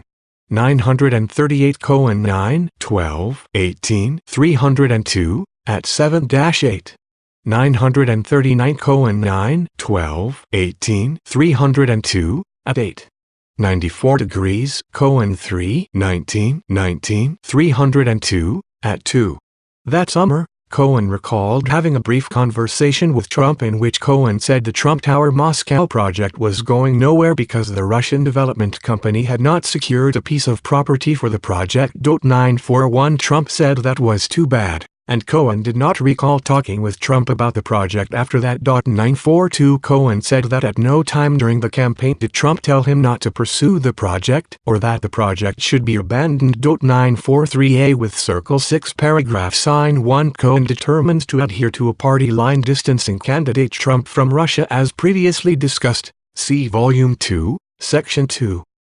Supra. When questions about possible Russian support for candidate Trump emerged during the 2016 presidential campaign, Trump denied having any personal, financial, or business connection to Russia, which Cohen described as the party line or message to follow for Trump and his senior advisors. 944 After the election, the Trump Organization sought to formally close out certain deals in advance of the inauguration. 945 Cohen recalled that Trump Tower Moscow was on the list of deals to be closed out. 946 In approximately January 2017, Cohen began receiving inquiries from the media about Trump Tower Moscow, and he recalled speaking to the president-elect when those inquiries came in. 947 Cohen was concerned that truthful answers about the Trump Tower Moscow project might not be consistent with the message that the president-elect had no relationship with Russia. 948 In an effort to stay on message, Cohen told a New York Times reporter that the Trump Tower Moscow deal was not feasible and had ended in January 2016. 949 Cohen recalled that this was part of a script or talking points he had developed with President-elect Trump and others. 941 Cohen 319 302 at 2. Cohen could not recall the precise timing of this conversation, but said he thought it occurred in June or July 2016. Cohen recalled that the conversation happened at some point after candidate Trump was publicly stating that he had nothing to do with Russia. Cohen 319 302 at 2. 942 Cohen 319 302 at 2. 943 Cohen 319 302 at 2. 944 Cohen 11/20/18 302 at L. Cohen 9/18/18 302 at 3, 5. Cohen 9/12/18 302 at 9. 945 Cohen 9/18/18 302 at 1-2. See also RTSKHILADZE 4/18 302 at 8-9. 946 Cohen 9/18/18 302 at 1-2. 947 Cohen 9/18/18 302 at 3. 948 Cohen 11/20/18 302 at 4. 949 Cohen 9/18/18 302 at 5. The article was published on February 19, 2017, and reported that Satter and Cohen had been working on plan for a Trump Tower Moscow as recently as the fall of 2015, but had come to a halt because of the presidential campaign. Consistent with Cohen's intended party line message, the article stated, Cohen said the Trump Organization had received a letter of intent for a project in Moscow from a Russian real estate developer at that time, but determined that the project was not feasible. Megan Twohy and Scott Shane, a back-channel plan for Ukraine and Russia, courtesy of Trump Associates, New York Times February 19, 2017. Dismissed the idea of a substantial connection between Trump and Russia. 95 degrees. Cohen said that he discussed the talking points with Trump, but that he did not explicitly tell Trump he thought they were untrue because Trump already knew they were untrue. 951 Cohen thought it was important to say the deal was done in January 2016, rather than acknowledge that talks continued in May and June 2016, because it limited the period when candidate Trump could be alleged to have a relationship with Russia to an early point in the campaign, before Trump had become the party's presumptive nominee. 952A with Circle 6 paragraph sign 1 Cohen submits false statements to Congress minimizing the Trump Tower Moscow project in accordance with the party line. In early May 2017, Cohen received requests from Congress to provide testimony and documents in connection with congressional investigations of Russian interference in the 2016 election. 953 At that time, Cohen understood Congress's interest in him to be focused on the allegations in the Steele reporting concerning a meeting Cohen allegedly had with Russian officials in Prague during the campaign. 954 Cohen had never traveled to Prague and was not concerned about those allegations, which he believed were provably false. 955 On May 18, 2017, Cohen met with the president to discuss the request from Congress, and the president instructed Cohen that he should cooperate because there was nothing there. 956 Cohen eventually entered into a joint defense agreement with the president and other individuals who were part of the Russia investigation. 957 In the months leading up to his congressional testimony, Cohen frequently spoke with the president's personal counsel. 958 Cohen 95 degrees. Cohen 9/18/18 302 at 5-6.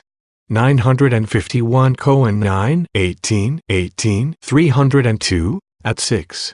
952 9 12 18 302 at a 0. 953 PSCO 00000032859 17 letter C to Cohen. PSCO 000000331 12 17 letter C to Cohen. 954 Cohen 11 20 18302 at 2-3. 955 Cohen 11 20 18 302 at 2-3. 956 Cohen 11 12 18 302 at 2. Cohen 11 20 19 302 at 3. 957 Cohen 11 12 18 302 at 2. 958 Cohen 11 12 18 302 at 2-3. Cohen 11 20 18 at 2-6. Cohen told investigators about his conversations with the president's personal counsel after waiving any privilege of his own, and after this office advised his counsel not to provide any communications that would be covered by any other privilege, including communications protected by a joint defense or common inter-se privilege. As a result, most of what Cohen told us about his conversations with the president's personal counsel concerned what Cohen had communicated to the president's personal counsel, and not what was said in response. Cohen described certain statements made by the president's personal counsel, however, that are set forth in this section. Cohen and his counsel were better positioned than this office to evaluate whether any privilege protected those statements because they had knowledge of the scope of their joint defense agreement and access to privileged communications that may have provided context for evaluating the statements they shared. After interviewing Cohen about these matters, we asked the president's personal counsel if he wished to provide information to us about his conversations with Cohen related to Cohen's congressional testimony about said that in those conversations the president's personal counsel would sometimes say that he had just been with the president. 959 Cohen recalled that the president's personal counsel told him the JOA was working well together and assured him that there was nothing there and if they stayed on message the investigations would come to an end soon. 960 At that time, Cohen's legal bills were being paid by the Trump Organization, 961, and Cohen was told not to worry because the investigations would be over by summer or fall of 20 leaders. 7.962 Cohen said that the president's personal counsel also conveyed that, as part of the JOA, Cohen was protected, which he would not be if he went rogue. 963 Cohen recalled that the president's personal counsel reminded him that the president loves you and told him that if stayed on message, the president had his back. 964 In August 2017, Cohen began drafting a statement about Trump Tower Moscow to submit to Congress along with his document production. 965 The final version of the statement contained several false statements about the project. 966 First, although the Trump Organization continued to pursue the project until at least June 2016, the statement said, the proposal was under consideration at the Trump Organization from September 2015 until the end of January 2016. By the end of January 2016, I determined that the proposal was not feasible for a variety of business reasons and should not be pursued further. Based on my business determination on a second, the Trump Organization abandoned the proposal. 967 Second, although Cohen and candidate Trump had discussed possible travel to Russia by Trump to pursue the venture, the statement said, despite overtures by Mr. Satter, I never considered asking Mr. Trump to travel to Russia in connection with this proposal. I told Mr. Satter that Mr. Trump would not travel to Russia unless there was a definitive agreement in place.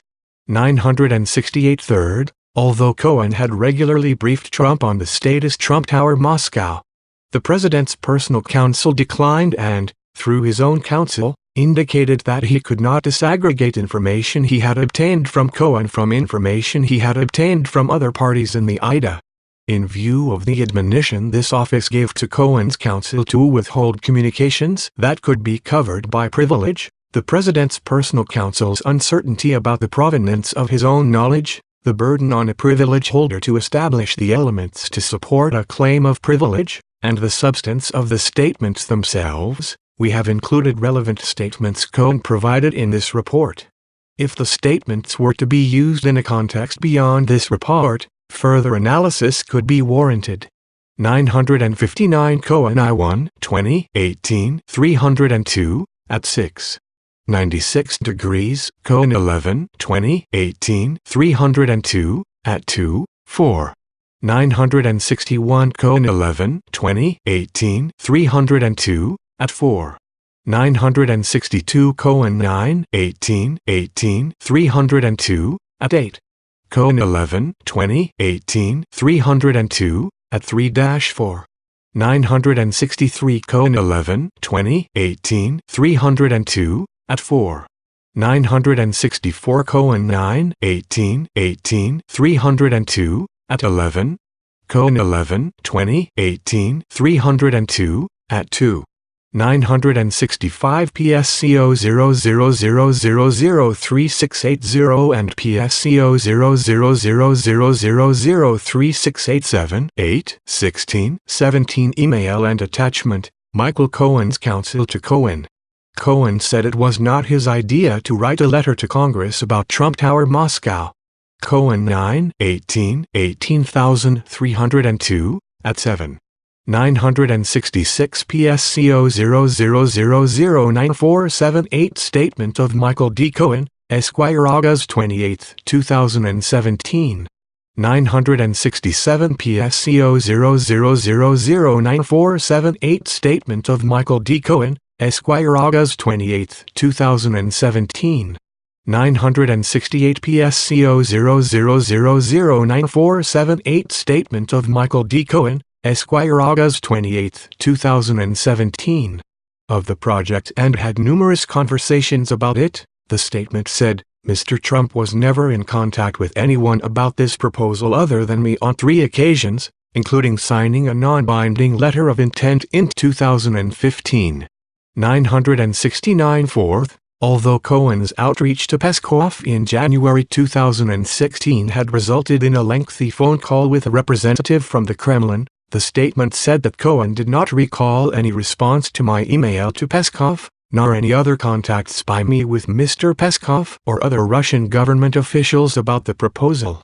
970 Cohen's statement was circulated in advance to, and edited by, members of the JDA.971 before the statement was finalized. Early drafts contained a sentence stating, the building project led me to make limited contacts with Russian government officials. 972 In the final version of the statement, that line was deleted. 973 Cohen thought he was told that it was a decision of the JOA to take out that sentence, and he did not push back on the deletion. 974 Cohen recalled that he told the president's personal counsel that he would not contest a decision of the JDA. 975 Cohen also recalled that in drafting his statement for Congress, he spoke with the president's personal counsel about a different issue that connected candidate Trump to Russia, Cohen's efforts to set up a meeting between Trump and Putin in New York during the 2015 United Nations General Assembly. 976 In September 2015, Cohen had suggested the meeting to Trump, who told Cohen to reach out to Putin's office about it. 977 Cohen spoke and emailed with a Russian official about a possible meeting, and recalled that Trump asked him multiple times for updates on the proposed meeting with Putin. 978 When Cohen called the Russian official a second time, she told him it would not follow proper protocol for Putin to meet with Trump, and Cohen relayed that. 969 PSCO 00009478 Statement of Michael D. Cohen, Esquire August 28, 2017. 970 PSCO 00009478 Statement of Michael D. Cohen, Esquire August 28, 2017. 971 Cohen 9, 12, 18, 302, at 8-9. Cohen also testified in Congress that the President's counsel reviewed and edited the statement. hearing on issues related to Trump Organization before the House Oversight and Reform Committee, 1/16 Cong. February 27, 2019 CQ Cong. Transcripts, at 24-25 Testimony by Michael Cohen. Because of concerns about the common interest privilege, we did not obtain or review all drafts of Cohen's statement.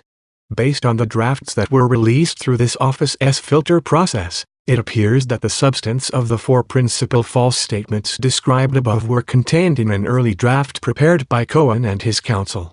PSCO 000003680 and PSCO 000003687, 8, 16, 17 email and attachment, Cohen's counsel to Cohen. 972 PSCO 000003687, 8, 16, 17 draft statement of Michael Cohen. Cohen 11, 2018, 302, at 4. 973 Cohen 11, 2018, 302, at 4. A different line stating that Cohen did not recall any response to my email to Peskov in January 2016, nor any other contacts by me with Mr. Peskov or other Russian government officials about the proposal remained in the draft. CPSCO 000000947 Statement of Michael D. Cohen, Esquire August 28, 2017. 974 Cohen 11, 2018, 302, at 4. 975 Cohen JL 2018, 302, at 5. 976 Cohen 9, 18, 18, 302, at a 0-11. 977 Cohen 9, 18, 18, 302, at 11. Cohen 11, 12 I8 302, at 4. 978 Cohen 9, 18, 18, 302, at 11. Cohen 11, 12, 18, 302, at 5.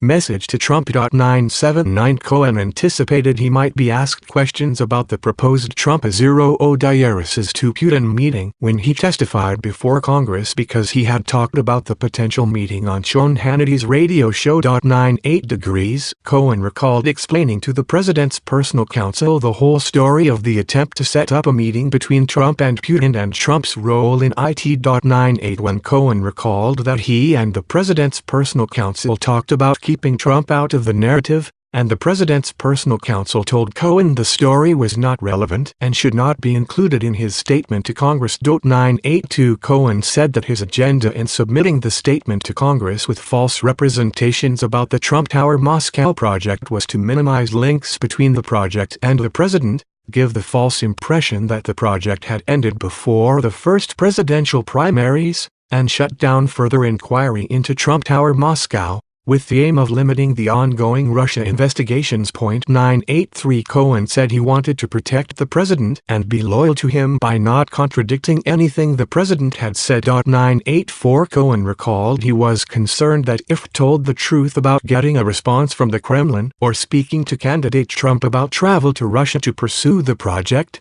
he would contradict the message that no connection existed between Trump and Russia, and he rationalized his decision to provide false testimony because the deal never happened. 985 He was not concerned that the story would be contradicted by individuals who knew it was false because he was sticking to the party line adhered to by the Holy Group. 986 Cohen wanted the support of the president and the White House, and he believed that following the party line would help put an end to the special counsel and congressional investigations.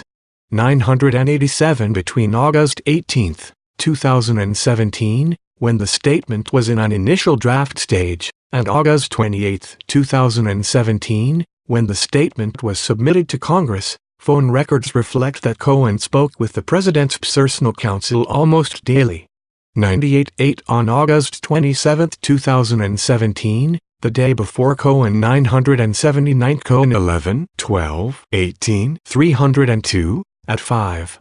98 degrees Cohen 9, 18, 18, 302, at 11.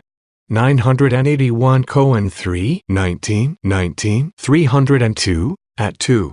982 Cohen 3, 19, 19, 302, at 2. C. Cohen 9, 18, 18, 302, at 11, recalling that he was told that if he stayed on message and kept the president out of the narrative, the president would have his back. 983 Cohen 9, 12, 18, 302, at 8. Information at 4-5, United States v. Michael Cohen, I, L8CR 850 SDNY November 29, 2018, Doc. 2 Cohen information. 984 Cohen I1, 20, 18, 302, at 4. 985 Cohen II 20, 18, 302, at 4. Cohen 11, 12, 18, 302, at 2-3, 4, 6. 986 Cohen 9, 12, 18, 302, at 9.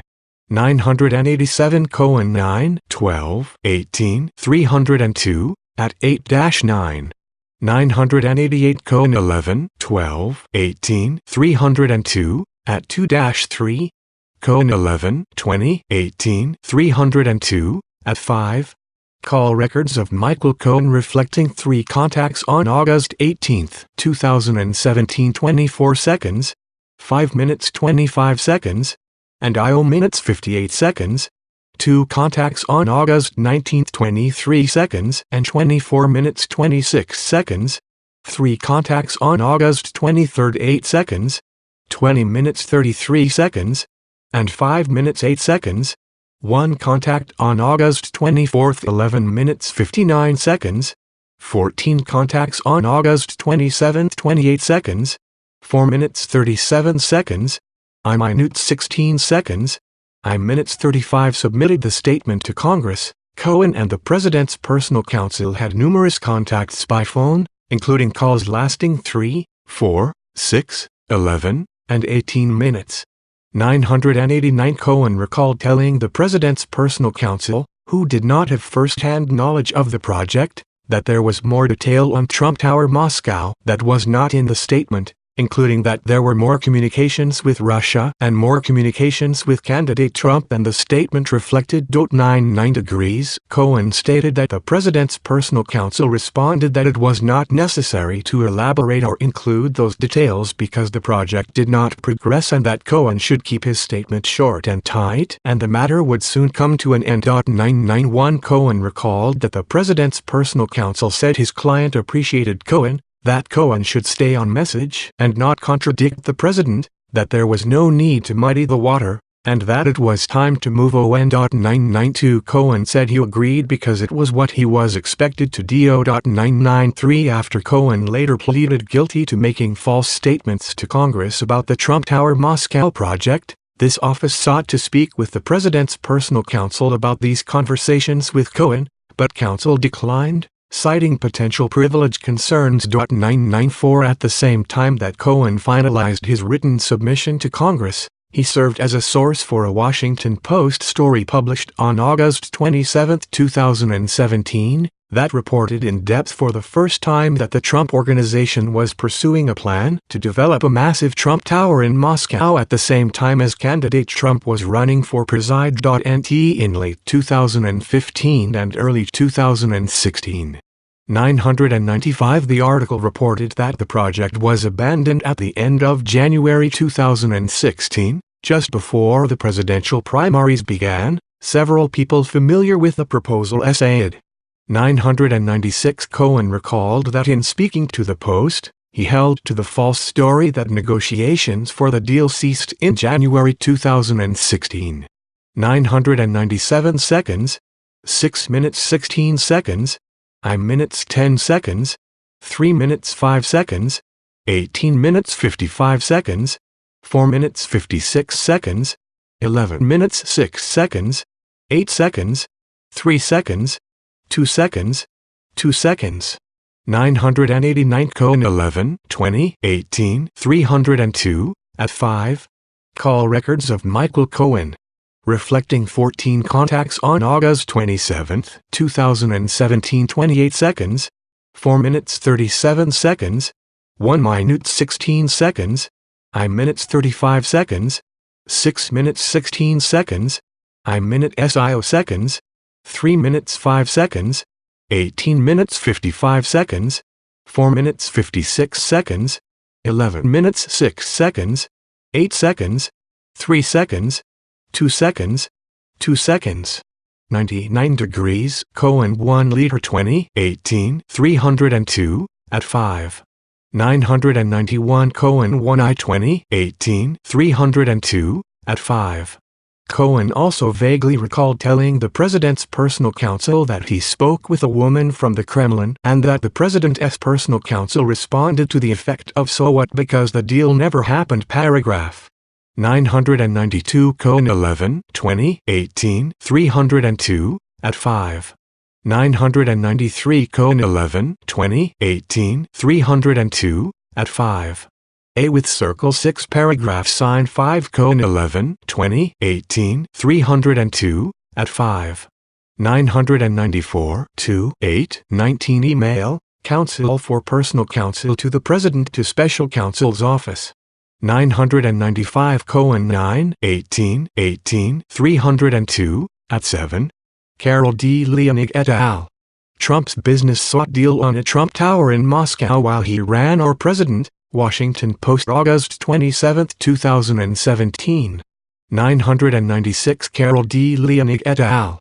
Trump's business sought deal on a Trump Tower in Moscow while he ran or president. Washington Post August 27, 2017. 997 Cohen 9 18 I8 302, at 7. On August 28, 2017, Cohen submitted his statement about the Trump Tower Moscow project to Congress. 998 Cohen did not recall talking to the president about the specifics of what the statement said or what Cohen would later testify to about Trump Tower Moscow. 999 He recalled speaking to the president more generally about how he planned to stay on message in his testimony. 1000 On September 19, 2017, in anticipation of his impending testimony, Cohen orchestrated the public release of his opening remarks to Congress, which criticized the allegations in the Steele material and claimed that the Trump Tower Moscow project was terminated in January of 2016, which occurred before the Iowa caucus and months before the very first primary. 1001 Cohen said the release of his opening remarks was intended to shape the narrative and let other people who might be witnesses know what Cohen was saying so they could follow the same message. 1002 Cohen said his decision was meant to mirror Jared Kushner's decision to release a statement in advance of Kushner's congressional testimony, which the president's personal counsel had told Cohen the president liked. 1003 Cohen recalled that on September 20, 2017, after Cohen's opening remarks had been printed by the media, the president's personal counsel told him that the president was pleased with the Trump Tower Moscow statement that had gone out. 1004 On October 24 and 25, 2017, Cohen testified before Congress and repeated the false statements he had included in his written statement about Trump Tower Moscow. 1005 Phone records show that Cohen spoke with the president's personal counsel immediately after his testimony on both days. 1006 A with circle 6 paragraph sign 1 The president sends messages of support to Cohen in January 2018. The media reported that Cohen had arranged a $130,000 payment during the campaign to prevent a woman from publicly discussing an alleged sexual encounter she had. 998 PSCO 000009477 9478 8 28 17 Letter and attachment, Cohen to C. 999 Cohen 11 12 18 302, at 2. Cohen 9 12 18 302, at 9. 100 degrees Cohen 9 12 18 302, at 9. 1001 Cohen 9 18 18 302, at 7. C. For example, read Michael Cohen's statement to the Senate Intelligence Committee, CNN September 19, 2017. 1002 Cohen 9 18 18 302, at 7. 1003 Cohen 9, 18, 18, 302, at 7.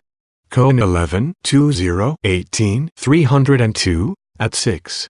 1004 Cohen 11, 20, 18, 302, at 6. Phone records show that the president's personnel counsel called Cohen on the morning of September 20, 2017, and they spoke for approximately 11 minutes, and that they had 2 more contacts that day, one of which lasted approximately 18 minutes. Call records of Michael Cohen, reflecting 3 contacts on September 20, 2017, with calls lasting for 11 minutes 3 seconds, 2 seconds, and 18 minutes 38 seconds. 1005 Cohen information, at 4. Executive Session, Permanent Select Committee on Intelligence U.S. House of Representatives, interview of Michael Cohen October 24, 2017, at I0-11, 117-119. 106 Call records of Michael Cohen, reflecting 2 contacts on October 24, 2017 12 minutes 8 seconds and 8 minutes 27 seconds and 3 contacts on October 25, 2017 1 second, 4 minutes 6 seconds, and 6 minutes 6 seconds.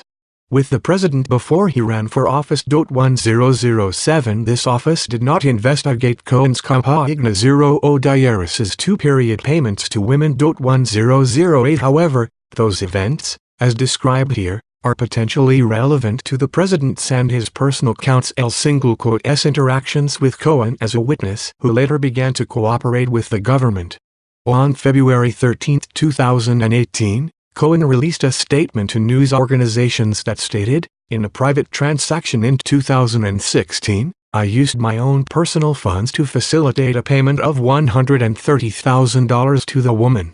Neither the Trump Organization nor the Trump campaign was a party to the transaction with the woman, and neither reimbursed me for the payment, either directly or indirectly.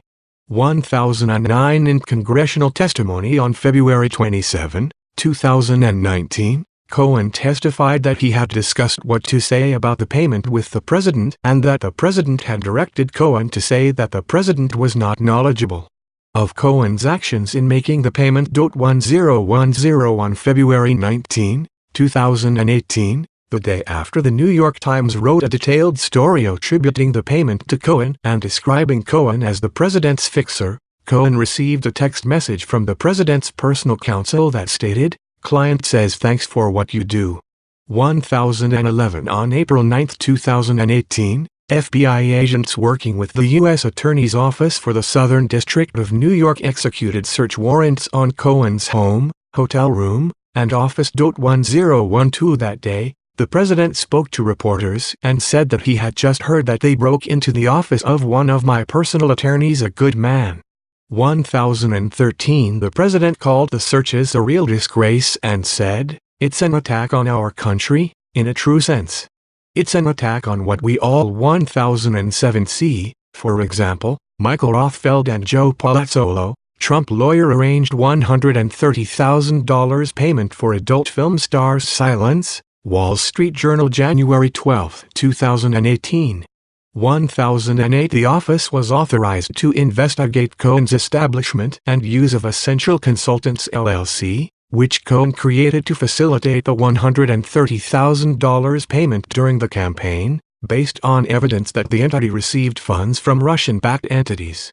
Cohen's use of Essential Consultants to facilitate the $130,000 payment to the woman during the campaign was part of the office's referral of certain Cohen-related matters to the U.S. Attorney's Office for the Southern District of New York. 1009 See, for example, Mark Berman, longtime Trump attorney, says he made $130,000 payment to Stormy Daniels with his money. Washington Post February 14, 2018. 1010 Hearing on issues related to Trump Organization before the House Oversight and Reform Committee, I.W. Kong. February 27, 2019 CQ Kong. Transcripts, at 147-148 Testimony of Michael Cohen. Toll records show that Cohen was connected to a White House phone number for approximately 5 minutes on January 19, 2018, and for approximately 7 minutes on January 30, 2018, and that Cohen called Melania Trump's cell phone several times between January 26, 2018, and January 30, 2018. Call records of Michael Cohen. 1011 to 1918 text message, President's personal counsel to Cohen. See Jim Rutenberg et al. Tools of Trump's fixer, payouts, intimidation and the tabloids. New York Times, February 18, 2018.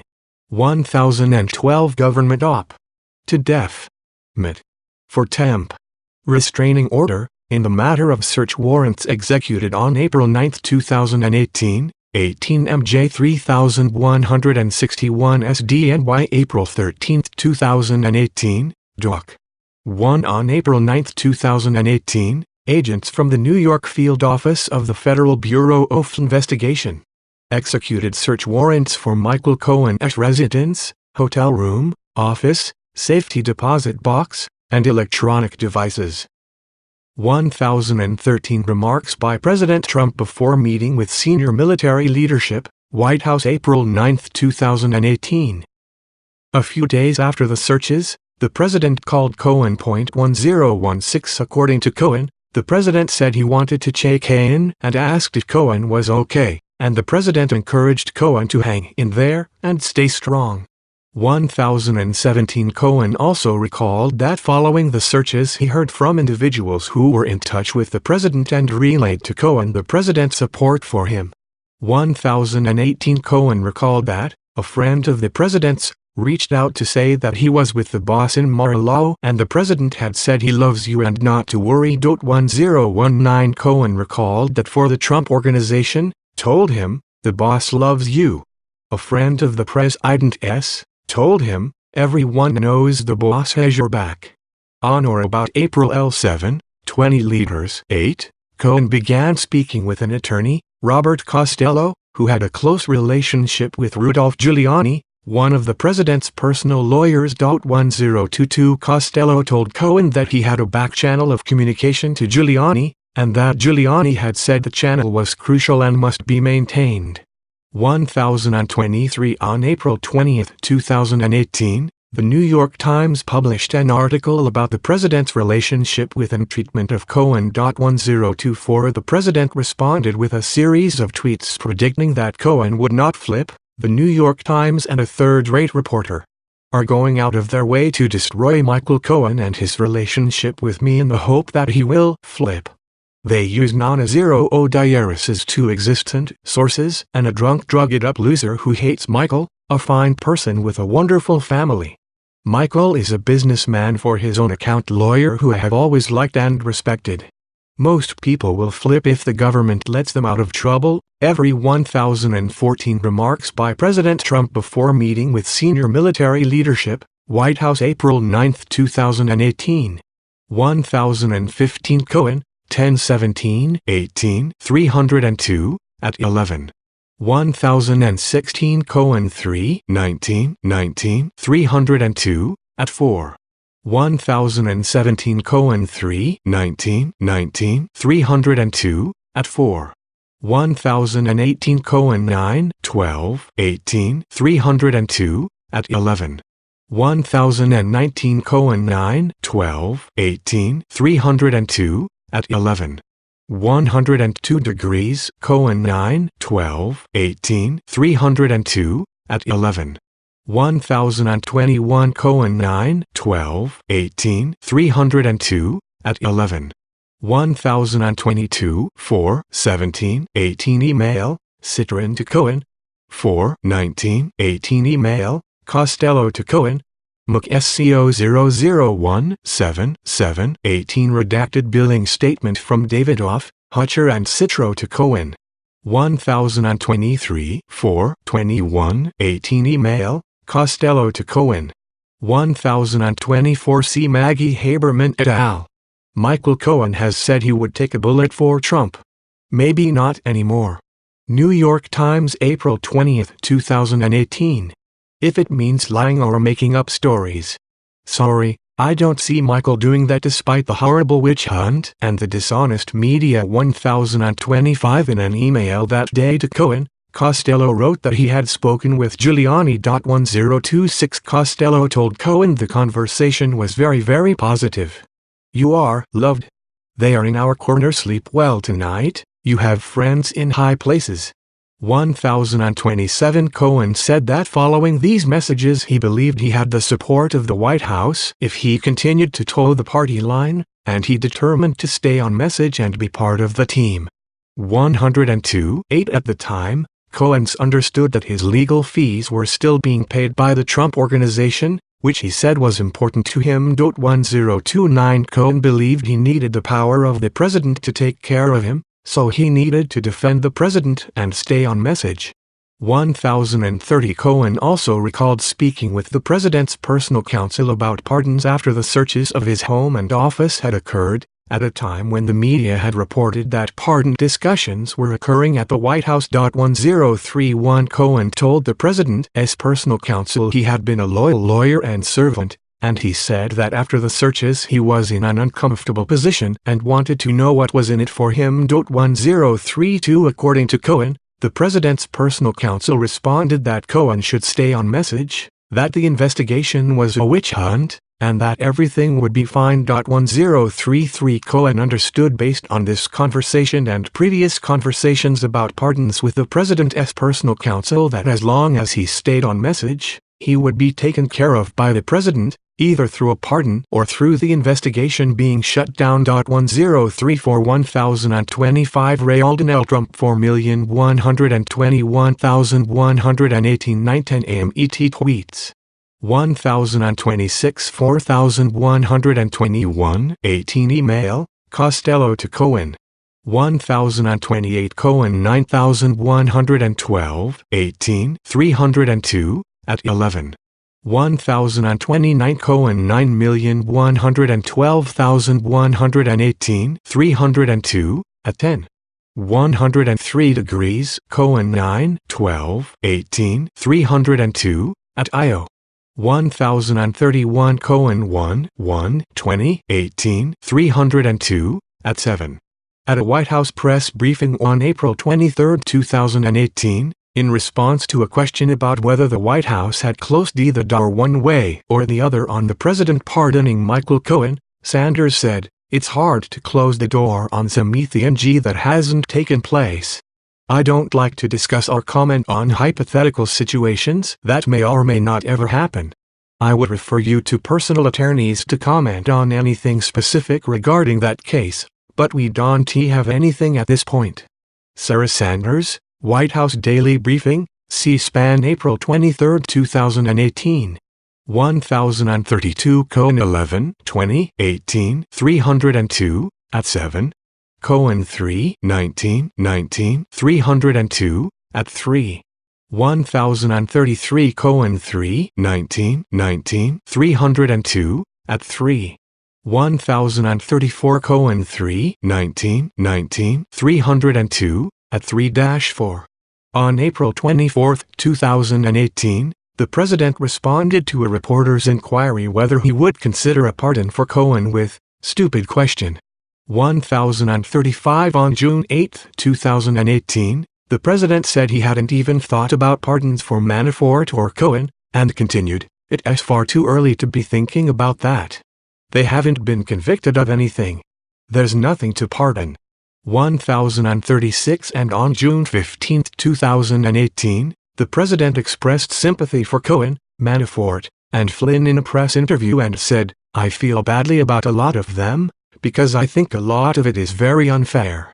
1037A with Circle 6 paragraph sign 1 The president's conduct after Cohen began cooperating with the government on July 2, 2018, ABC News reported based on an exclusive interview with Cohen that Cohen strongly signaled his willingness to cooperate with special counsel Robert Mueller and federal prosecutors in the Southern District of New York even if that puts President Trump in jeopardy. 103.8 That week, The media reported that Cohen had added an attorney to his legal team who previously had worked as a legal advisor to President Bill Clinton. 1039 Beginning on July 20, 2018, the media reported on the existence of a recording Cohen had made of a conversation he had with candidate Trump about a payment made to a second woman who said she had had an affair with Trump. 1040 On July 21, 2018, the president responded, "Inconceivable that the government would break into a lawyer's office early in the morning with Circle Zero diaries is too almost unheard of. Even more inconceivable that a lawyer would tape a client totally unheard of and perhaps illegal. The good news is that your favorite president did nothing wrong." 1041 On July 27, 2018, after the media reported that Cohen was willing to inform investigators that Donald Trump Jr. told his father about the June 9, 2016 meeting to get dirt on Hillary Clinton. 1042 The president tweeted, "So the fake news doesn't waste my time with dumb questions. No, I did not know of the meeting with my son, Don Jr. Sounds to me like someone is trying to make up." 1035 Remarks by President Trump and President Macron of France before restricted Bil.L meeting, the White House April 24, 2018. 1036 President Donald Trump holds media availability before departing for the G7 summit, CQ Newsmaker transcripts June 8, 2018. 1037 Remarks by President Trump in press gaggle, the White House June 15, 2018. 1038 Exclusive, Michael Cohen says family and country, not President Trump, is his first loyalty, AB July 2, 2018. Cohen said in the interview, "To be crystal clear, my wife, my daughter and my son, and this country have my first loyalty." 1039 See for example, Darren Samuelson, Michael Cohen hires Clinton scandal veteran Lanny Davis, Politico July 5, 2018.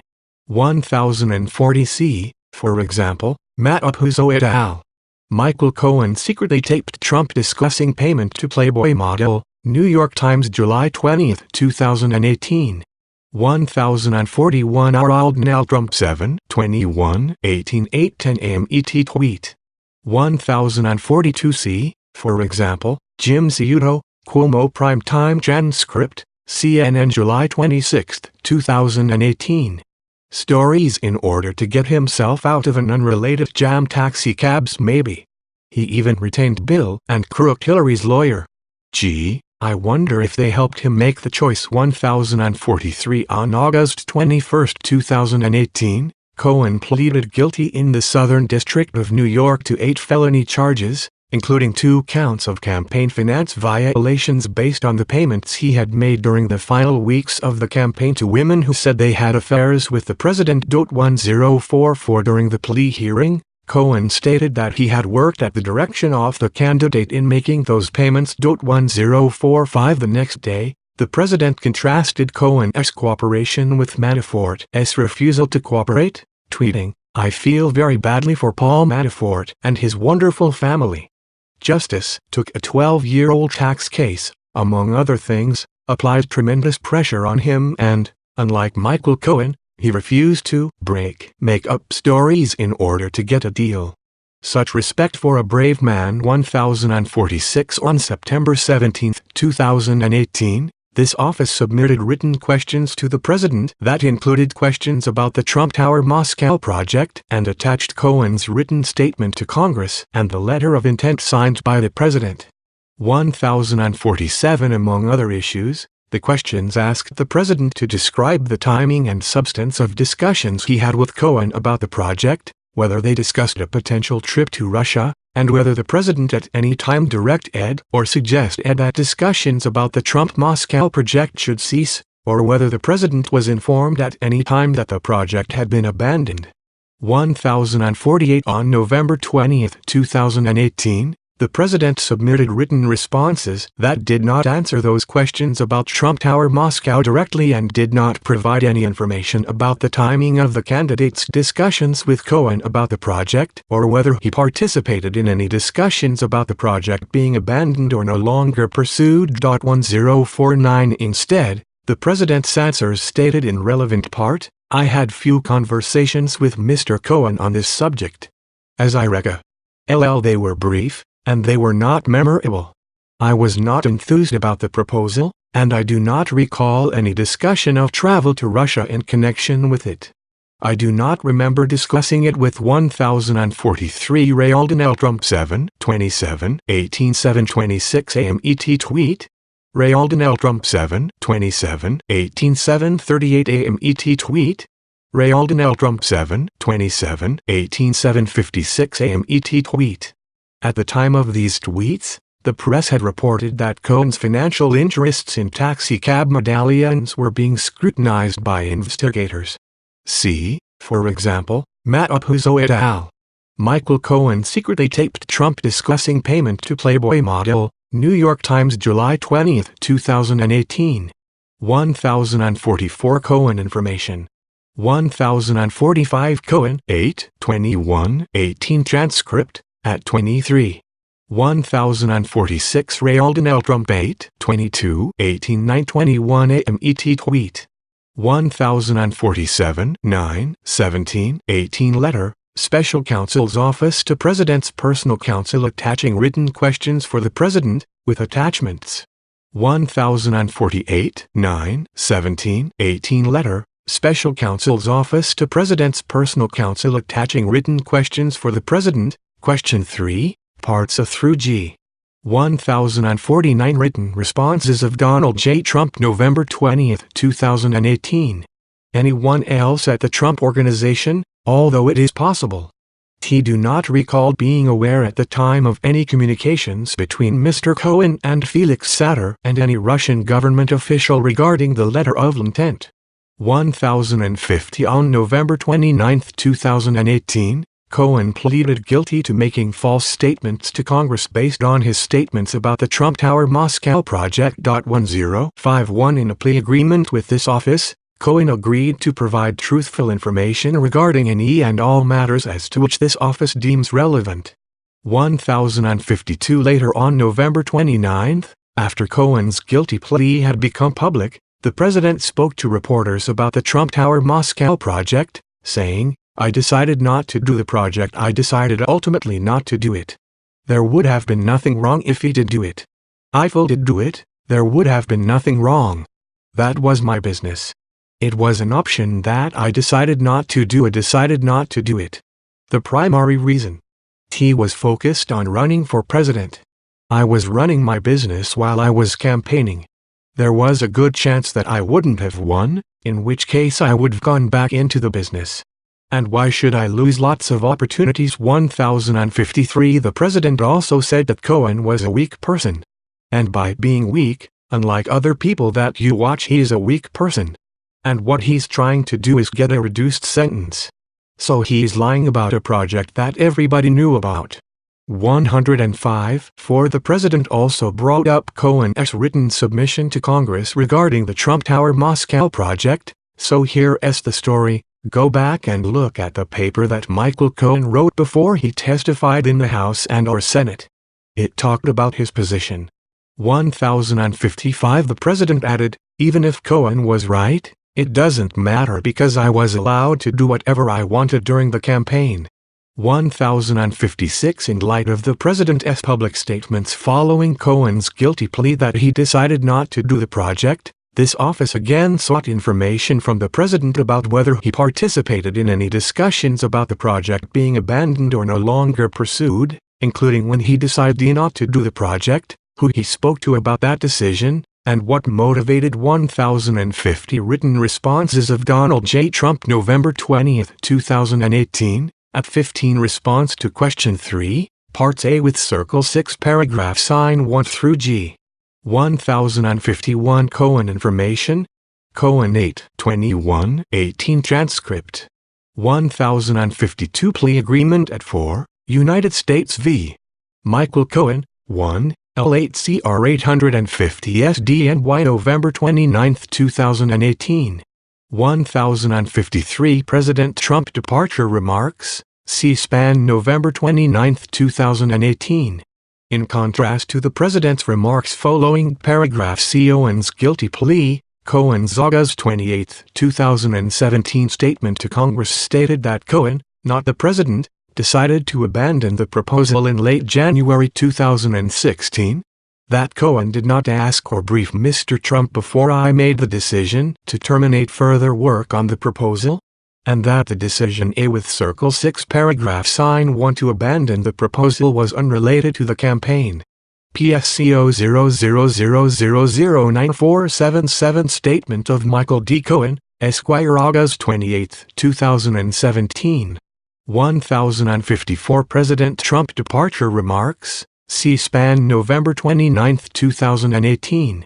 1055 President Trump Departure Remarks, C-SPAN November 29, 2018. 1056 President Trump Departure Remarks, C-SPAN November 29, 2018.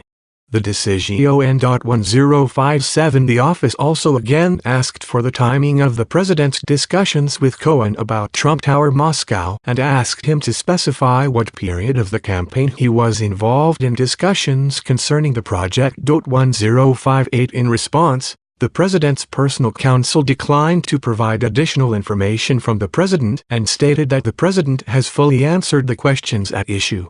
1059 Should, in my opinion, serve a full and complete sentence. 1060 11 degrees paragraph dash A with Circle 6 paragraph sign 1 U. A with Circle 6 paragraph sign 1 degrees paragraph plus on December 12, 2018, Cohen was sentenced to 3 years of imprisonment. 1062 The next day, the president sent a series of tweets that said, "I never directed Michael Cohen to break the law. Those charges were just agreed to by him in order to embarrass the president and get a much reduced prison sentence," which he did, including the fact that his family was temporarily let off the hook. As a lawyer, Michael has great liability to me. 1063 On December 16, 2018, the president tweeted, "Remember, Michael Cohen only became a rat after the FBI did something which was absolutely unthinkable and unheard of until the witch hunt was illegally started.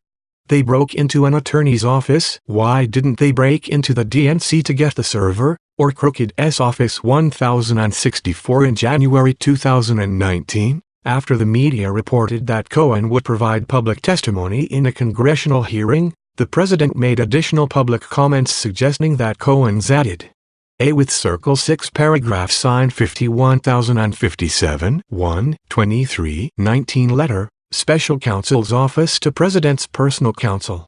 1058 1/23/19 letter, Special Counsel's Office to President's Personal Counsel. 1059 2/6L9 letter, President's Personal Counsel to Special Counsel's Office. 1060 Read and Al Trump 12/3/18 L024 AMET and L029 AMET tweets emphasis added. 1061 Rayalden Al Trump 12/3/18 10:48 AMET tweet. 1062 Cohen 12/12/18 transcript.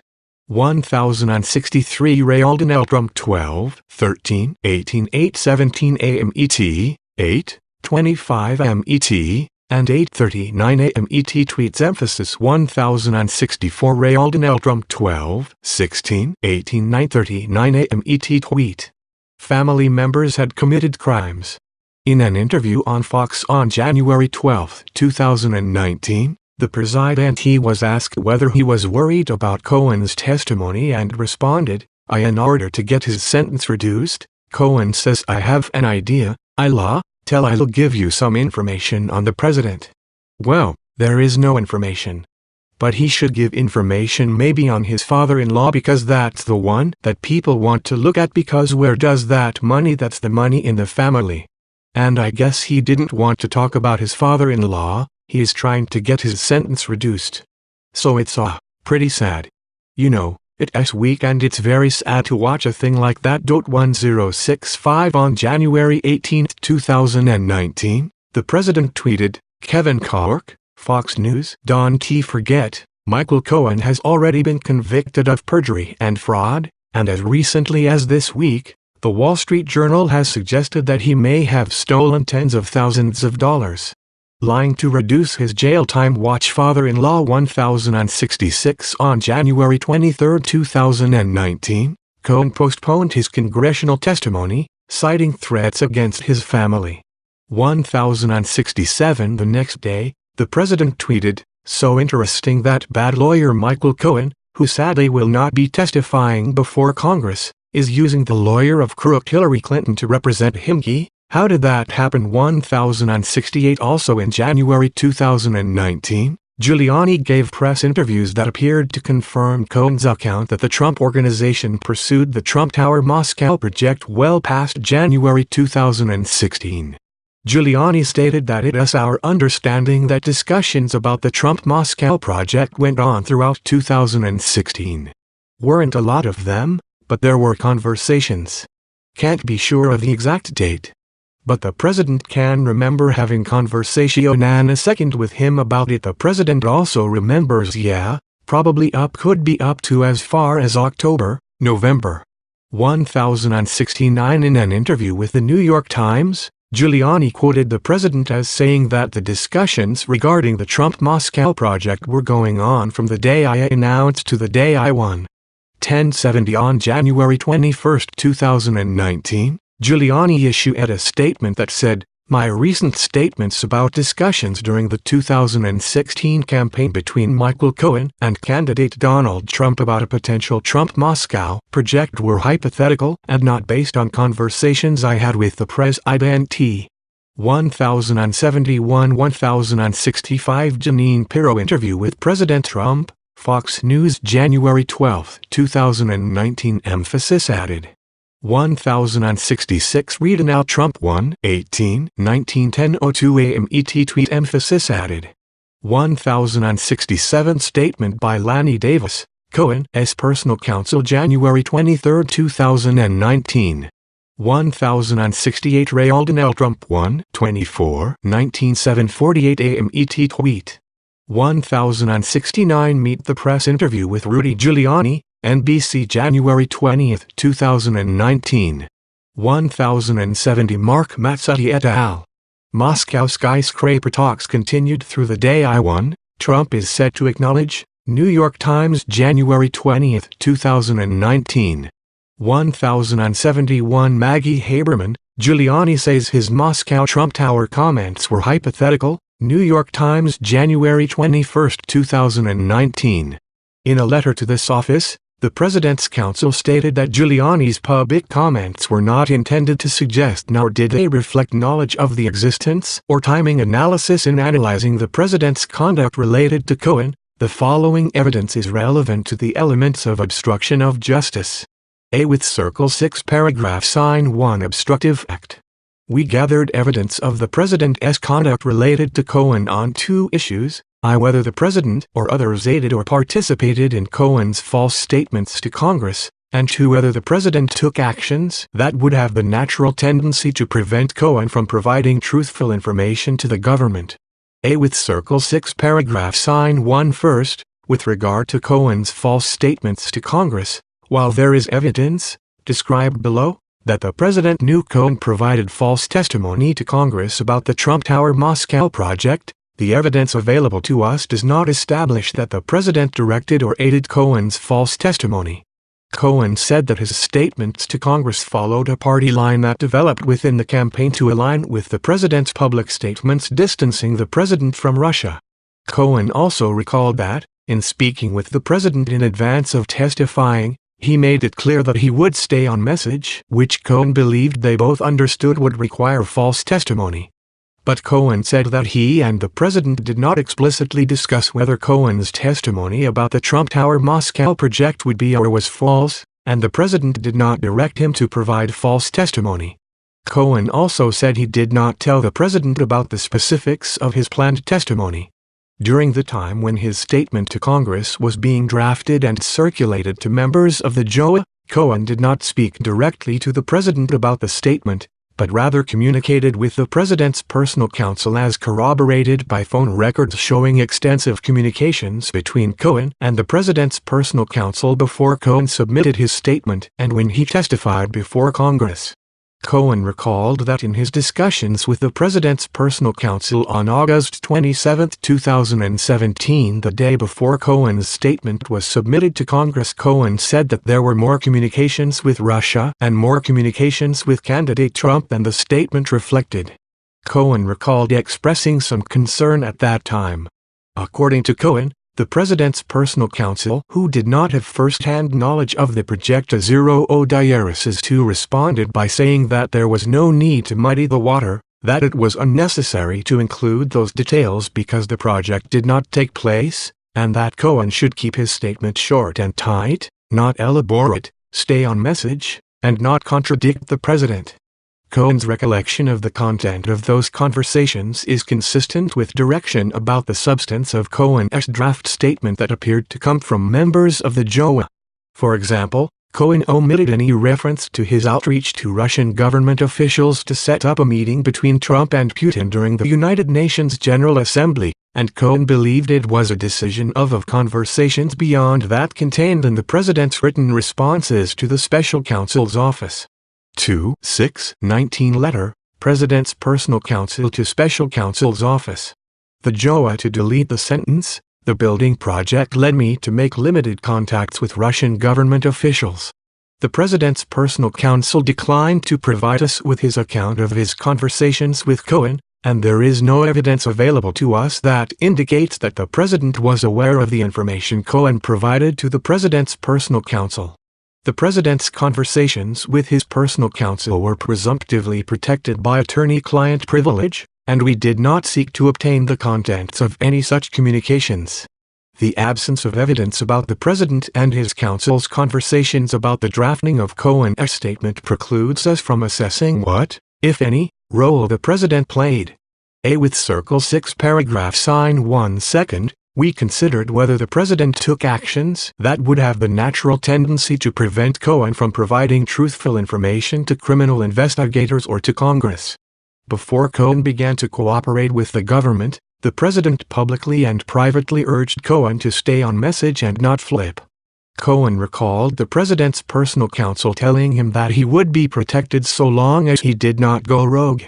In the days and weeks that followed the April 2018 searches of Cohen's home and office, the president told reporters that Cohen was a good man and said he was a fine person with a wonderful family, who I have always liked and respected. Privately, the president told Cohen to hang in there and stay strong. People who were close to both Cohen and the president passed messages to Cohen that the president loves you, the boss loves you, and everyone knows the boss has your back. Through the president's personal counsel, the president also had previously told Cohen thanks for what you do after Cohen provided information to the media about payments to women that, according to Cohen, both Cohen and the president knew was false.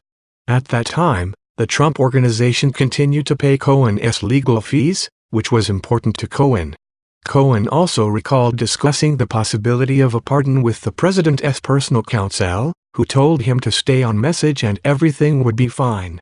The president indicated in his public statements that a pardon had not been ruled out, and also stated publicly that most people will flip if the government lets them out of trouble, but that he didn't see Michael doing that.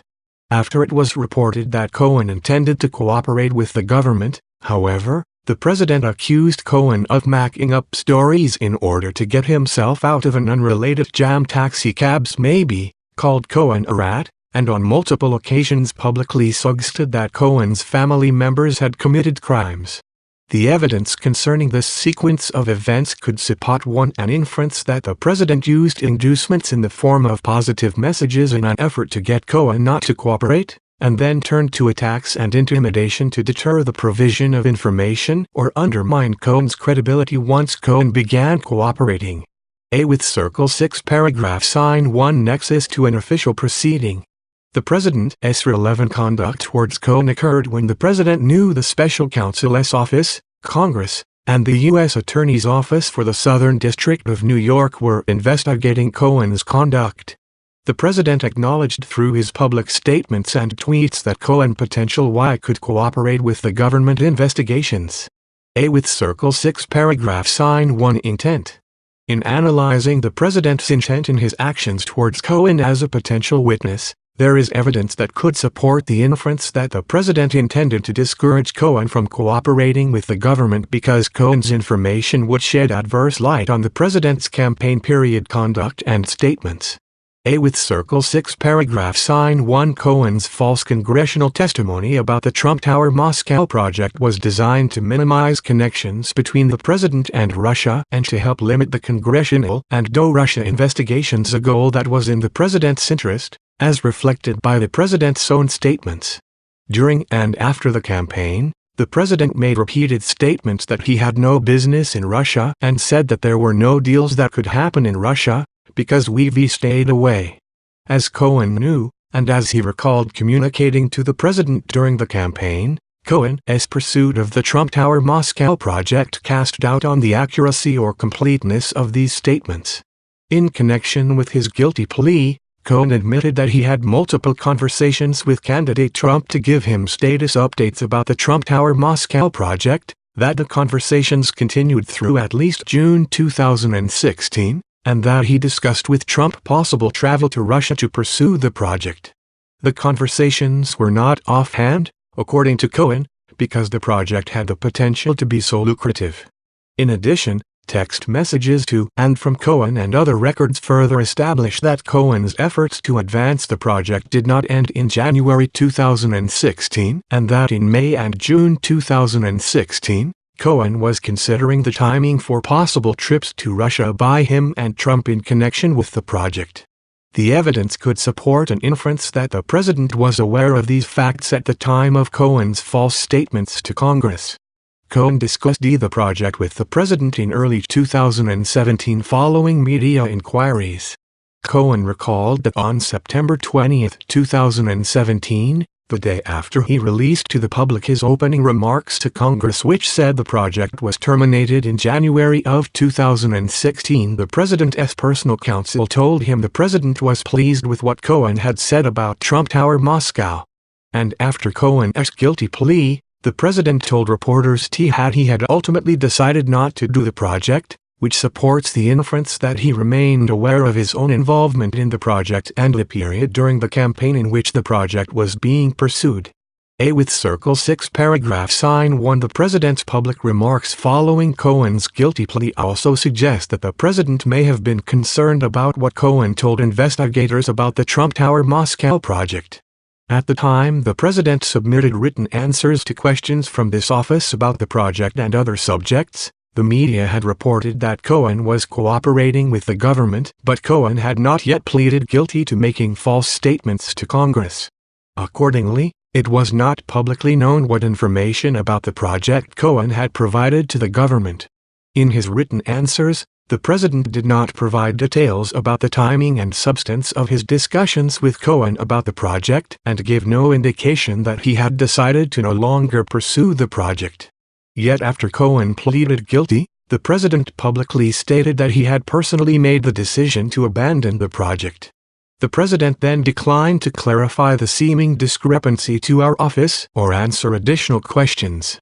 The content and timing of the president's provision of information about his knowledge and actions regarding the Trump Tower Moscow project is evidence that the president may have been concerned about the information that Cohen could provide as a witness. 111. The president's concern about Cohen cooperating may have been directed at the Southern District of New York investigation into other aspects of the president's dealings with Cohen rather than an investigation of Trump Tower Moscow. There also is some evidence that the president's concern about Cohen cooperating was based on the president's stated belief that Cohen would provide false testimony against the president in an attempt to obtain a lesser sentence for his unrelated criminal conduct. The president tweeted that Manafort, unlike Cohen, refused to break and make up stories in order to get a deal. And after Cohen pleaded guilty to making false statements to Congress, the president said, "What Cohen's trying to do is get a reduced sentence. So he's lying about a project that everybody knew about." But the president also appeared to defend the underlying conduct, saying, Even if Cohen was right, it doesn't matter because I was allowed to do whatever I wanted during the campaign. As described above, there is evidence that the president knew that Cohen had made false statements about the Trump Tower Moscow project and that Cohen did so to protect the president and minimize the president's connections to Russia during the campaign. A with Circle 6 paragraph sign 1. Finally, the president's statements insinuating that members of Cohen's family committed crimes after Cohen began cooperating with the government could be viewed as an effort to retaliate against Cohen and show further testimony adverse to the president by Cohen or others. It is possible that the president believes, as reflected in his tweets, that Cohen made up stories in order to get a deal for himself and get his wife and father-in-law off scot-free. It also is possible that the president's mention of Cohen's wife and father-in-law were not intended to affect Cohen as a witness, but rather were part of a public relations strategy aimed at discrediting Cohen and deflecting attention away from the president on Cohen-related matters. But the president's suggestion that Cohen's family members committed crimes happened more than once, including just before Cohen was sentenced at the same time as the president stated that Cohen should, in my opinion, serve a full and complete sentence, and again just before Cohen was scheduled to testify before Congress. The timing of the statements supports an inference that they were intended at least in part to discourage Cohen from further cooperation. Overarching factual issues. Although this report does not contain a traditional prosecution decision or declination decision, the evidence supports several general conclusions relevant to analysis of the facts concerning the president's course of conduct.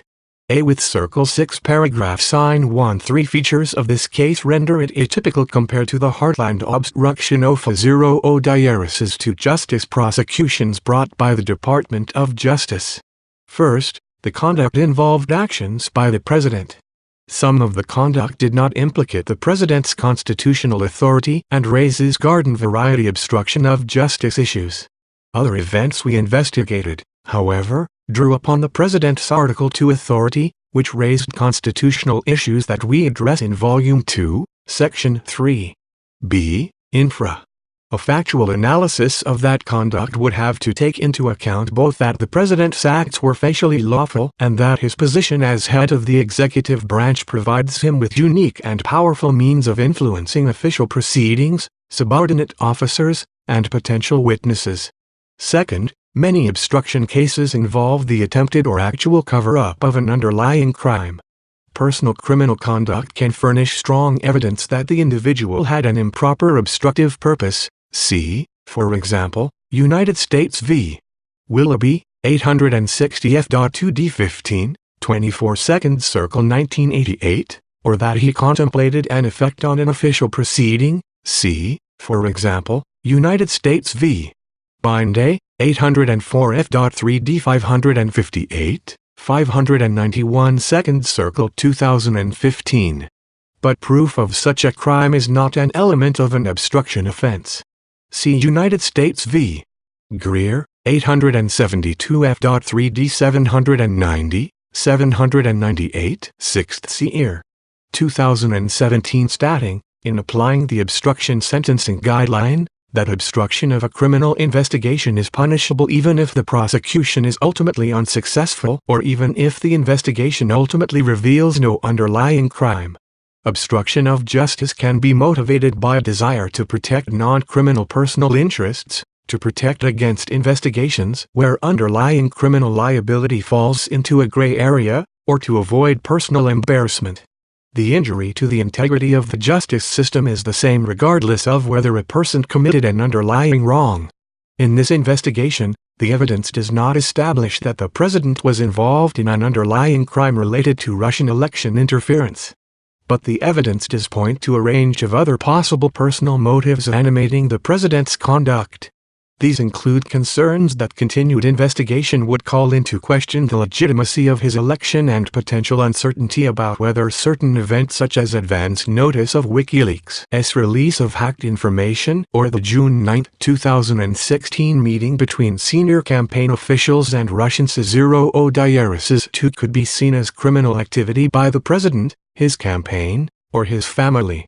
Third, many of the president's acts directed at witnesses, including discouragement of cooperation with the government and suggestions of possible future pardons, occurred in public view. While it may be more difficult to establish that public-facing acts were motivated by corrupt intent, the president's power to influence actions, persons, and events is enhanced by his unique ability to attract attention through use of mass communications. And no principle of law excludes public acts from the scope of obstruction statutes. If the likely effect of the acts is to intimidate witnesses or alter their testimony, the justice system's integrity is equally threatened. A with Circle 6 paragraph sign 1. Although the events we investigated involved discrete acts c.g. the president's statement to Corney about the Flynn investigation, his termination of Corney, and his efforts to remove the special counsel, it is important to view the president's pattern of conduct as a whole. That pattern sheds light on the nature of the president's acts and the inferences that can be drawn about his intent. A with Circle 6 paragraph sign 1. Our investigation found multiple acts by the president that were capable of exerting undue influence over law enforcement investigations, including the Russian interference and obstruction investigations. The incidents were often carried out through one-on-one meetings in which the president sought to use his official power outside of usual channels. These actions ranged from efforts to remove the special counsel and to reverse the effect of the Attorney General's recusal, to the attempted use of official power to limit the scope of the investigation, to direct and indirect contacts with witnesses with the potential to influence their testimony. Viewing the acts collectively can help to illuminate their significance. For example, the president's direction to McGahn to have the special counsel removed was followed almost immediately by his direction to Lewandowski to tell the Attorney General to limit the scope of the Russia investigation to prospective election interference only, a temporal connection that suggests that both acts were taken with a related purpose with respect to the investigation. The president's efforts to influence the investigation were mostly unsuccessful, but that is largely because the persons who surrounded the president declined to carry out orders or accede to his requests. Corney did not end the investigation of Flynn, which ultimately resulted in Flynn's prosecution and conviction for lying to the FBI. McGahn did not tell the acting attorney general that the special counsel must be removed, but was instead prepared to resign over the president's order. Lewandowski and Dearborn did not deliver the president's message to Sessions that he should confine the Russia investigation to future election meddling only. And McGahn refused to recede from his recollections about events surrounding the president's direction to have the special counsel removed, despite the president's multiple demands that he do so. Consistent with that pattern, the evidence we obtained would not support potential obstruction charges against the president's aides and associates beyond those already filed. A with Circle 6 paragraph sign 1. In considering the full scope of the conduct we investigated, the president's actions can be divided into two distinct phases reflecting a possible shift in the president's motives. In the first phase, before the president fired Corney, the president had been assured that the FBI had not opened an investigation of him personally. The president deemed it critically important to make public that he was not under investigation, and he included that information in his termination letter to Corney after other efforts to have that information disclosed were unsuccessful. Soon after he fired Corney, however, the president became aware that investigators were conducting an obstruction of justice inquiry into his own conduct. That awareness marked a significant change in the president's conduct and the start of a second phase of action. The president launched public attacks on the investigation and individuals involved in it who could possess evidence adverse to the president, while in private, the president engaged in a series of targeted efforts to control the investigation. For instance, the president attempted to remove the special counsel. He sought to have Attorney General Sessions unrecuse himself and limit the investigation. He sought to prevent public disclosure of information about the June 9, 2016 meeting between Russians and campaign officials. And he used public forums to attack potential witnesses who might offer adverse information and to praise witnesses who declined to cooperate with the government. Judgments about the nature of the president's motives during each phase would be informed by the totality of the evidence. A. With Circle 6 paragraph sign 1 legal defenses to the application of obstruction of justice statutes to the President. The President's personal counsel has written to this office to advance statutory and constitutional defenses to the potential application of the obstruction of justice statutes to the President's conduct. 1072 As a statutory matter, the President's counsel has argued that a core obstruction of justice statute, 18 U.S. CE 1512c2, does not cover the President's actions. 1073 As a constitutional matter, the President's counsel argued that the President cannot obstruct justice by exercising his constitutional authority to close Department of Justice investigations or terminate the FBI Director. 1074 Under that view, any statute that restricts the President's exercise of those powers would impermissibly intrude on the President's constitutional role. The President's counsel has conceded that the President may be subject to criminal laws that do not directly involve exercises of his Article G authority, such as laws prohibiting bribing witnesses or suborning perjury. 1075 But counsel has made a categorical argument that the President's exercise of his constitutional authority here to terminate an FBI director and to close investigations cannot constitutionally constitute obstruction of justice. 1076 In analyzing counsel's statutory arguments, we concluded that the President's proposed interpretation of Section 1512c2 is contrary to the litigating position of the Department of Justice and is not supported by principles of statutory construction. As for the constitutional arguments, we recognized that the Department of Justice and the courts have not definitively resolved these constitutional issues. We therefore analyzed the President's position through the framework of Supreme Court precedent addressing the separation of powers. Under that framework, we concluded, Article 2 of the Constitution does not categorically and permanently immunize the President from potential liability for the conduct that we investigated. Rather, our analysis led us to conclude that the obstruction of justice statutes can 1072, 6, 23, 17 letter, President's personal counsel to Special Counsel's Office. See also 1, 29, 18 letter, President's personal counsel to Special Counsel's Office.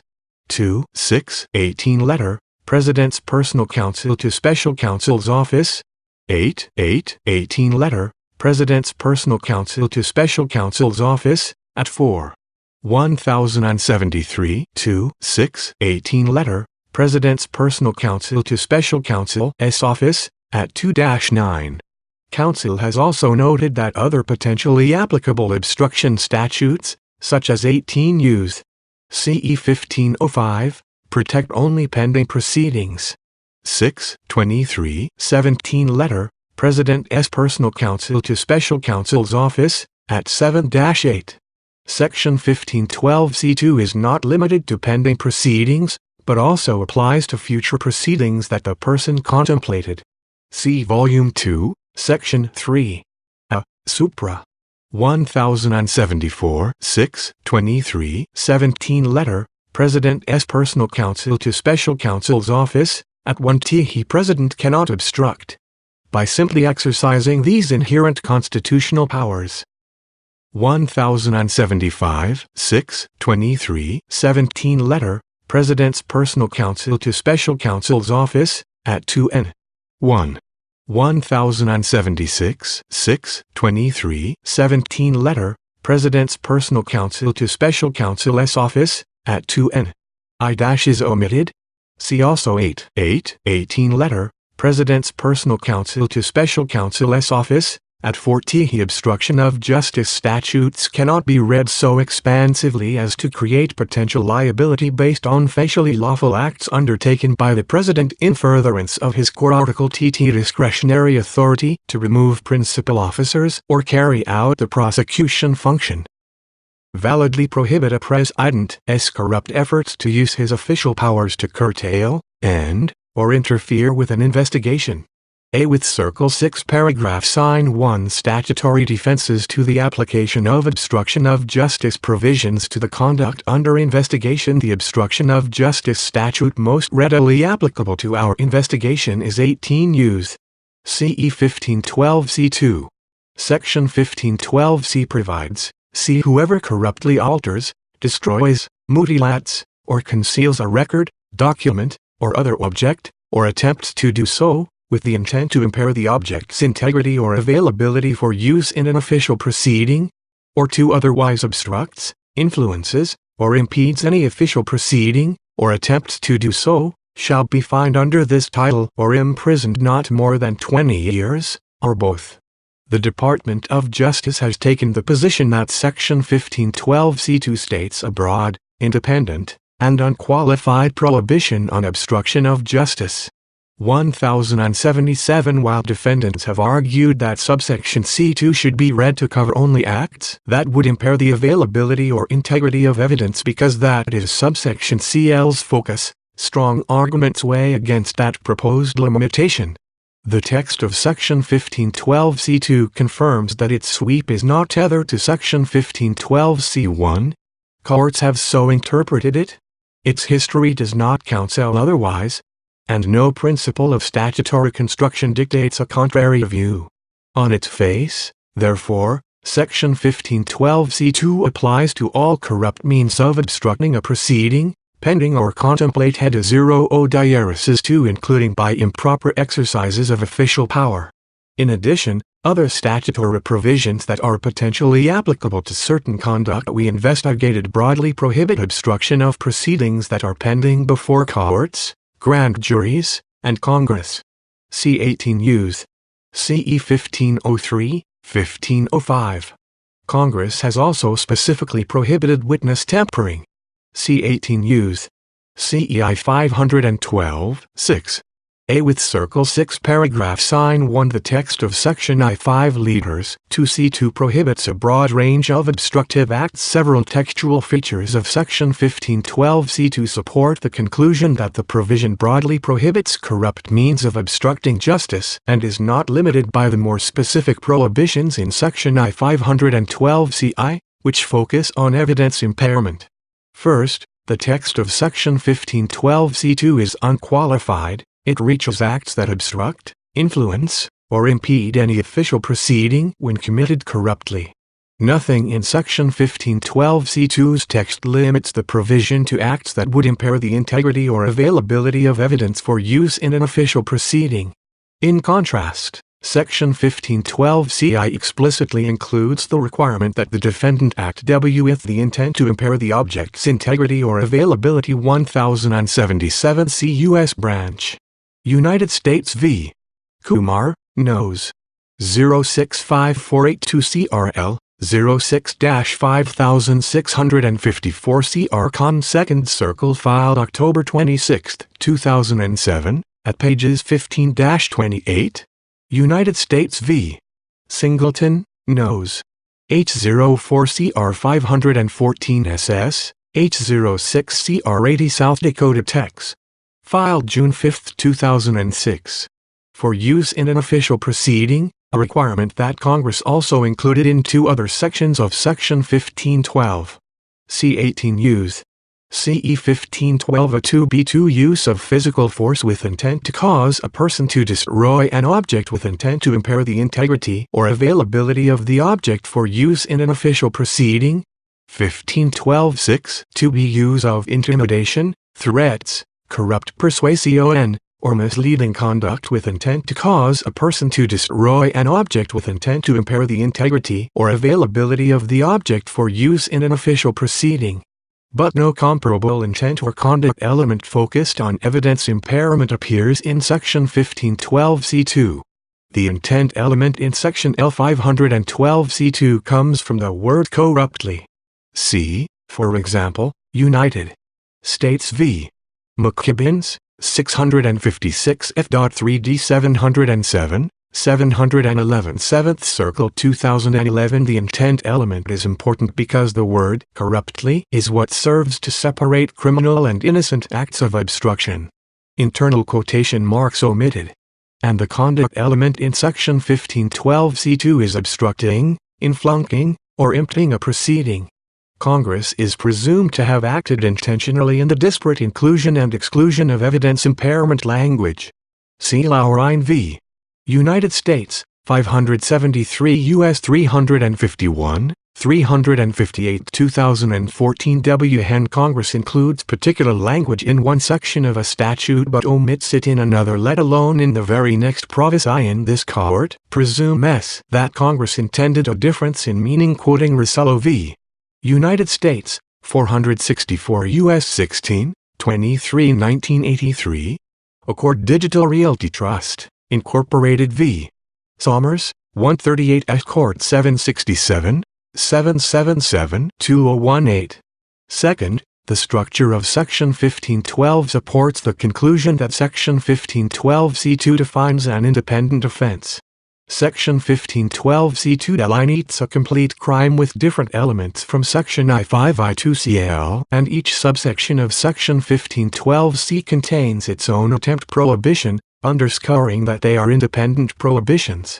The two subsections of Section 1512c are connected by the conjunction or, indicating that each provides an alternative basis for criminal liability. See Laurine, 573 U.S. at 357. Ordinary use of or is almost always disjunctive, that is, the words it connects are to be given separate meanings, internal quotation marks omitted.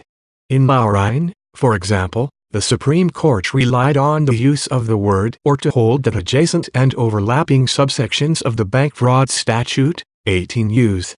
CE 1344, state distinct offenses, and that subsection 1344-2 therefore should not be interpreted to contain an additional element specified only in subsection 1344-1.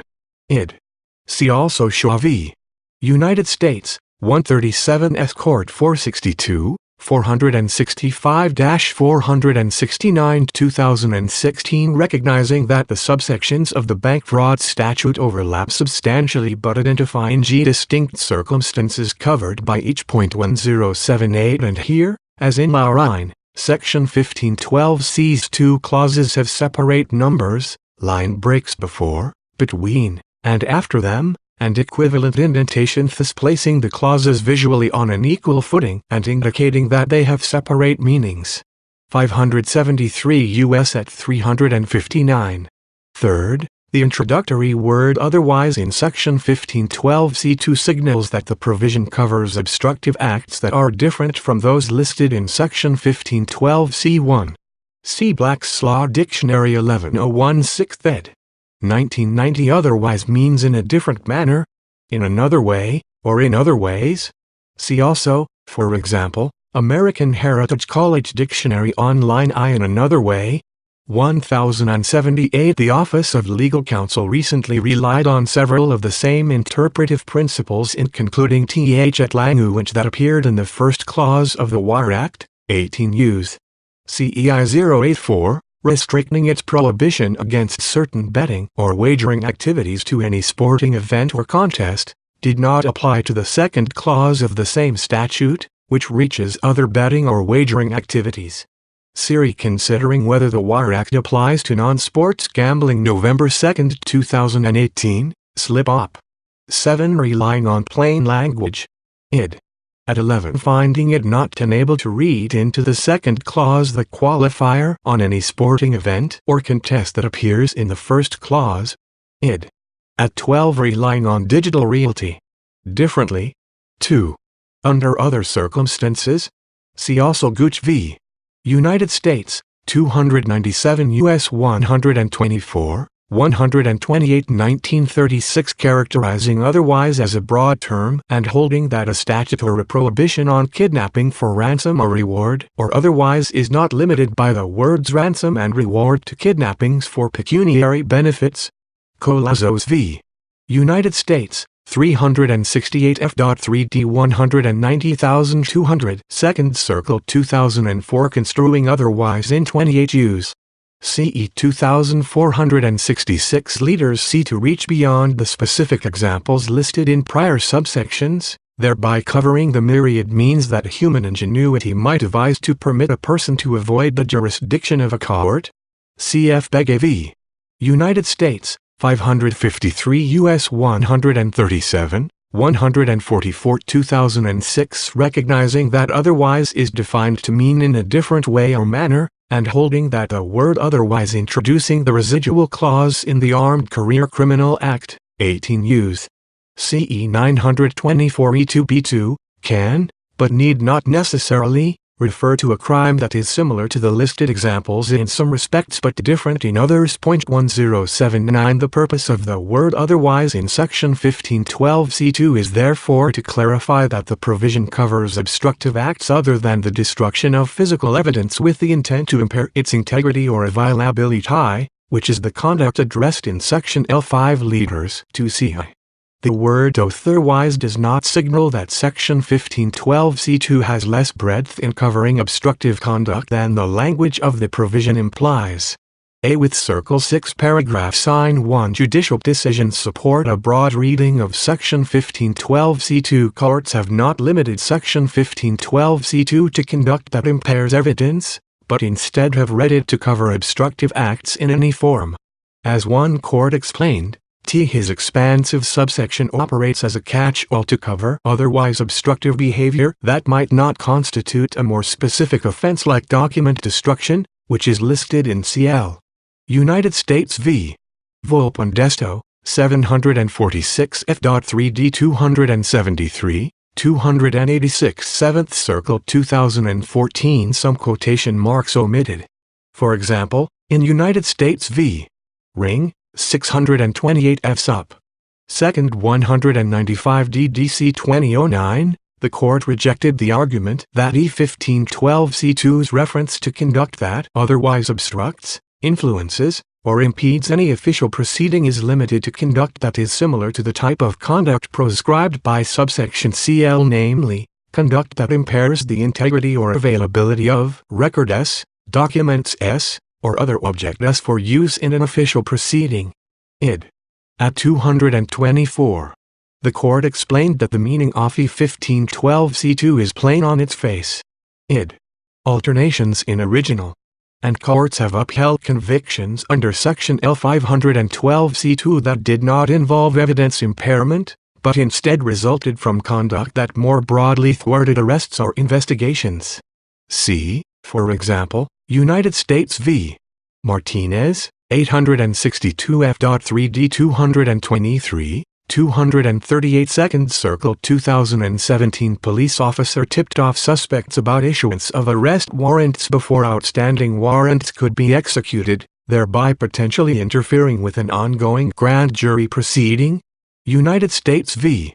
Arentsfield, 698 F.3d 1310, 1324 to 1326 10th Circle 2012. Officer disclosed existence of an undercover investigation to its target. United States v.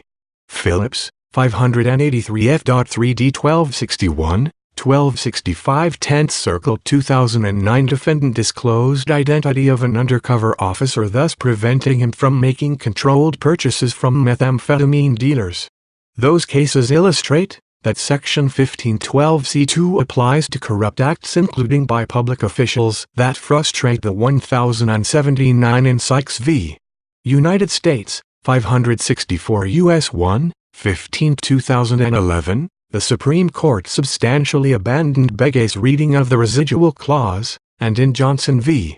United States, 135 S. Court 2551 2015, the court invalidated the residual clause as unconstitutionally vague. Begay's analysis of the word otherwise is thus of limited value. Commencement or conduct of a proceeding, and not just to acts that make evidence unavailable or impair its integrity. Section 1512C2's breadth is reinforced by the similarity of its language to the Omnibus Clause of 18 Us. CE 1503, which covers anyone who corruptly obstructs, or impedes, or endeavors to influence, obstruct, or impede, the due administration of justice. That clause of Section 1503 follows two more specific clauses that protect jurors, judges, and court officers. The Omnibus Clause has nevertheless been construed to be far more general in scope than the earlier clauses of the statute. United States v. Aguilar, 515 U.S. 593, 599 1995. The Omnibus Clause is essentially a catch-all provision which generally prohibits conduct that interferes with the due administration of justice. United States v. Brenson, 104 F.3d 1267, 1275 11th Circle 1997. Courts have accordingly given it a non-restrictive reading. United States v. Kumar, 617 F.3d 612, 622nd Circle 210. Id. At 620 N.7 collecting cases from the 3rd, 4th, 6th, 7th, and 11th Circuits. As one court has explained, the Omnibus Clause prohibits acts that are similar in result, rather than manner, to the conduct described in the first part of the statute. United States v. Howard, 569 F.2d 1331, 1333 5th Circle 1978. While this specific clause forbids certain means of obstructing justice, the Omnibus Clause aims at obstruction of justice itself, regardless of the means used to reach that result. Id. Collecting cases. Given the similarity of Section 1512c2 to Section 1503's Omnibus Clause, Congress would have expected Section 1512c2 to cover acts that produced a similar result to the evidence impairment provisions -I.e. The result of obstructing justice rather than covering only acts that were similar in manner. Read this way, Section 1512c2 serves a distinct function in the federal obstruction of justice statutes. It captures corrupt conduct, other than document destruction, that has the natural tendency to obstruct contemplated as well as pending proceedings. Section 1512c2 overlaps with other obstruction statutes, but it does not render them superfluous. Section 1503, for example, which covers pending grand jury and judicial proceedings, and Section 1505, which covers pending administrative and congressional proceedings, reach endeavors to influence, obstruct, or impede the proceedings, a broader test for in-choate violations than Section 1512c2's attempt standard, which requires a substantial step towards a completed offense. See United States v. Sampson, 898 F.3d 287302 2nd Circle. 2018 efforts to witness temper that rise to the level of an endeavor yet fall short of an attempt cannot be prosecuted under E1512. United States v. Leisure, 844 F.2d 1347, 1366 to 1367 8th Seer. 1988 collecting cases recognizing the difference between the endeavor and attempt standards. And 18 use. CE 1519, which prohibits destruction of documents or records in contemplation of an investigation or proceeding, does not require the nexus showing under Aguilar, which Section 1512c2 demands. See, for example, United States v.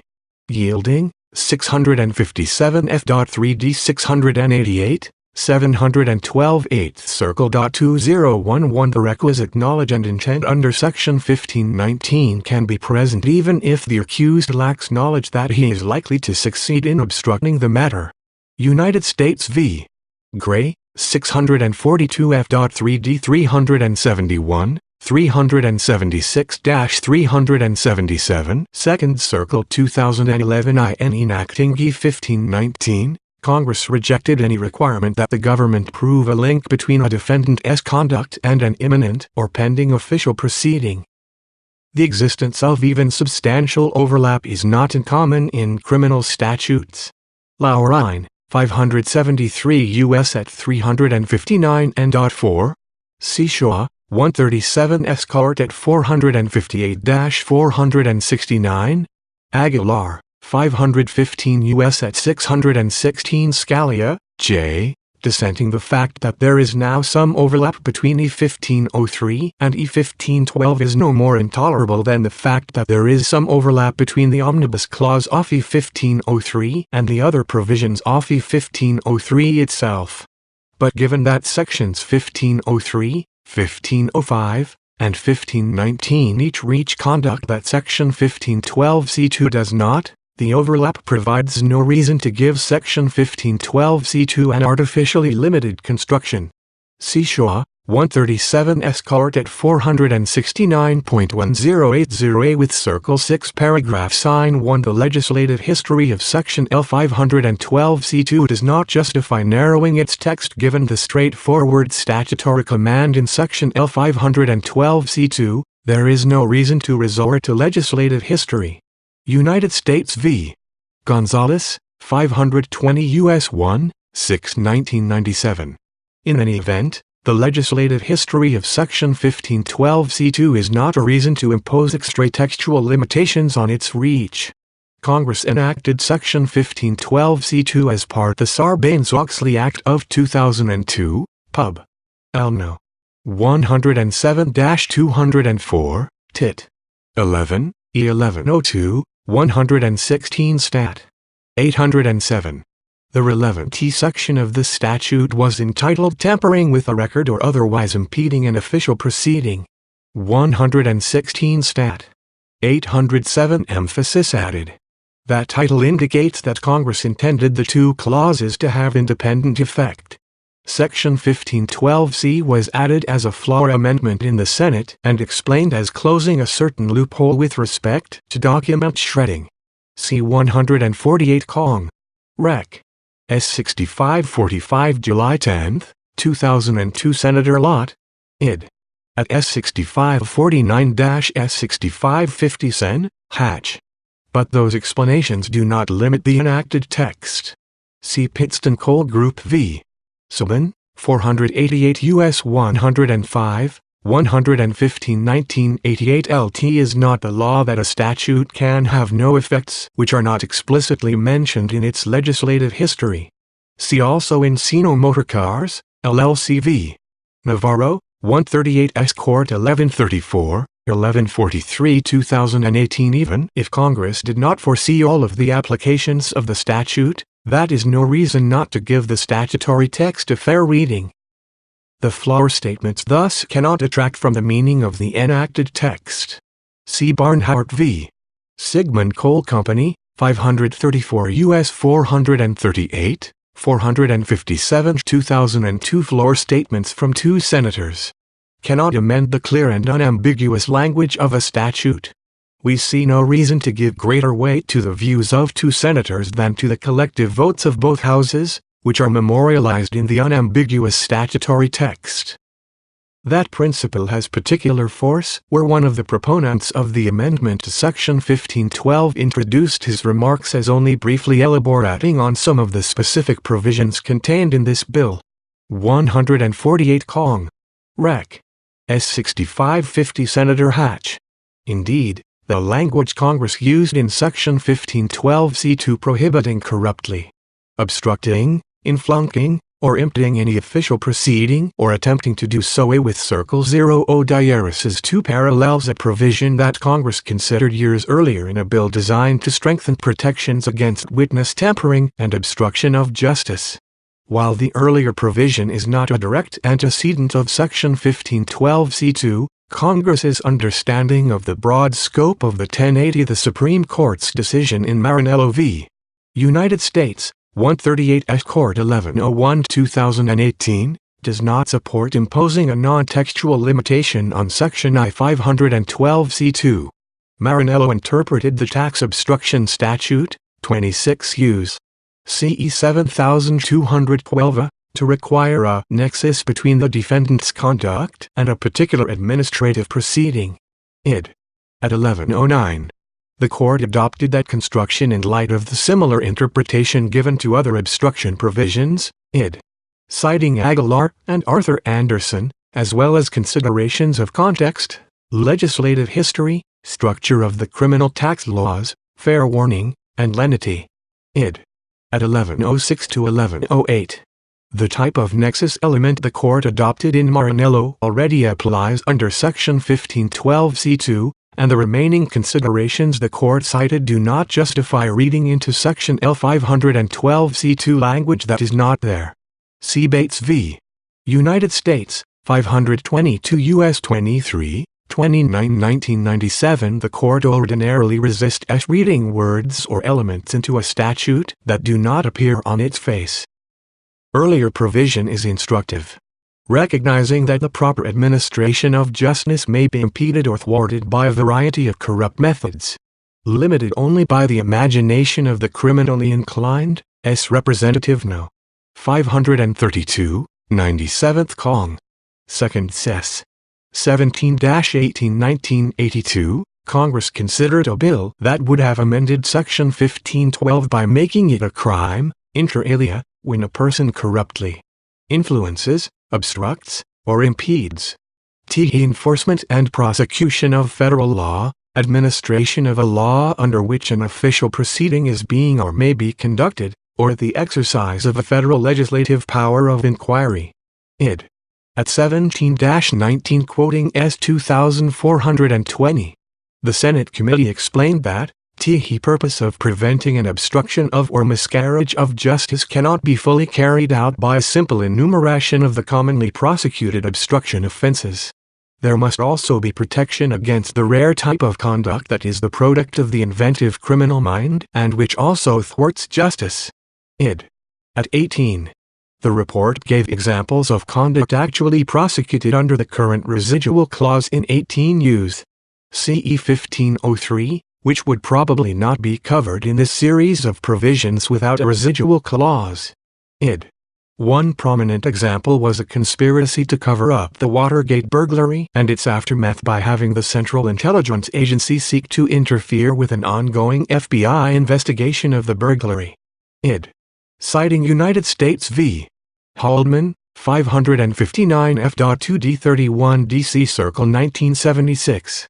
The report therefore indicates a congressional awareness not only that residual clause language resembling Section 1512c2 broadly covers a wide variety of obstructive conduct, but also that such language reaches the improper use of governmental processes to obstruct justice, specifically the Watergate cover-up orchestrated by White House officials including the President himself. See Haldeman, 559 F.3t at 51, 86-87, 120-129, 162-1081A with Circle 6 paragraph sign 1. General principles of statutory construction do not suggest that Section 1512c2 is inapplicable to the conduct in this investigation. The requirement of fair warning in criminal law, the interest in avoiding due process concerns in potentially vague statutes, and the rule of lenity do not justify narrowing the reach of Section 1512c2's text. 1082a with Circle 6 paragraph sign 1. As with other criminal laws, the Supreme Court has exercised restraint in interpreting obstruction of justice provisions, both out of respect for Congress's role in defining crimes and in the interest of providing individuals with fair warning of what a criminal statute prohibits. Marinello v.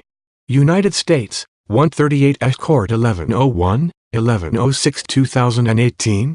Arthur Anderson, 544 U.S. at 703. 1081. The Senate ultimately accepted the House version of the bill, which excluded an omnibus clause. See United States v. Poindexter, 951 F.2d 369, 382-383 D.C. Circle 1991. Tracing history of the proposed omnibus provision in the witness protection legislation. During the floor debate on the bill, Senator Hines, one of the initiators and primary backers of the legislation, explained that the omnibus clause was beyond the scope of the witness protection measure at issue and likely duplicative of other obstruction laws. 128 Cong. Rec. 26,810 1982. Senator Hines, presumably referring to Sections 1503 and 1505. 1082. In a separate section addressing considerations unique to the presidency, we consider principles of statutory construction relevant in that context. See Volume TI, Section 3.B.L, Infra. Aguilar, 515 U.S. at 599-602. In several obstruction cases, The court has imposed a nexus test that requires that the wrongful conduct targeted by the provision be sufficiently connected to an official proceeding to ensure the requisite culpability. Marinello, 138 S. Court at 1109. Arthur Anderson, 544 U.S. at 707-708. Aguilar, 515 U.S. at 600-602. Section 1512C2 has been interpreted to require a similar nexus. See, for example, United States v. Young, 916 F.3d 368, 386 4th Circle 2019. United States v. Petruk, 781 F.3d 438, 445 8th Circle 2015. United States v. Phillips, 583 F.3d 1261, 1264 10th Circle 2009. United States v. Reich, 479 F.3d 179, 186 2nd Circle 2007. To satisfy the nexus requirement, the government must show as an objective matter that a defendant acted in a manner that is likely to obstruct justice, such that the statute excludes defendants who have an evil purpose but use means that would only unnaturally and improbably be successful. Aguilar, 515 U.S. at 601-602 internal quotation marks omitted. See id. At 599 the endeavor must have the natural and probable effect of interfering with the due administration of justice internal quotation marks omitted. The government must also show as a subjective matter that the actor contemplated a particular, foreseeable proceeding. Petruk, 781 F.3d at 445. Those requirements alleviate fair warning concerns by ensuring that obstructive conduct has a close enough connection to existing or future proceedings to implicate the dangers targeted by the obstruction laws, and that the individual actually has the obstructive result in mind. With Circle 6 paragraph sign 1 courts also seek to construe statutes to avoid due process vagueness concerns. See, for example, McDonald v. United States, 136 S. Court 2355, 2373 2016. Skilling v. United States, 561 U.S. 358, 368, 402-404 2010. Vagueness doctrine requires that a statute define a crime with sufficient definiteness that ordinary people can understand what conduct is prohibited and in a manner that does not encourage arbitrary and discriminatory enforcement. Id. At 402-403 internal quotation marks omitted. The obstruction statute's requirement of acting corruptly satisfies that test. Acting corruptly within the meaning of E1512C2 means acting with an improper purpose and to engage in conduct knowingly and dishonestly with the specific intent to subvert, impede or obstruct the relevant proceeding. United States v. Gordon, 710 F.3d 1124, I-151, 10th Circle 2013. Some quotation marks omitted. The majority opinion in Aguilar did not address the defendant's vagueness challenge to the word corruptly, 515 U.S. at 600 N. 1, but Justice Scalia's separate opinion did reach that issue and would have rejected the challenge. Id. At 616-617 Scalia, J., joined by Kennedy and Thomas, J.J. Concurring in part and dissenting in part. Statutory language need not be colloquial, Justice Scalia explained, and the term corruptly in criminal laws has a long-standing and well-accepted meaning. It denotes an act done with an intent to give some advantage inconsistent with official duty and the rights of others. Id. At 616 internal quotation marks omitted. Citing lower court authority and legal dictionaries. Justice Scalia added that in the context of obstructing jury proceedings, any claim of ignorance of wrongdoing is incredible. Id. At 617.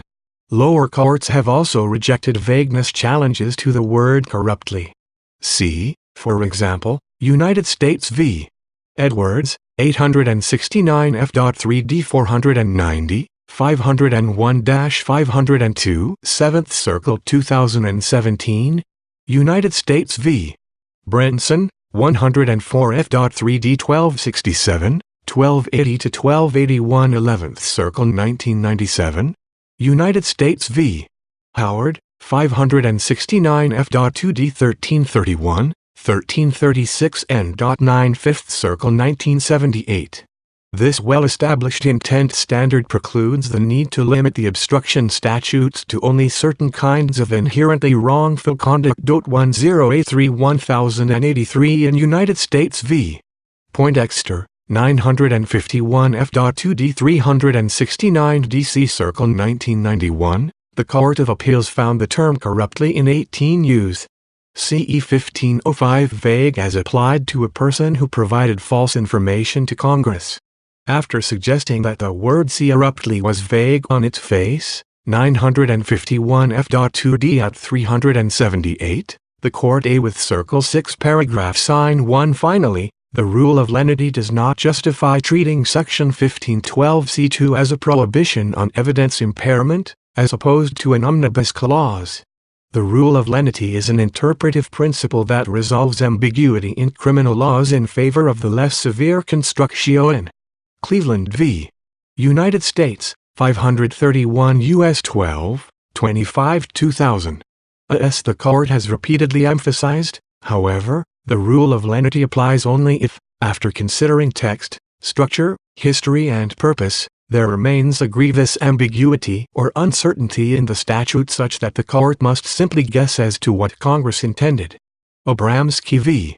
United States, 573 U.S. 169, 188 N.10 2014 internal quotation marks omitted. The rule has been cited, for example, in adopting a narrow meaning of tangible object in an obstruction statute when the prohibition's title, history, and list of prohibited acts indicated a focus on destruction of records. C. Yates v. United States, 135 F. Court 1074, 1088 20 I-5 plurality opinion interpreting tangible object in the phrase record, document, or tangible object in 18 Us. CE 1519 to mean an item capable of recording or preserving information. Degrees paragraph here, as discussed above, the text, structure, and history of Section L5I2C2 leaves no grievous ambiguity about the statute's meaning. Section 1512C2 defines a structurally independent general prohibition on obstruction of official proceedings. A with Circle 6 paragraph sign 1 other obstruction statutes might apply to the conduct in this investigation regardless whether Section 1512C2 covers all corrupt acts that obstruct, influence, or impede pending or contemplated proceedings. Other statutes would apply to such conduct in pending proceedings, provided that the remaining statutory elements are satisfied. As discussed above, the Omnibus Clause in 18 Us. CE 1503 applies generally to obstruction of pending judicial and grant proceedings. 1084 C. Aguilar, 515 U.S. at 598 noting that the clause is far more general in scope than preceding provisions. Section I-503 as protections extend to witness tampering and to other obstructive conduct that has a nexus to pending proceedings. See Sampson, 898 F.3t at 298-303 and N.6 collecting cases from 8 circuits holding that Section 1503 covers witness-related obstructive conduct, and cabining prior circuit authority. And Section 1505 broadly criminalizes obstructive conduct aimed at pending agency and congressional proceedings. 1085 C, for example, United States v. Rainey, 757 F.3d 234, 241-247, 5th Circle 2014. Concluded that the statute did not clearly apply to corrupt conduct by the person himself and the core conduct to which Section 1505 could constitutionally be applied was one person influencing another person to violate a legal duty. Id. At 379-386. Congress later enacted a provision overturning that result by providing that as used in Section 1505, The term corruptly means acting with an improper purpose, personally or by influencing another, including by making a false or misleading statement, or withholding, concealing, altering, or destroying a document or other information. 18 Use. CE 1515b.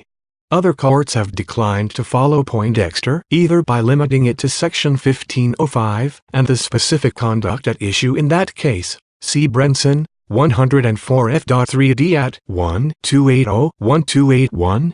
Reading it as narrowly limited to CE 110 types of conduct. See United States v. Morrison, 98 F.3d 619, 629-630 DC Circle I 996, or by noting that it predated Arthur Anderson's interpretation of the term corruptly. See Edwards, 869 F.3d at 501-502. 1084 Section 503 provides for criminal punishment of whoever corruptly or by threats or force, or by any threatening letter or communication, influences, obstructs, or impedes, or endeavors to influence, obstruct, or impede the due administration of justice. 1085 Section 1505 provides for criminal punishment of, finally, 18 Use. CEL 512b3 criminalizes tampering with witnesses to prevent the communication of information about a crime to law enforcement. The nexus inquiry articulated in Aguilar that an individual has knowledge that his actions are likely to affect the judicial proceeding, 515 U.S. at 599, does not apply to Section 1512(6)(3). See United States v. Byrne, 435 F.3 I6, 24-25, First Circle 2006.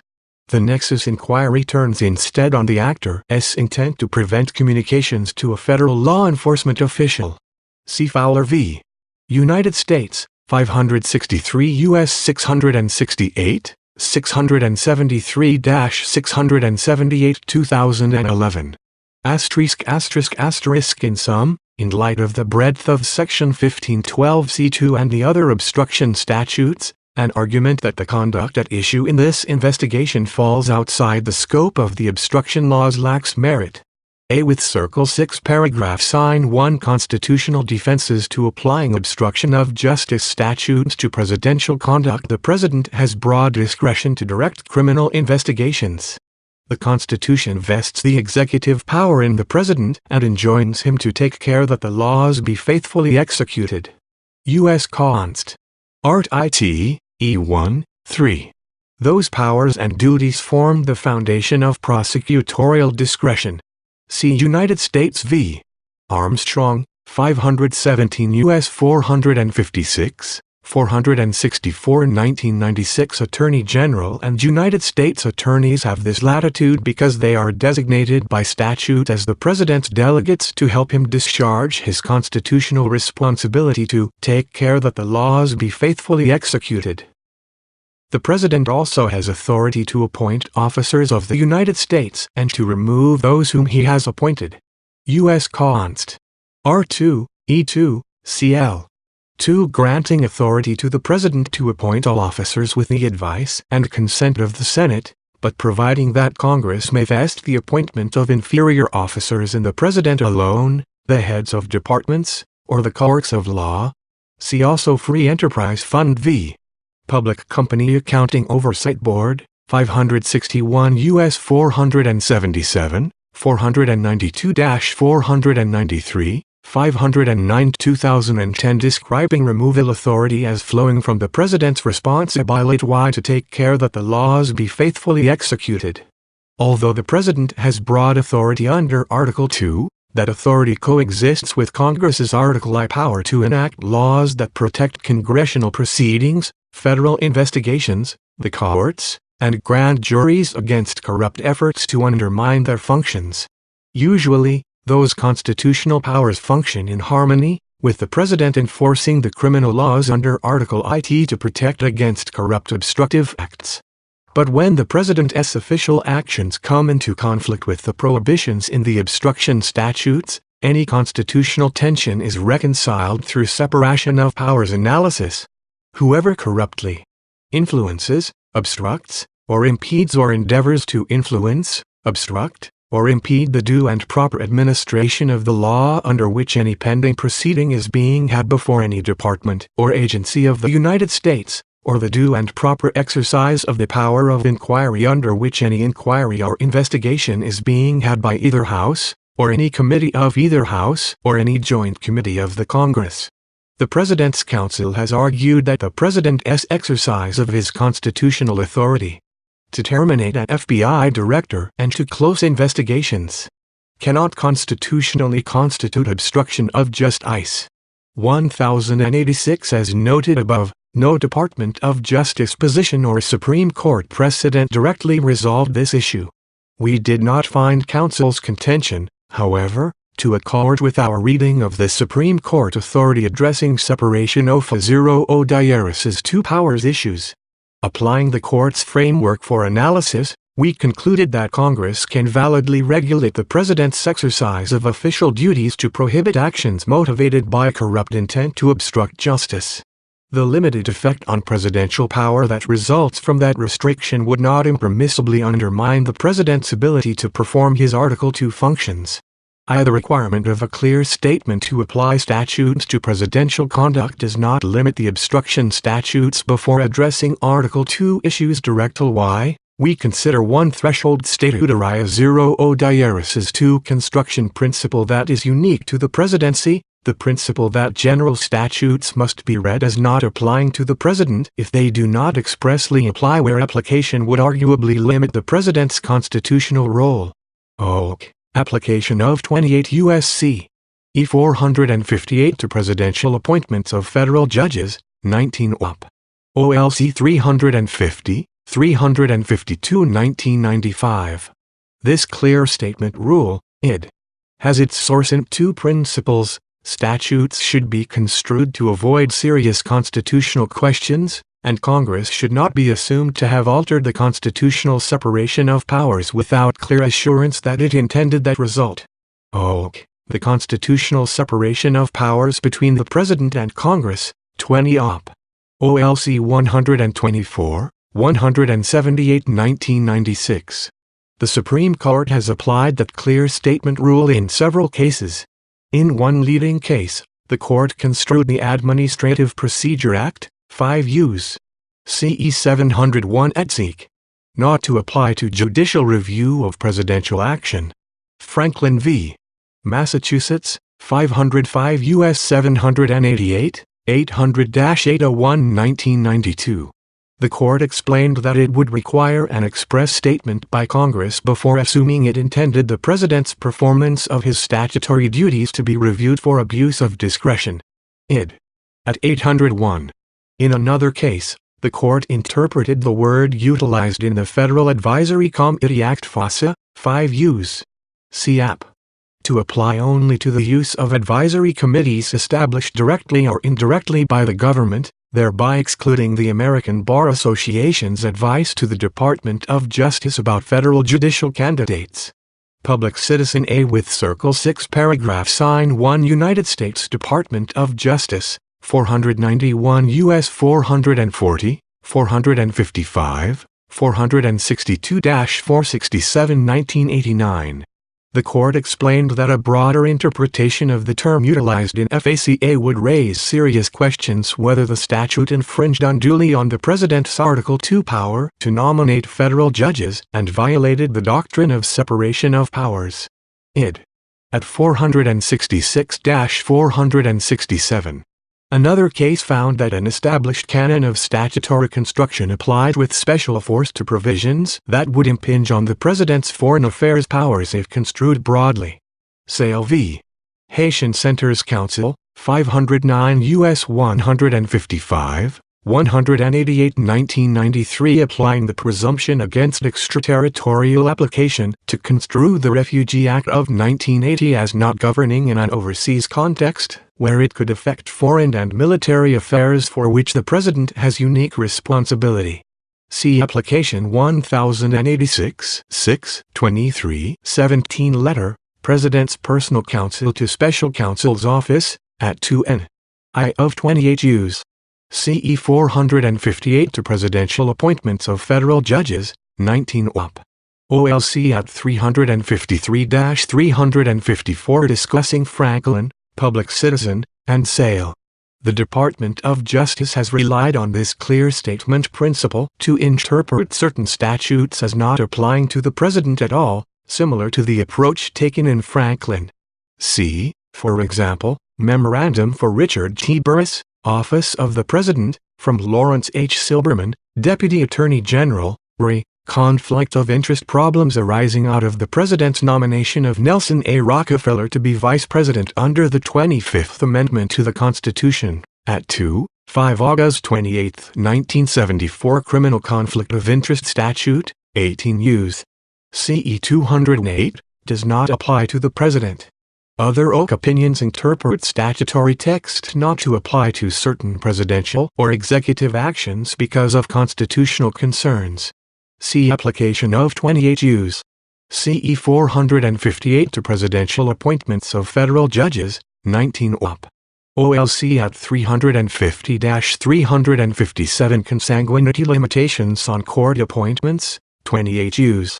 CE 458, found inapplicable to presidential appointments of judges to the federal judiciary. Constraints imposed by 18 Us. CE 1913 on lobbying efforts, 13 Op.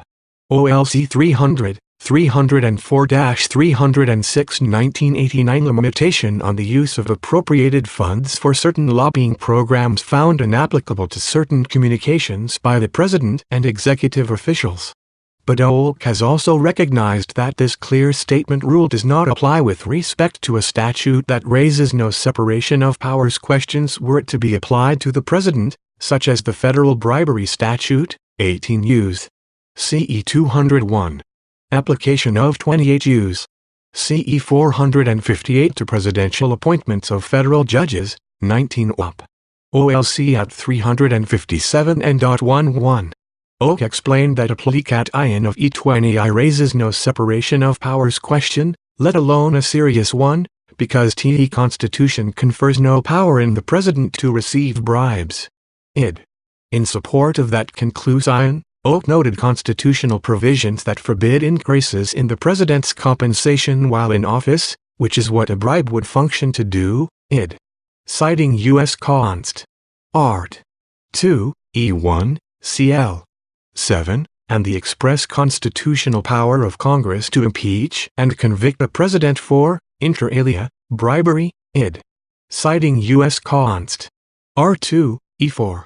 Under OC's analysis, Congress can permissibly criminalize CE1 obstructive conduct by the President, such as suborning perjury, intimidating witnesses, or fabricating evidence, because those prohibitions raise no separation of powers questions. See Application of 28 Us. CE 458 to Presidential Appointments of Federal Judges, 19 Op. OLC at 357 The Constitution does not authorize the President to engage in such conduct, and those actions would transgress the President's duty to take care that the laws be faithfully executed. U.S. Const. Art. It. E3. In view of those clearly permissible applications of the obstruction statutes to the President, Franklin's holding that the President is entirely excluded from a statute absent a clear statement would not apply in this context. A more limited application of a clear statement rule to exclude from the obstruction statutes only certain acts by the President, for example, removing prosecutors or ending investigations for corrupt reasons, would be difficult to implement as a matter of statutory interpretation. It is not obvious how a clear statement rule would apply to an omnibus provision like Section 1512C2 to exclude corruptly motivated obstructive acts only when carried out in the President's conduct of office. No statutory term could easily bear that specialized meaning. For example, the word corruptly has a well-established meaning that does not exclude exercises of official power for corrupt ends. Indeed, an established definition states that corruptly means action with an intent to secure an improper advantage inconsistent with official duty and the rights of others. Ballantyne's Law Dictionary 276, 3rd ed. 1969. Emphasis added. and it would be contrary to ordinary rules of statutory construction to adopt an unconventional meaning of a statutory term only when applied to the President. See United States v. Santos, 553 U.S. 507, 522 2008 Plurality opinion of Scalia, J. Rejecting proposal to give the same word, in the same statutory provision, different meanings and different factual contexts. Cf. Public Citizen, 491 U.S. at 462,467 giving the term utilized in the FOSSA a uniform meaning to avoid constitutional questions. Nor could such an exclusion draw on a separate and established background interpretive presumption, such as the presumption against extraterritoriality applied in sale.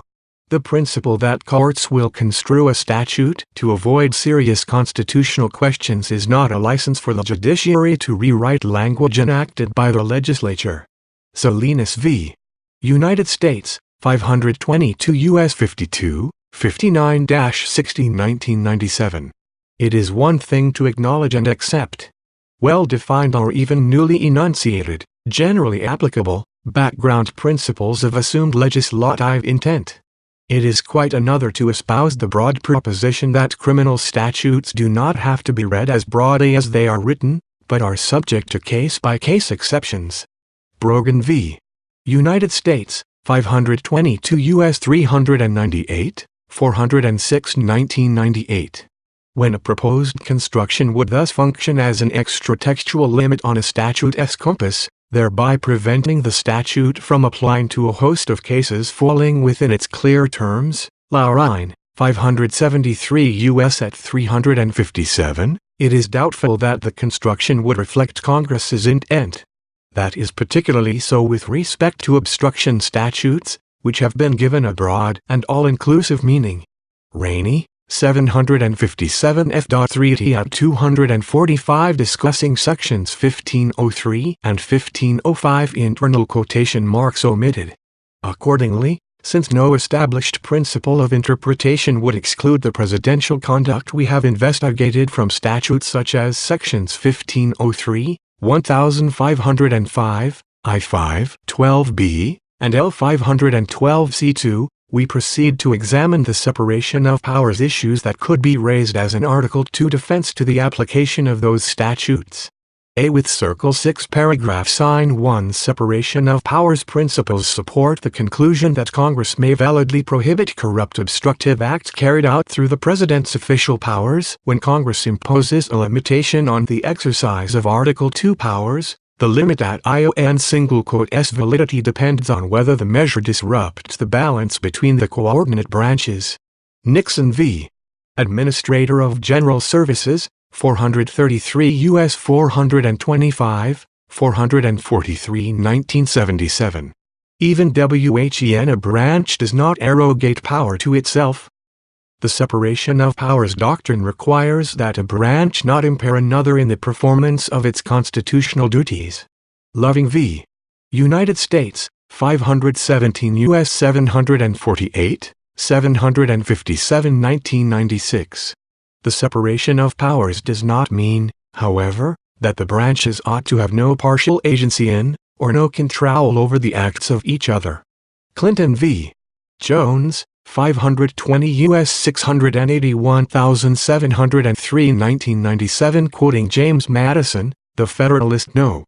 47, pages 325-326 J. Cook ed. 1961 emphasis omitted. In this context, a balancing test applies to assess separation of powers issues. Applying that test here, we concluded that Congress can validly make obstruction of justice statutes applicable to corruptly motivated official acts of the President without impermissibly undermining his Article 2 functionana. Second A. With Circle 6 paragraph sign 1 the Supreme Court's separation of powers balancing test applies in this context. A congressionally imposed limitation on presidential action is assessed to determine the extent to which it prevents the executive branch from accomplishing its constitutionally assigned functions, and, if the potential for disruption is present, whether that impact is justified by an overriding need to promote objectives within the constitutional authority of Congress. Administrator of General Services, 433 U.S. at 443. C. Nixon v. Fitzgerald, 457 U.S. 731,75374 1982. United States v. Nixon, 418 U.S. 683, 706-707 L 974. That balancing test applies to a congressional regulation of presidential power through the obstruction of justice laws. 1087. When an Article II power has not been explicitly assigned by the text of the Constitution to be within the sole province of the President, but rather was thought to be encompassed within the general grant to the President of the executive power, the Court has balanced competing constitutional considerations. Public Citizen, 491 U.S. at 484. Kennedy, J., concurring in the judgment, joined by Rehnquist, C.J., and O'Connor, J. As Justice Kennedy noted in Public Citizen, the Court has applied a balancing test to restrictions on the President's power to remove executive officers, a power that is not conferred by any explicit provision in the text of the Constitution as is the appointment power, but rather is inferred to be a necessary part of the grant of the executive power. Id. Citing Morrison v.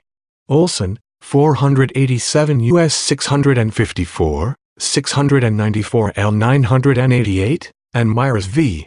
United States, 272 U.S. 52, 115-116 1926. Consistent with that statement, Morrison sustained a good cause limitation on the removal of an inferior officer with defined prosecutorial responsibilities after determining that the limitation did not impermissibly undermine the President's ability to perform his Article II functions. 487 U.S. at 691-693, 695-696. The Court has also evaluated other general executive power claims through a balancing test. For example, the Court evaluated the President's claim of an absolute privilege for presidential communications about his official acts by balancing that interest against the judicial branch's need for evidence in a criminal case. United States v. Nixon, supra-recognizing a qualified constitutional privilege for presidential communications on official matters. The Court has also upheld a law that provided for archival access to presidential records despite a claim of absolute presidential privilege over the records.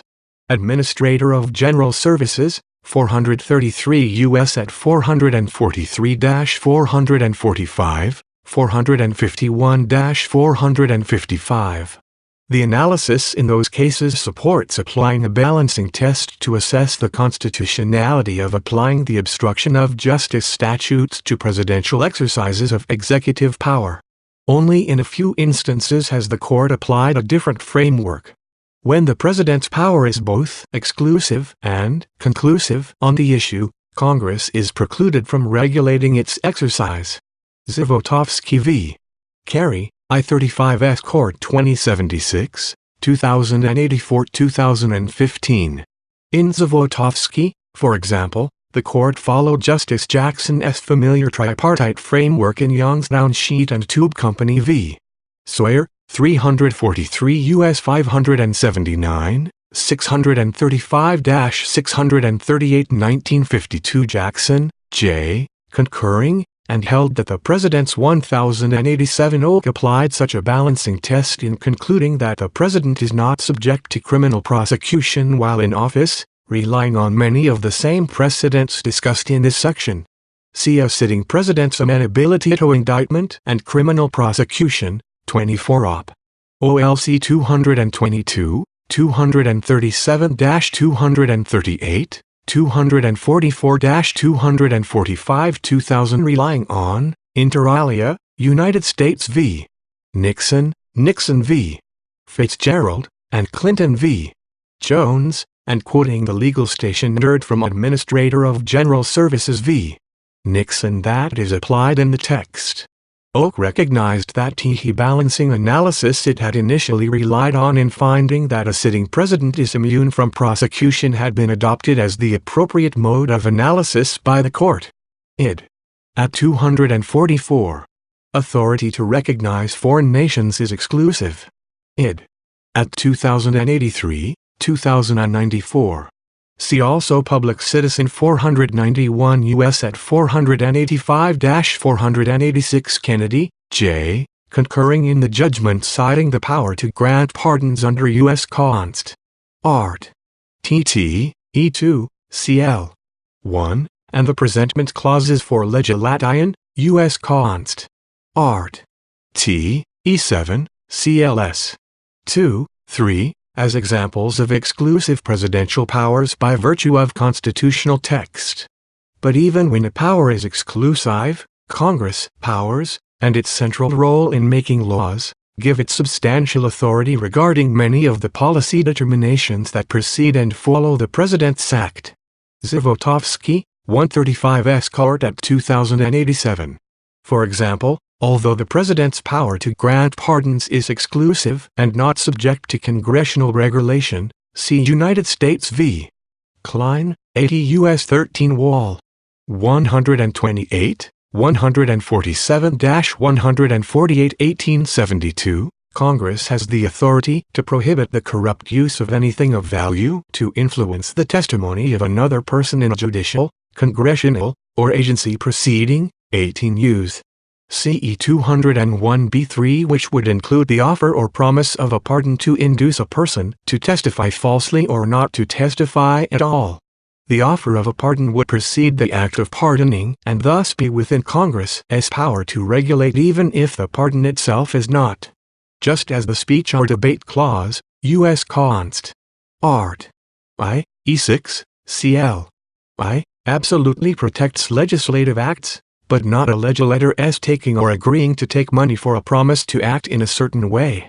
For it is taking the bribe, not performance of the illicit compact, that is a criminal act. United States v. Brewster, 408 U.S. 501, 526 1972. Emphasis omitted. The promise of a pardon to corruptly influence testimony would not be a constitutionally immunized act. The application of obstruction statutes to such promises therefore would raise no serious separation of 2 of powers issue.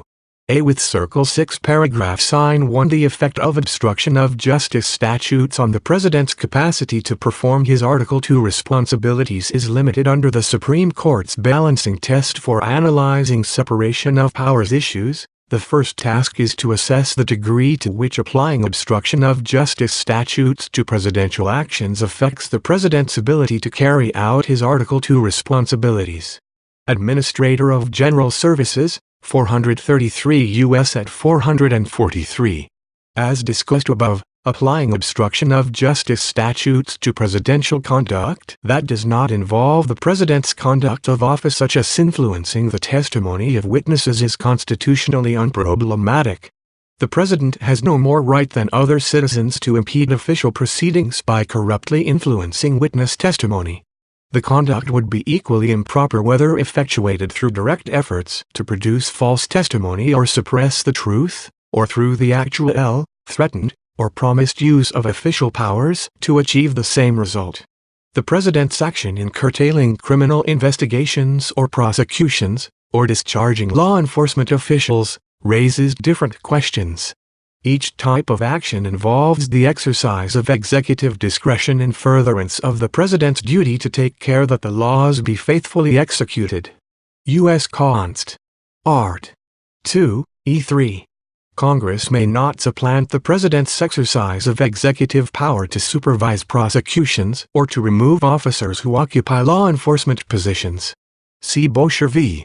Sinar, 478 U.S. 714, 726-727 1986. Congress cannot reserve for itself the power of removal of an officer charged with the execution of the laws except by impeachment. Because the structure of the Constitution does not permit Congress to execute the laws, his kind of congressional control over the execution of the laws, degrees paragraph, is constitutionally impermissible. Yet the obstruction of justice statutes do not aggrandize power in Congress or usurp executive authority. Instead, They impose a discrete limitation on conduct only when it is taken with the corrupt intent to obstruct justice. The obstruction statutes thus would restrict presidential action only by prohibiting the president from acting to obstruct official proceedings for the improper purpose of protecting his own interests. See Volume IT, Section TII.A.3, Supra. The direct effect on the president's freedom of action would correspondingly be a limited one. A preclusion of corrupt official action is not a major intrusion on Article 2 powers. For example, the proper supervision of criminal law does not demand freedom for the president to act with the intention of shielding himself from criminal punishment, avoiding financial liability, or preventing personal embarrassment. To the contrary, a statute that prohibits official action undertaken for such personal purposes furthers, rather than hinders, the impartial and even-handed administration of the law. And the Constitution does not mandate that the president have unfettered authority to direct investigations or prosecutions, with no limits whatsoever, in order to carry out his Article 2 functions. See Heckler v. Cheney, 470 U.S. 821, 833 1985. Congress may limit an agency's exercise of enforcement power if it wishes, either by setting substantive priorities, or by otherwise circumscribing an agency's power to discriminate among issues or cases it will pursue. United States v. Nixon, 418 U.S. at 770. Read the Art. 2 powers of the President as providing an absolute privilege to withhold confidential communications from a criminal trial would upset the constitutional balance of a workable government and gravely impair the role of the courts under Art. 3. Nor must the President have unfettered authority to remove all executive branch officials involved in the execution of the laws. The Constitution establishes that Congress has legislative authority to structure the executive branch by authorizing Congress to create executive departments and officer positions and to specify how inferior officers are appointed. For example, U.S. Const. Art. I. E8, cl. 18 Necessary and Proper Clause. Art. 2, E2, cl. 1 Opinions Clause. Art. Ti. E2, cl. 2 Appointments Clause.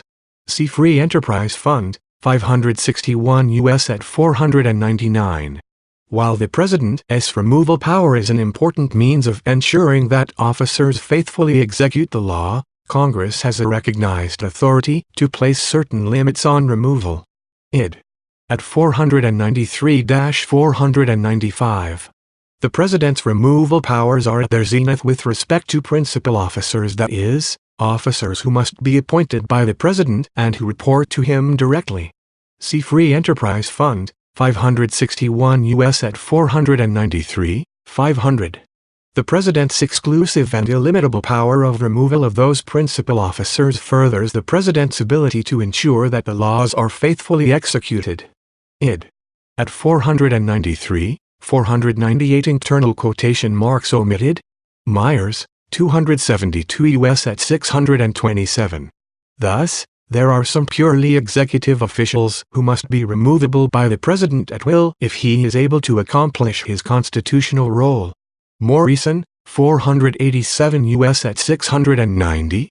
Myers, 272 U.S. at 134. The President's cabinet officers must do his will, and the moment that he loses confidence in the intelligence, ability, judgment, or loyalty of any one of them, he must have the power to remove him without delay. C.F. Humphreys, Executor v.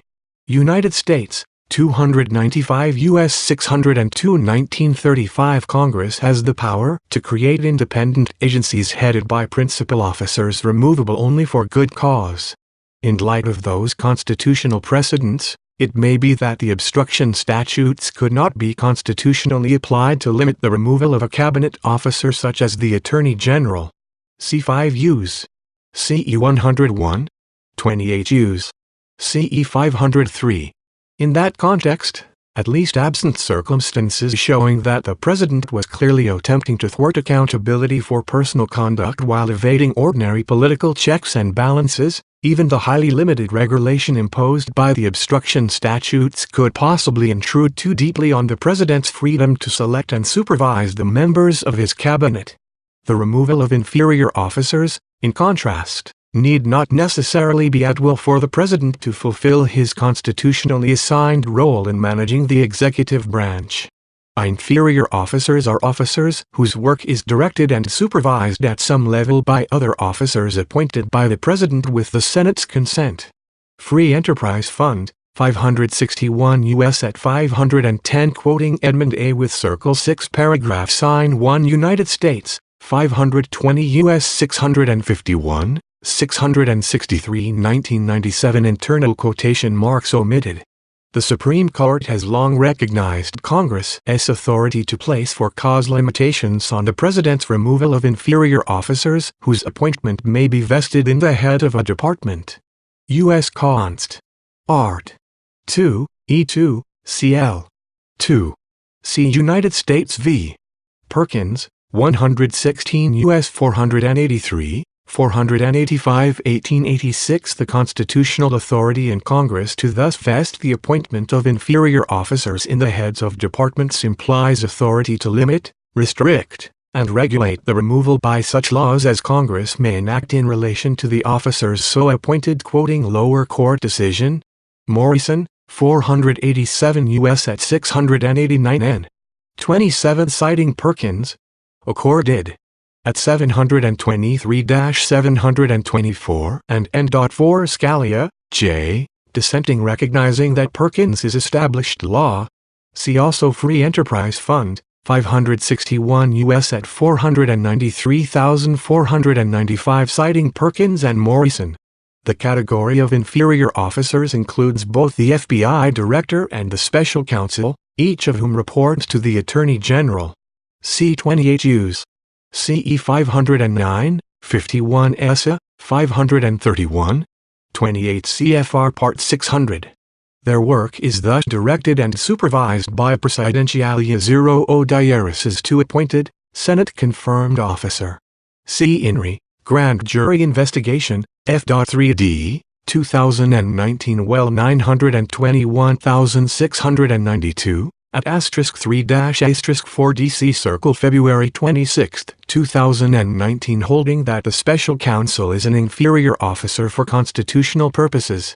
Where the Constitution permits Congress to impose a good cause limitation on the removal of an executive branch officer, the Constitution should equally permit Congress to bar removal for the corrupt purpose of obstructing justice.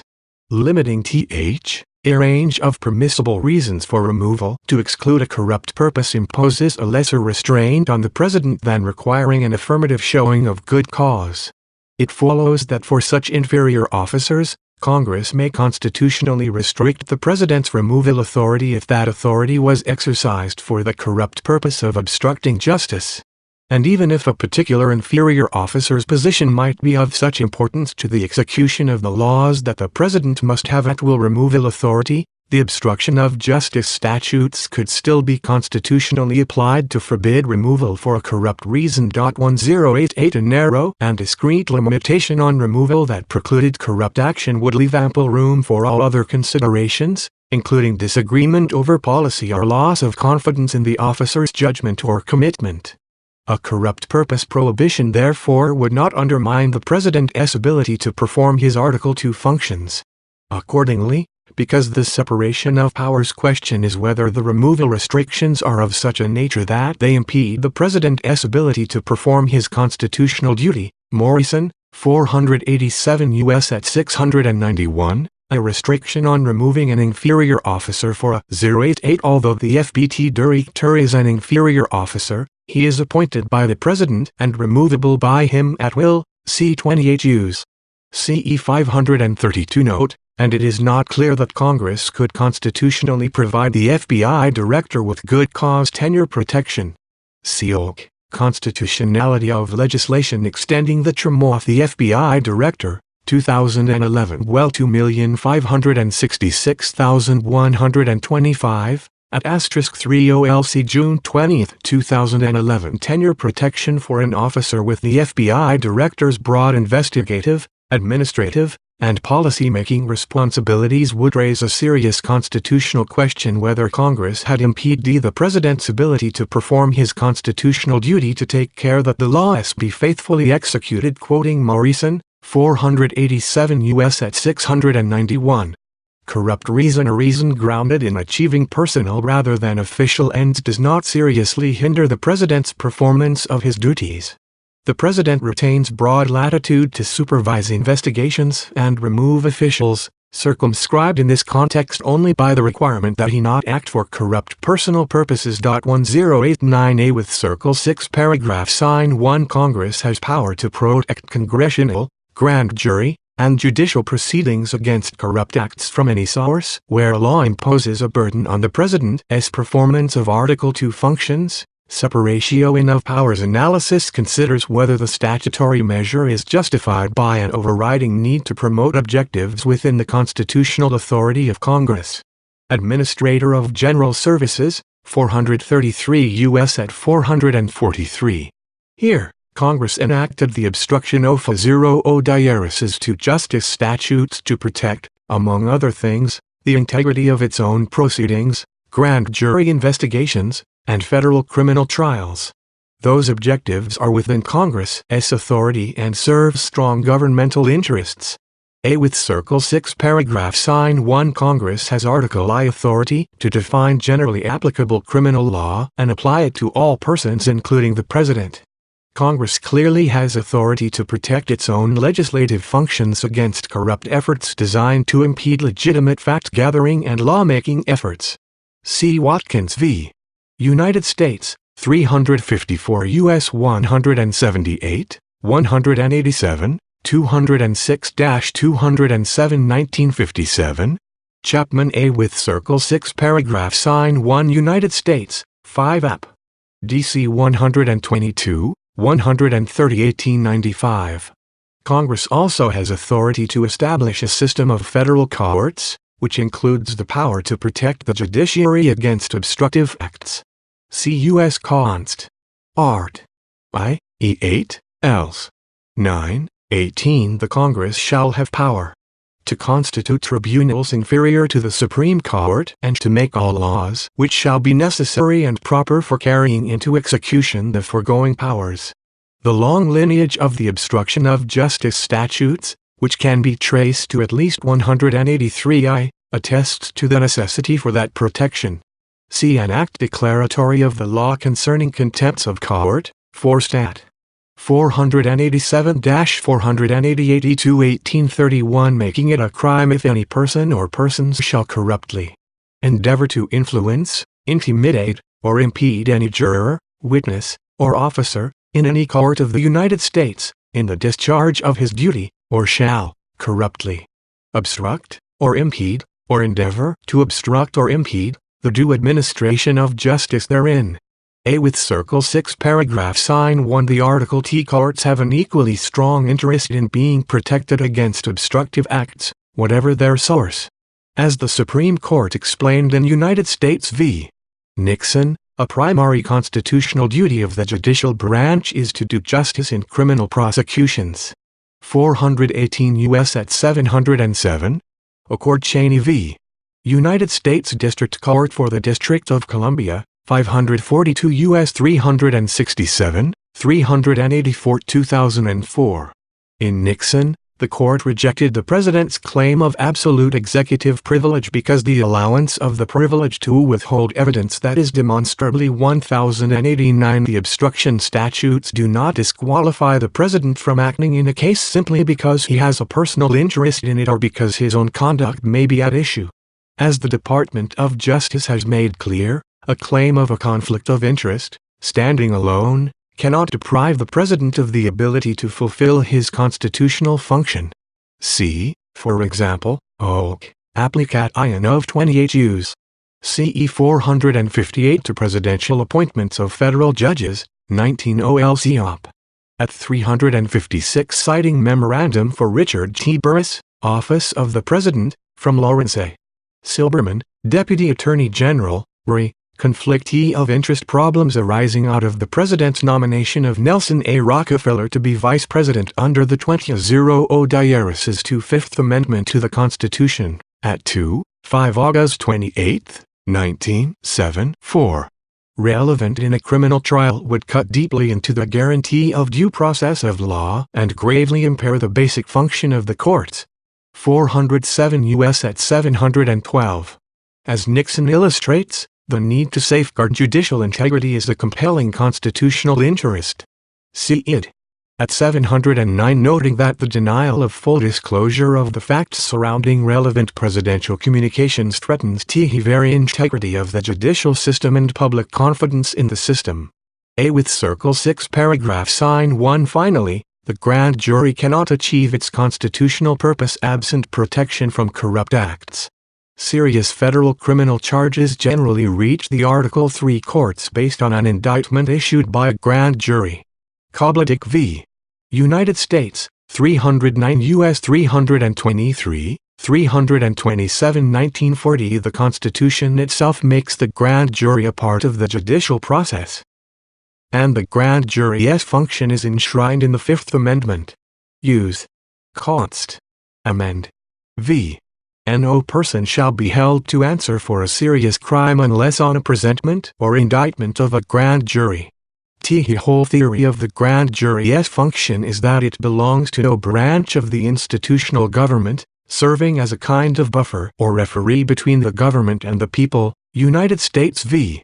Williams, 504 U.S. 36, 47 1992, pledged to indict no one because of prejudice and to free no one because of special favor. Costello v. United States, 350 U.S. 359, 362 1956.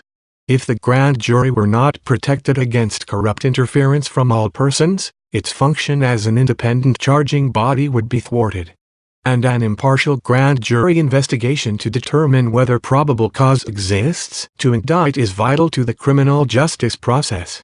The final step in the constitutional balancing process is to assess whether the separation of two of powers doctrine permits Congress to take action within its constitutional authority notwithstanding the potential impact on Article 2 functions. See Administrator of General Services, 433 U.S. at 443. See also Morrison, 487 U.S. at 691-693, 695-696. United States v. Nixon, 418 U.S. at 711-712. In the case of the obstruction of justice statutes, our assessment of the weighing of interests leads us to conclude that Congress has the authority to impose the limited restrictions contained in those statutes on the President's official conduct to protect the integrity of important functions of other branches of government. A general ban on corrupt action does not unduly intrude on the President's responsibility to take care that the laws be faithfully executed. U.S. Const. Art. It. E3. 1090. To the contrary, the concept of faithful execution connotes the use of power in the interest of the public, not in the officeholder's personal interests. See 1 Samuel Johnson, A Dictionary of the English Language 763 1755. Faithfully deaf. 3. With strict adherence to duty and allegiance, and immunizing the President from the generally applicable criminal prohibition against corrupt obstruction of official proceedings would seriously impair Congress's power to enact laws to promote objectives within its constitutional authority. Administrator of General Services, 433 U.S. at 425 protecting the integrity of its own proceedings and the proceedings of Article T courts and grand juries.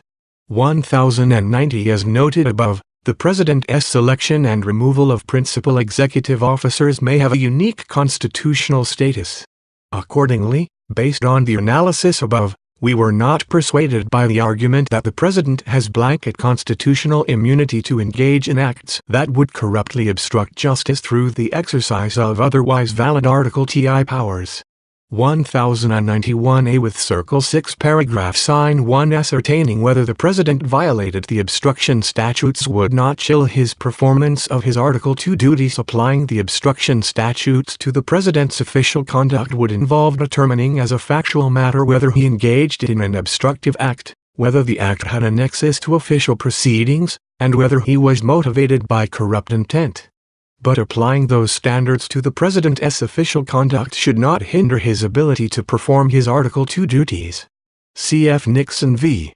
Fitzgerald, 457 U.S. at 752-753 and N.32 taking into account chilling effect on the President in adopting a constitutional rule of presidential immunity from private civil damages action based on official duties.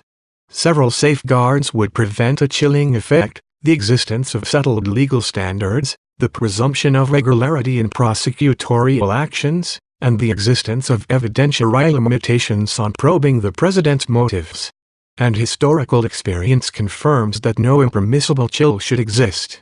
A with Circle 6 paragraph sign 1 as an initial matter, the term currently sets a demanding standard.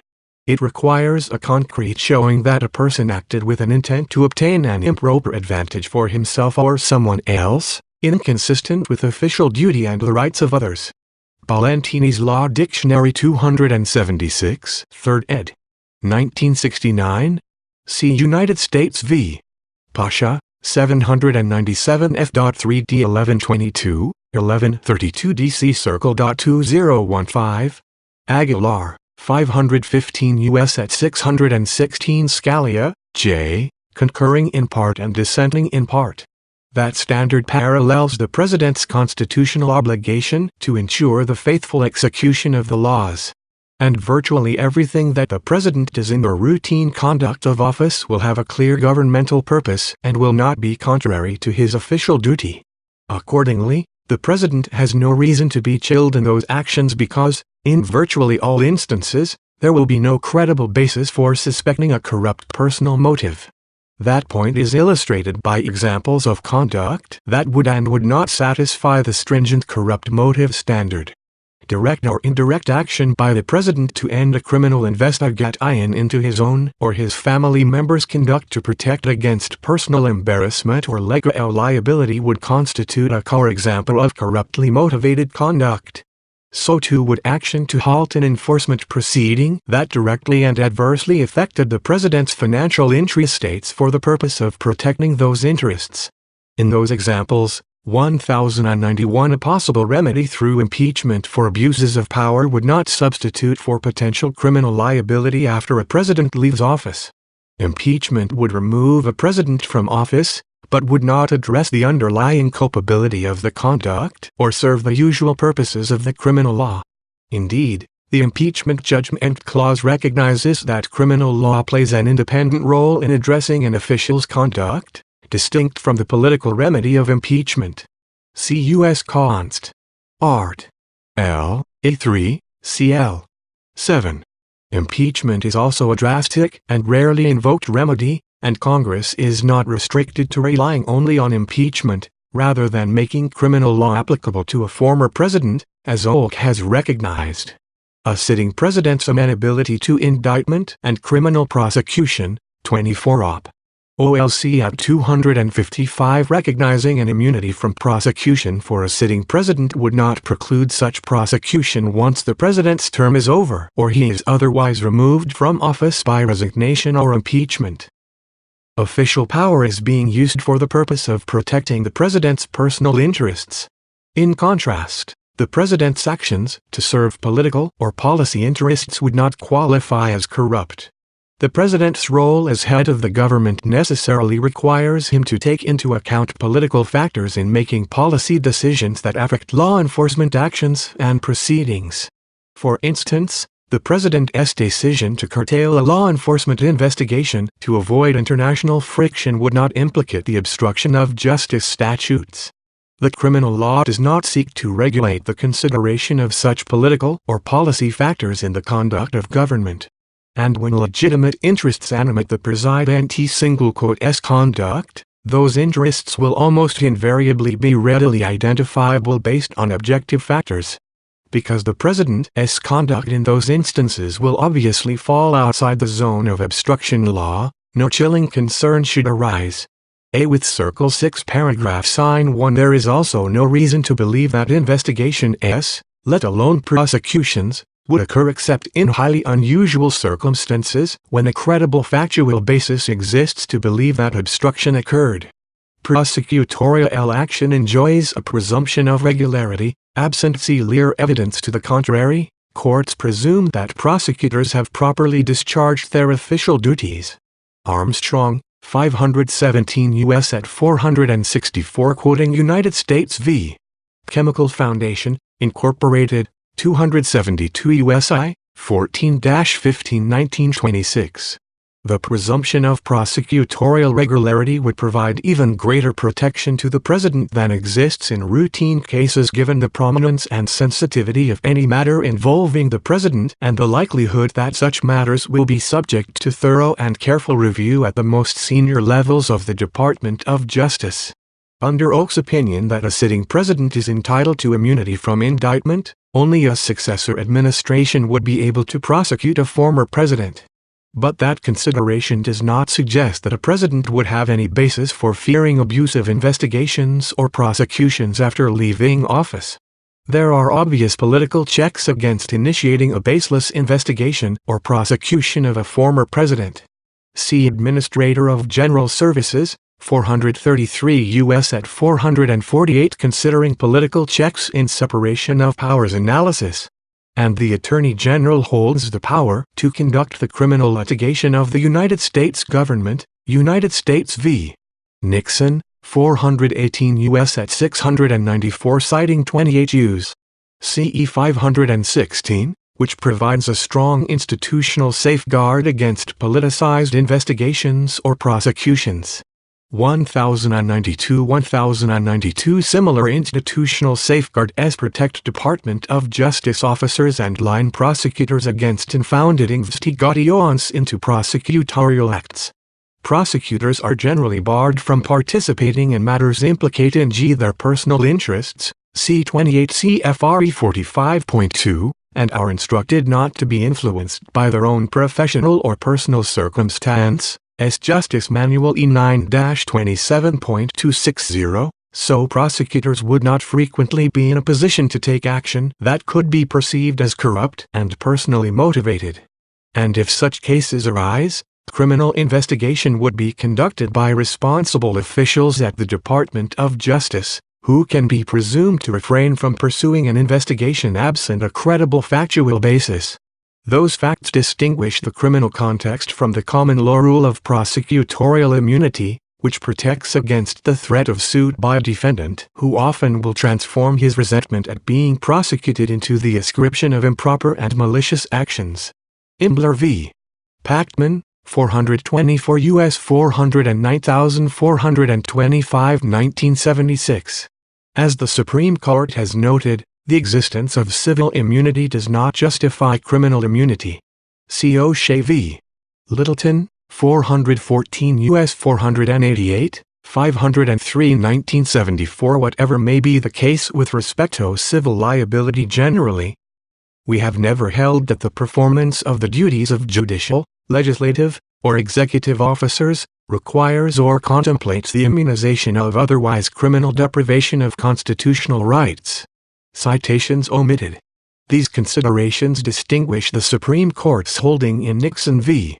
Fitzgerald that, in part because inquiries into the President's motives would be highly intrusive, the President is absolutely immune from private civil damages actions based on his official conduct. 457 U.S. at 756-757. As Fitzgerald recognized, there is a lesser public interest in actions for civil damages than, for example, in criminal prosecutions. Fitzgerald, 457 U.S. at 754 N.37. C. Cheney, 542 U.S. at 384. And private actions are not subject to the institutional protections of an action under the supervision of the Attorney General and subject to a presumption of regularity. Armstrong, 517 U.S. at 464. A with Circle 6 paragraph sign 1. In the rare cases in which a substantial and credible basis justifies conducting an investigation of the President, the process of examining his motivations to determine whether he acted for a corrupt purpose need not have a chilling effect. Ascertaining the President's motivations would turn on any explanation he provided to justify his actions, the advice he received, the circumstances surrounding the actions, and the regularity or irregularity of the process he employed to make decisions. But grand juries and courts would not have automatic access to confidential presidential communications on those matters. Rather, they could be presented in official proceedings only on a showing of sufficient need. Nixon, 418 U.S. at 712. In re sealed case, 121 F.3d 729, 754, 756-757 DC Circle 1997. See also Administrator of General Services, 433 U.S. at 448-449. Former President can invoke presidential communications privilege, although successor's failure to support the claim detracts from its weight. In any event, probing the President's intent in a criminal matter is unquestionably constitutional in at least one context. The offense of bribery turns on the corrupt intent to receive a thing of value in return for being influenced in official action. 18 Us. CE 20 liters B2. There can be no serious argument against the President's potential criminal liability for bribery offenses, notwithstanding the need to ascertain his purpose and intent. See Us. Const. Art. I. A3. Art. IT. E4. See also Application of 28 U.S. CE 458 to Presidential Appointments of Federal Judges, 19 Op. OLC at 357 N.11 Application of E20I to the President raises no separation of powers issue, let alone a serious one. A with Circle 6 paragraph sign 1. Finally, history provides no reason to believe that any asserted chilling effect justifies exempting the President from the obstruction laws. As a historical matter, presidents have very seldom been the subjects of grand jury investigations. And it is rarer still for circumstances to raise even the possibility of a corrupt personal motive for arguably obstructive action through the President's use of official power. Accordingly, the President's conduct of office should not be chilled based on hypothetical concerns about the possible application of a corrupt motive standard in this context. In sum, contrary to the position taken by the President's counsel, we concluded that, in light of the Supreme Court precedent governing separation of powers issues, we had a valid basis for investigating the conduct at issue in this report. In our view, the application of the obstruction statutes would not impermissibly burden the President's performance of his Article 2 function to supervise prosecutorial conduct or to remove inferior law enforcement officers. And the protection of the criminal justice system from corrupt acts by any person including the President accords with the fundamental principle of our government that no person in this country is so high that he is above the law. United States v. Lee, I-06 U.S. 196, 220 1882. See also Clinton v. Jones, 520 U.S. at 697. United States v. Nixon, Supra. A with Circle 6 paragraph sign 1 conclusion. Because we determined not to make a traditional prosecutorial judgment, we did not draw ultimate conclusions about the President's conduct. The evidence we obtained about the President's actions and intent presents difficult issues that would need to be resolved if we were making a traditional prosecutorial judgment. At the same time, if we had confidence after a thorough investigation of the facts that the President clearly did not commit obstruction of justice, we would so state. Based on the facts and the applicable legal standards, we are unable to reach that judgment. Accordingly, while this report does not conclude that the President committed a crime, it also does not exonerate him.